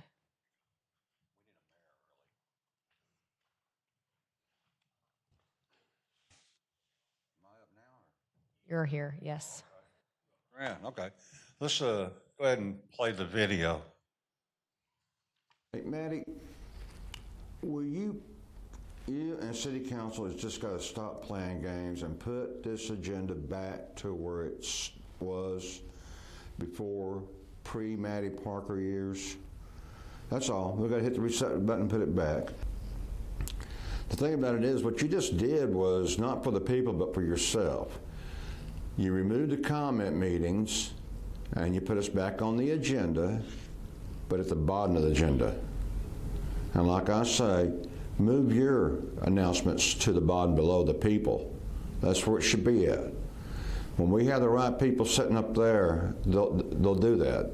You'll put the council's announcements at the bottom of the agenda, right below us, where you got us. And actually, you should put us on top.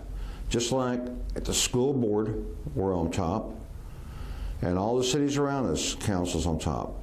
And this is where the whole thing started. There was no problem with our agenda. No one complaining, but here's what you do. You go do this, and we spend more time having to fight with you to try to get back what you took from us than we do working on issues about the city, and this is ridiculous. But Bob, tonight, you were right. Taking away the citizen presentation of speaking is harmful. You need to resign, you need to step down, you need to go on. You don't, that's what you need. That's the best thing you can do for this city is resign. And but if we're going to have to fight inch by inch to get it back, then we'll fight inch by inch. But at the same time, the most easiest thing that people can do is tell you to hit the reset button because there's so much you took from us, and that will put it back. To move us from the bottom to the top, move yourself to the bottom. That'd be the best thing you can do, right there. Now that putting us on the bottom, you asked for a raise. You want more money. That's ridiculous. Really is. And I just can't believe how you treat the people and turn around and ask for a raise. Really. And Chris, that video about you. Now, before you got up there, you were with us. You were out here, you were with us. But once you got up there, and you were with us for just a little bit, you stood up back then, but then they control you. The puppet masters control you, the people that control y'all. We don't. The Basses and the developers and all that got money, they control you. We don't. It's silly when I hear people come down here and ask you for stuff like you're going to do it and you can't do it. If you were decent, Maddie, you would resign. There's a material world and a spiritual world. You live in a material world, you do. You people do, not in a spiritual world, material. That's all you care about. You don't care about people, rights, or anything. Take us from the bottom and put us on top. That's not hard to do. That shows respect for the people. You have no respect. You do not deserve no raise. Chris Wood, followed by George Childs.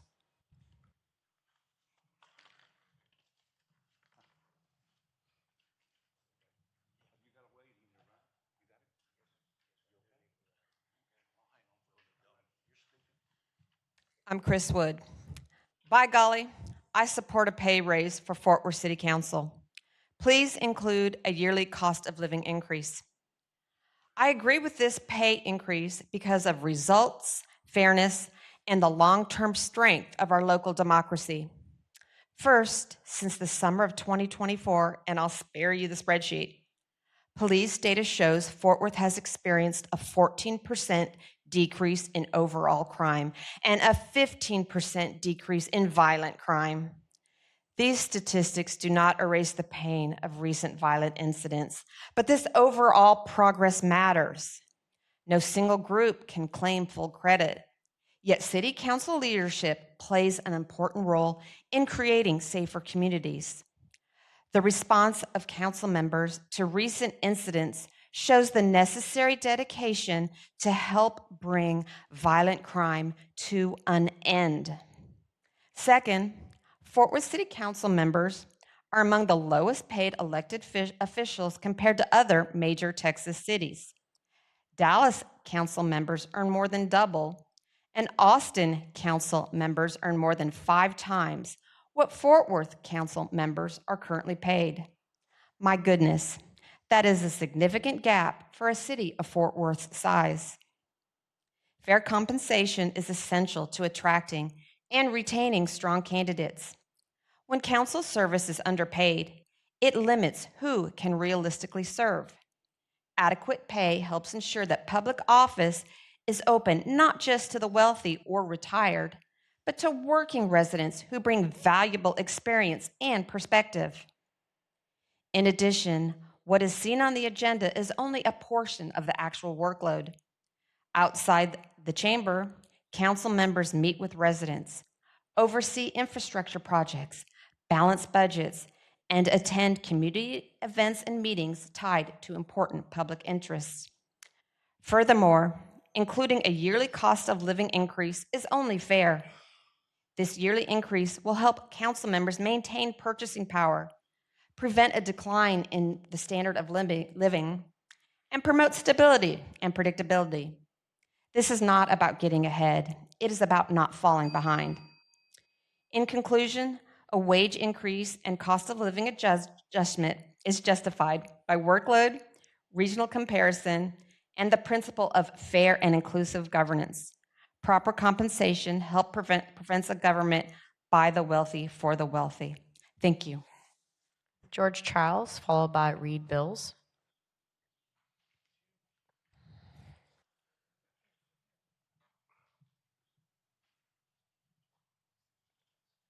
My name is George Vernon Childs. I live in Fort Worth. In the last year, when cataracts became an influence, often a decisive one in everything I did, I'd been speaking at city council meetings fairly frequently since Bob Boland was mayor. The cataracts were gone at federal taxpayer expense by December 2nd, 2025, and so they had nothing to do with my semi-coherent public comments then and on January 6, 2026. But as inept as these were, the closing of the latter was on point as anything can be. VOTE. Vote in 2027 for the First Amendment. And if the mayor doesn't run, vote for anyone she doesn't endorse. Eliminate her approach to exercise of free speech in municipal government, root and branch. By approach, I do not mean just ignoring rules when she feels like it, and selective enforcement when she does recognize the existence of a rule. I plan to show evidence of both of those in the future, but beyond that, I mean the mayor, while acting as council presiding officer, and thus on behalf of every citizen of Fort Worth, lying about speakers who have offended her.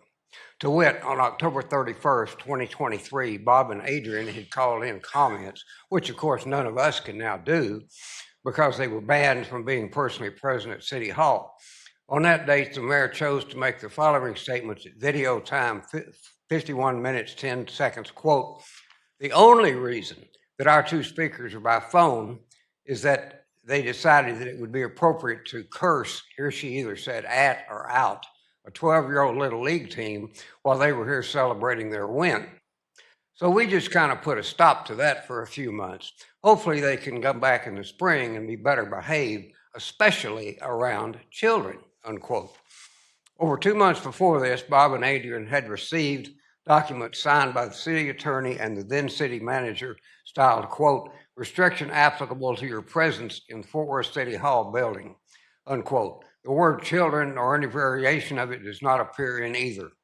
The mayor chose to replace these governmental records with a version that was unwritten, unsworn, undocumented, and could not be answered at the meeting where it was made.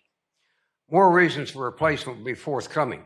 For now, I will close by saying how heartened I was, and that is the very word for it, by the displays of incisive reasoning and varied and adept employment of analogy by several speakers on January 13th. Our next speaker is Reed Bills, followed by Charles Bills.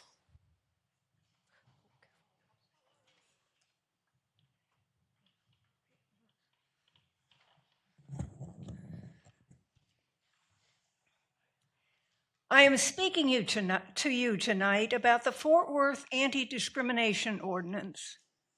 I have asked before how the terms of the ordinance will be enforced now that the Diversity and Inclusion Department has been eliminated.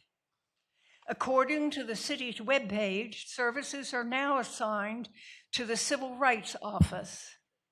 I request that council ask for a report on whether or not complaints are being handled effectively and timely by this office. And proactively, I would urge this council not to follow the lead of Arlington's City Council and confuse DEI with discrimination by removing protection from discrimination from the Anti-Discrimination Ordinance. Further, now that Senate Bill 8, the bathroom bill, became law on December 4th, I would like to know if you plan to enforce the law in city-owned buildings, and if so, how you plan to carry out the enforcement. Or will you take the appropriate action and provide a gender-neutral single-stall restroom or designate one in all your city-owned buildings to be available to the public? Residents of the visitors to Fort Worth have a right to the answers to these concerns, and as a city council, you have an obligation to provide them. Charles Bills, followed by CJ Johnson.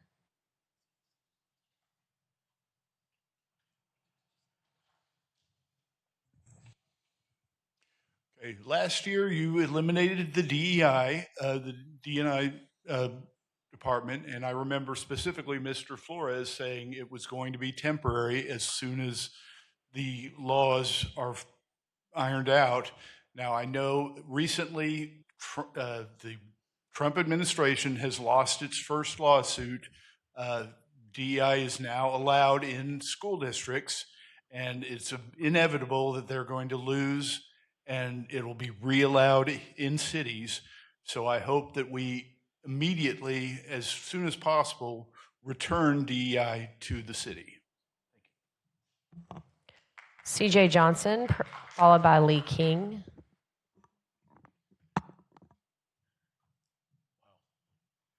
I'm half asleep, guys.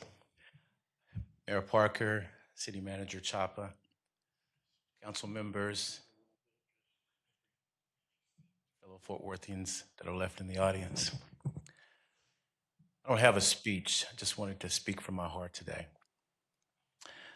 I'd like to address some of the dissension in our city and how we can find ways to try and function as a family more. What do I mean by that? If you look around the dais, or you look in the audience, we're all different. Different races, different religions, different political affiliations. But that doesn't make us enemies, guys. This makes us different. So my ask is that we try to start to find common ground with one another. I was encouraged when I watched a city council work session and Councilmember Hall spoke up on behalf of the residents as it related to a community interest notice being sent out. She wanted to make certain that the citizens were actually being engaged and that it wasn't just a technicality to check a box. And then Councilmember Beck speaking up to try and develop guidelines or some type of a fee or a fine structure for developers not following inspection guidelines. Councilmember Larsdorf for advocating on behalf of veterans' small business benefits. Councilmember Peoples for being concerned enough about a citizen whose water was turned off during the recent ice storm. And then Councilmember Martinez for assisting her to get the water turned back on. Guys, that's what families do. We need to start functioning more as a family here in the city of Fort Worth. So my ask of the people on this dais is that as our city grows and our skylines are rising and our streets are expanding, and we're considering naming rights for our convention center, that we put the people first. As a matter of fact, let's put the people at the center of the development and planning stages. Because without the people, we're just buildings and streets. Thank you all for listening. Our next speaker is Lee King, followed by Crystal King. Lee or Crystal? Caroline James. EJ Carrion, followed by Derica Patterson.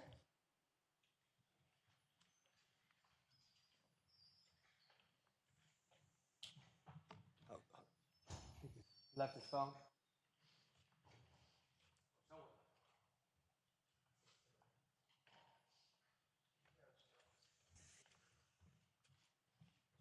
Alrighty, so you guys voted to keep amendments and not challenge amendments. You blamed the Fort Worth Report and Star Telegram for poor communication. I'm looking at the charter language right here. I'm going to send it to you guys because we've been here too long to probably read it and then you actually listen and understand any of it. And I think what we have to watch here is the question that never was asked: if a federal overreach happens again and DEI or what's happening in Arlington, where the LGBTQ supports are being eliminated, does Jay Chapa have the power to remove that on his own? That question wasn't asked before you all voted green for that situation. We do not feel comfortable with what you guys gave us. Oh, you just blamed Star Telegram. And Chris, what I'm learning is that maybe because you have the safest seat, maybe because we rock with you a little bit more than everybody else here, you're the one that tells us the bad news. Oh, you know, we can't change public comments because we didn't talk about that until just now. Oh, we can't do anything about that because, oh, that's the Fort Worth Report and the Star Telegram. I want you guys to know it's very simple why everyone's here. And let's be clear, who's here today? We had a big day at County Commissioner's Court. This wasn't even trying. This wasn't even trying. So I want you guys to know the reason why everyone's here, the reason why we're staying late with all of you, all right, is because if Tarrant County is the largest swing county in America and Fort Worth is 47% of that county, that means if they're the battleground of our democracy, which Steve Bannon says right here in Fort Worth, Texas, right? That means that if we're 47% of the county and they're this is the battleground, Fort Worth is the front lines. So this energy we're bringing is because you are in the front lines. And there's three types of enemies right here, right now. Number one is the extremists. We saw how Leah Wamsgans did with your endorsement. She didn't get too far with Taylor Remmett, who went plus 17 for Trump. Taylor Remmett wins that one. Let's be clear. None of you are plus 17 Republican up here. All right, let's be clear. Now we got the extremists. You guys are done, but that doesn't stop. What happened next is now the establishment. Why I came so hard at you for the last year, Maddie. The establishment enabled the extremists. And now you're dealing with those consequences today, and so are you today, Jay Chapa, and I'm not sure where Chris lands, and I'm not sure where everyone else is landing on this dais as well. Because then there's the third head to the dragon, and that's the enablers. Carlos Flores is a really good enabler. He says he's a Democrat. He shows up to James Tallarico's event. He acts like he's one with us. And then he's the sole vote because he thought there was going to be someone to bear hug and help save him from the public comments. And he was the sole one wanting to reduce public comments. Are you guys a part of the bad dragon, or are you going to be a part of the people? Derica Patterson, followed by Sabrina Ball.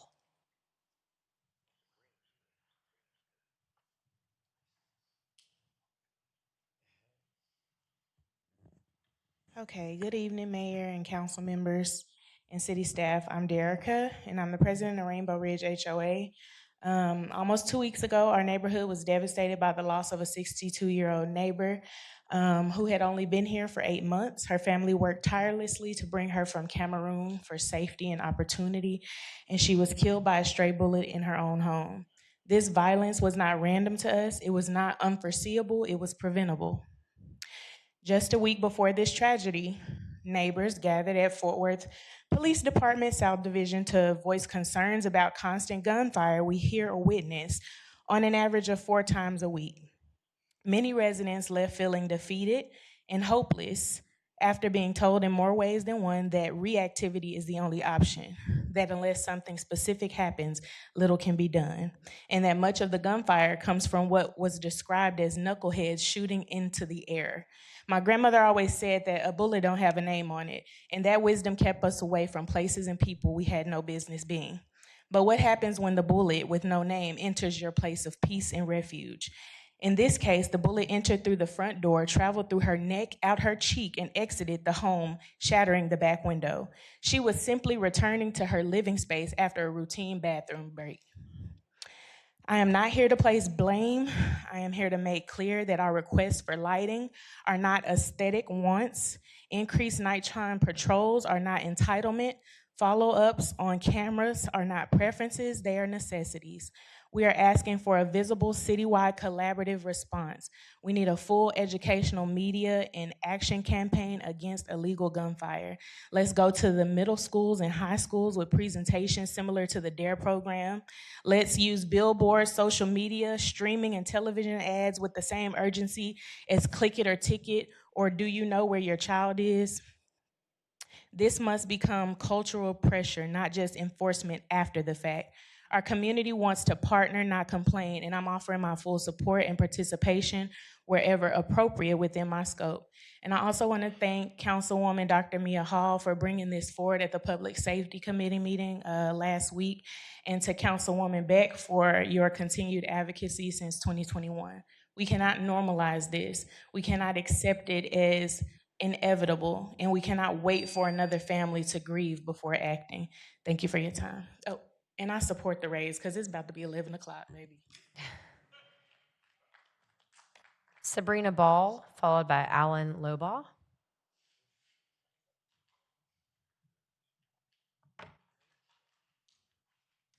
Y'all want to get up and wiggle your butts, I don't mind. It's a long night. Your packet has a short memo and a proposal regarding ICE in schools. I know many of you have children. I have teenagers, and I've noticed that their tolerance for BS is pretty low.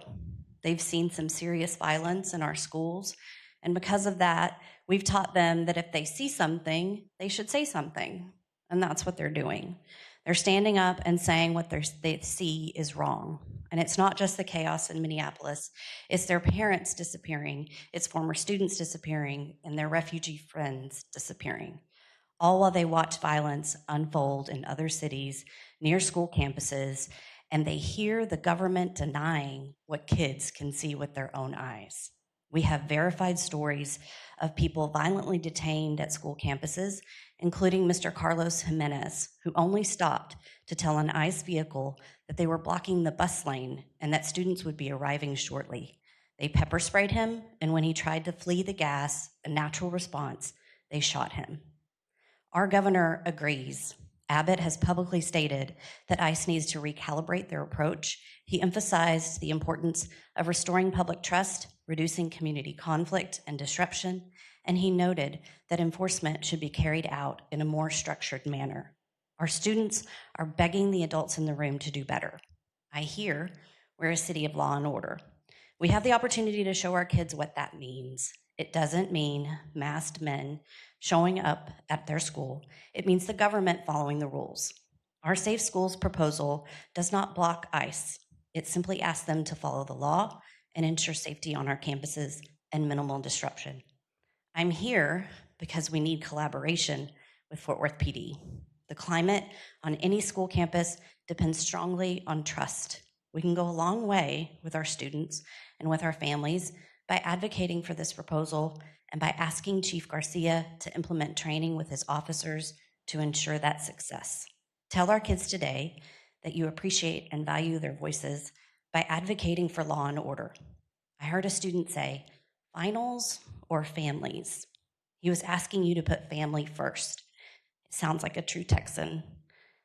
And earlier tonight, the kids from Fort Worth ISD Sister Cities were here, and this whole floor was full of very diverse students.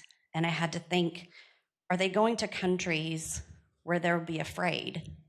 Like the exchange students that come here, they're probably afraid to come here. We can do better. Alan Lobaugh, followed by David Rodriguez. Is Alan present? David Rodriguez. David will be followed by Adrian Smith.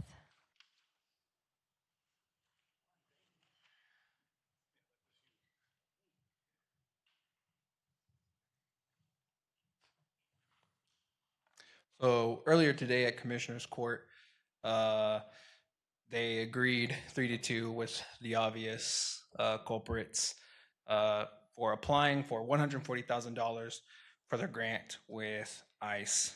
Now, they like to say, Manny specifically, he liked saying that, well, these are just bad people. These are evil people. But, as long as ICE agents are actively tear gassing children, shooting citizens in the street, that makes all those immigrants bad. But it doesn't make the ICE agents all that bad. But 388 immigrant detainees spoil the whole immigrant bunch. And on the topic of good guys with guns and things like that, well, we've all seen what happened at Uvalde. And I don't know about you, but I don't think the good guys with guns showed up that day and really did much of anything. So there's also this conversation. It's something that they really like to play on, the idea of legality. Well, this is legal. We wrote it this way. It's legal. It's legal. Just because it's legal doesn't mean it's right. Slavery was legal. Jim Crow after that was legal. Doesn't make any of that the correct and or moral choice. So I'm hoping that when it comes down to brass tacks, because I had a conversation with an officer and we're trying to frame around realities and this and that. Well, as we've already seen, push has already come to shove. And so with these grants coming in and now, especially with this grant basically being approved, and if we start to see ICE crawling through our cities, through our streets, into our schools, into things like that, I'm supposed to just say it's the legal, 140K for a whole entire county, it's legal. They're allowed to do that. And not only have they actually apprehended a police officer. ICE actually detained a police officer from New Orleans. So you tell me, when push comes to shove, are you, all the boys in blue, are you willing to just give your authority and apparently all this public trust that you've been trying to build up to masked men who will do anything at the drop of a hat and are so eager to commit violence, not just against children or anything, they'll do it to you too. So please just let that be on y'all's minds. Adrian Smith, followed by Malik Austin. Handouts have been provided. Good evening, Mayor and Council. My name is Adrian Smith, and I am a volunteer reading a prepared statement on behalf of Keep Lake Como Beautiful. a program of Proof of Life Community Development Corporation. I am reading the organization's approved text of record. KLCB's Seat at the Table campaign is grounded in one principle: no single entity should be treated as the sole civic voice for an entire neighborhood. This is a process request to improve representation, access, and integrity in city resource neighborhood work. Lake Como residents include homeowners, renters, churches, nonprofits, multifamily communities, and small businesses. They are all affected by city-facing decisions and all need meaningful access to process. Our concern is operational. When engagement runs through a narrow channel, participation drops, confusion rises, and records become harder to find. We are asking for practical standards that improve trust and reduce friction. 1, a multi-organization distribution protocol for Lake Como notices and updates. 2, a clear records custodian pathway by department for city resource neighborhood work. And last 3, a standard public materials package for major neighborhood processes, notice, meeting materials, summary, and next step pathway. These are governance improvements, not personal disputes. They strengthen collaboration while preserving recognized neighborhood roles. This request does not displace any recognized organization. It prevents single channel dependency. Lake Como is bigger than any one table. We are collecting stakeholder sign-ons for the Seat at the Table campaign at bit.ly/Lake Como table. Thank you for your time. And in closing, keep the date, Saturday, February 14, 2026, Valentine's Day, from 10 a.m. to 2 p.m., KLCB Season 2 walkthrough plus open house will convene at 5112 Bonnell Avenue, Fort Worth, Texas, 76107. You all are welcome. Malik Austin, is Mr. Austin still here? No. Stephen Lawrence. Mr. Lawrence will be followed by Jim DeLong. I don't think I see Jim. And then Kimberly Lawrence.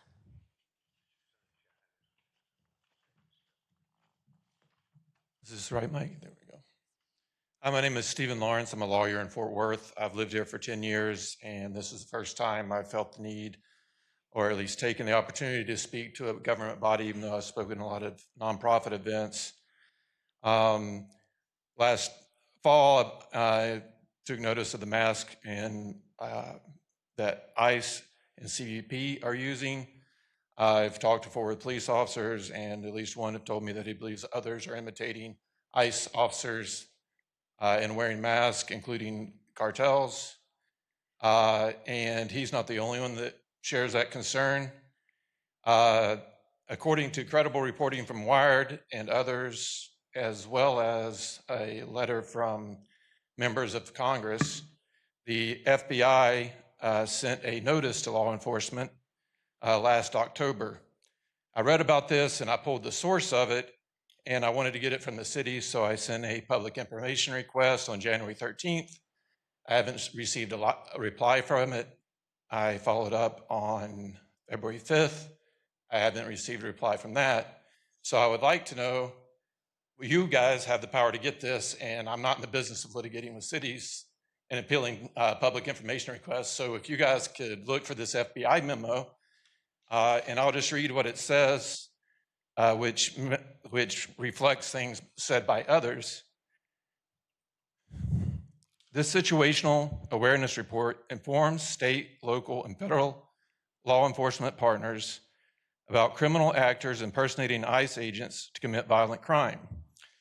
Due to the recent increase in ICE enforcement actions across the country, criminal actors are using ICE's enhanced public profile and media coverage to their advantage to target vulnerable communities and commit criminal activity.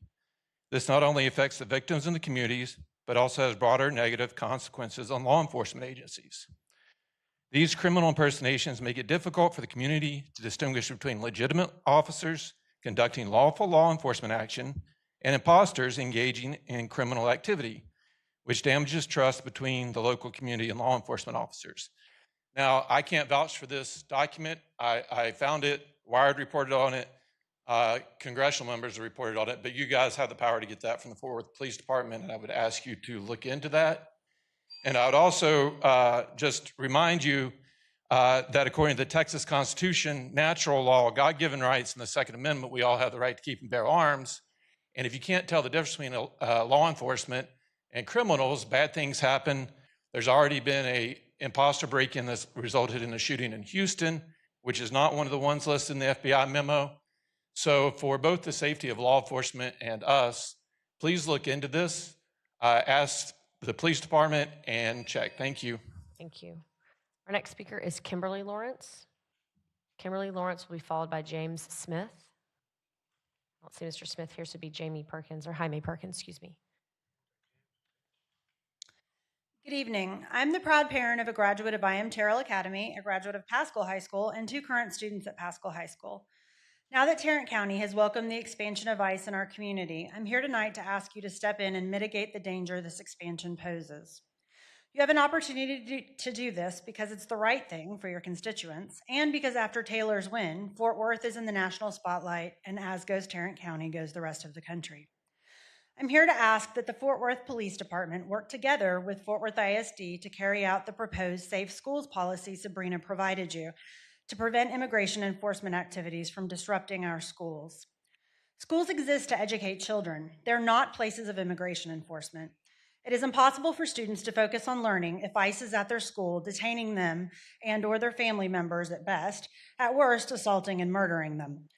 In the time since a similar proposal was submitted to the school board last year and not adopted, ICE has kidnapped and murdered adults and children around the country with impunity. We've watched them target schools to do so.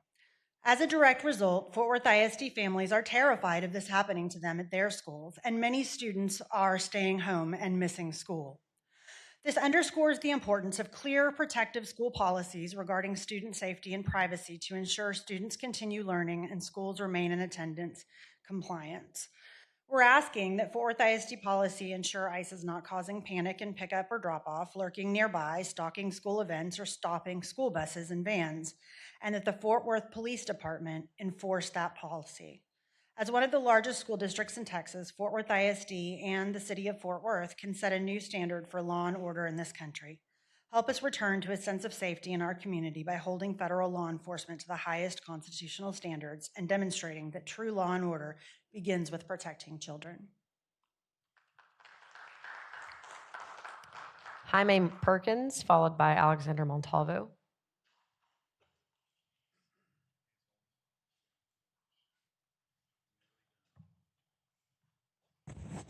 Okay, first on ICE and schools. Schools must be places where students feel safe and focused on learning. Immigration enforcement on or near campuses causes panic, lower attendance, and disrupts education for everyone.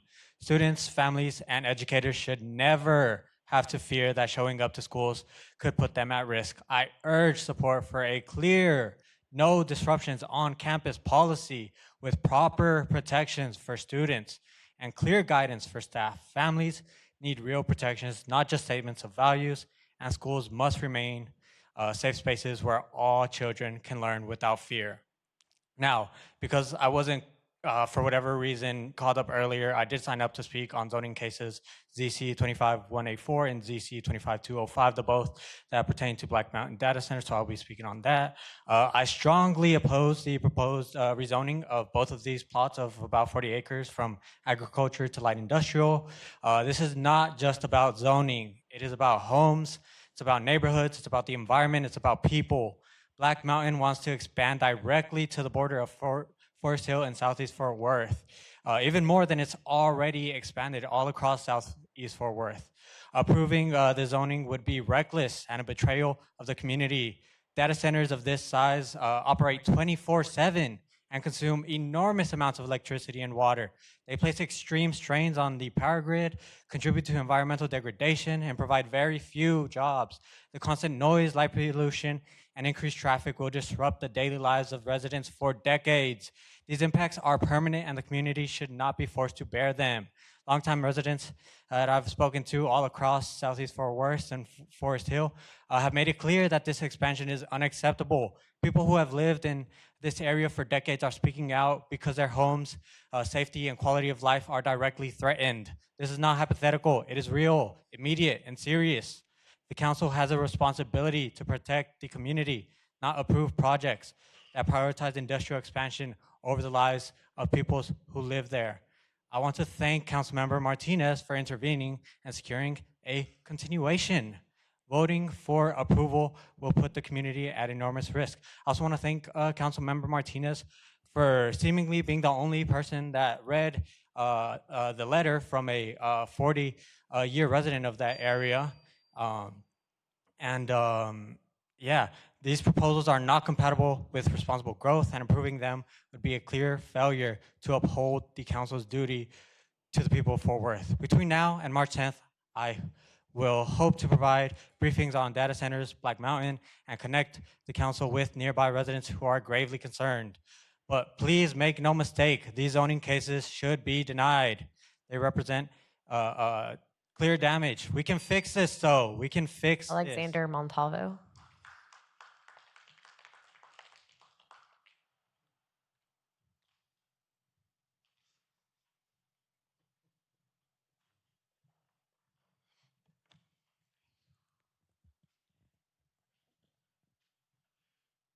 So I'm going to keep talking about ICE because that is an important topic that we need to start having many more conversations about right now.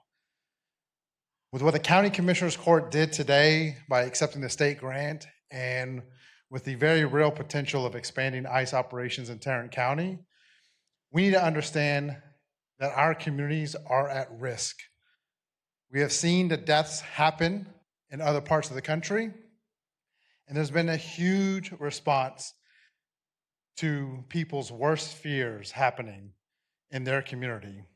But we've actually already seen the impact of ICE in our community in Tarrant County because the Tadabishi family, who lives in Arlington, had U.S. citizen Wael Tadabishi die because of his father, his primary caretaker, detained by ICE for no legitimate reason.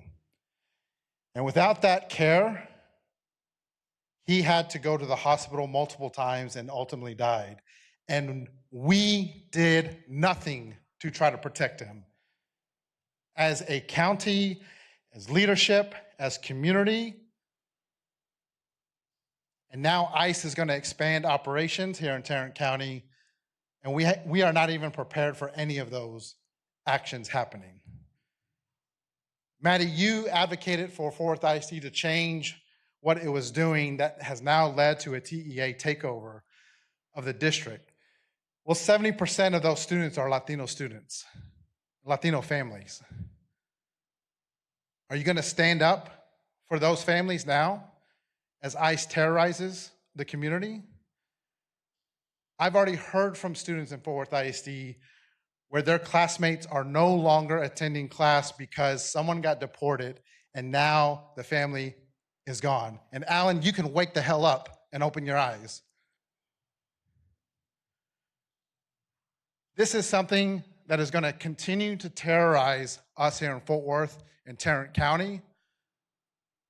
And right now, I haven't heard anything legitimate from this city council around it, much less our Latino leaders. It is on y'all to step up and to actually fight for our community. And it's not just our community that's being targeted, of course. The Tadabishi family is not Latino.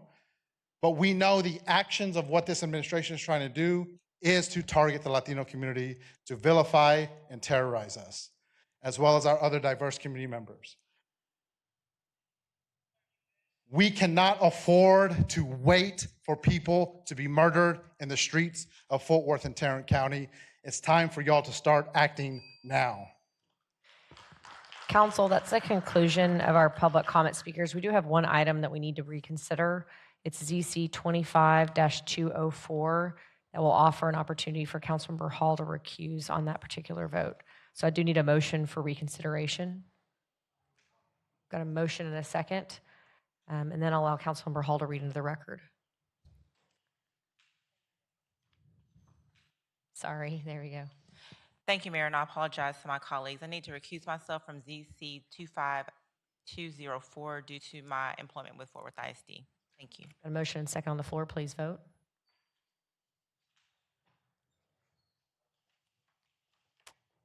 Motion carries, and our meeting is adjourned.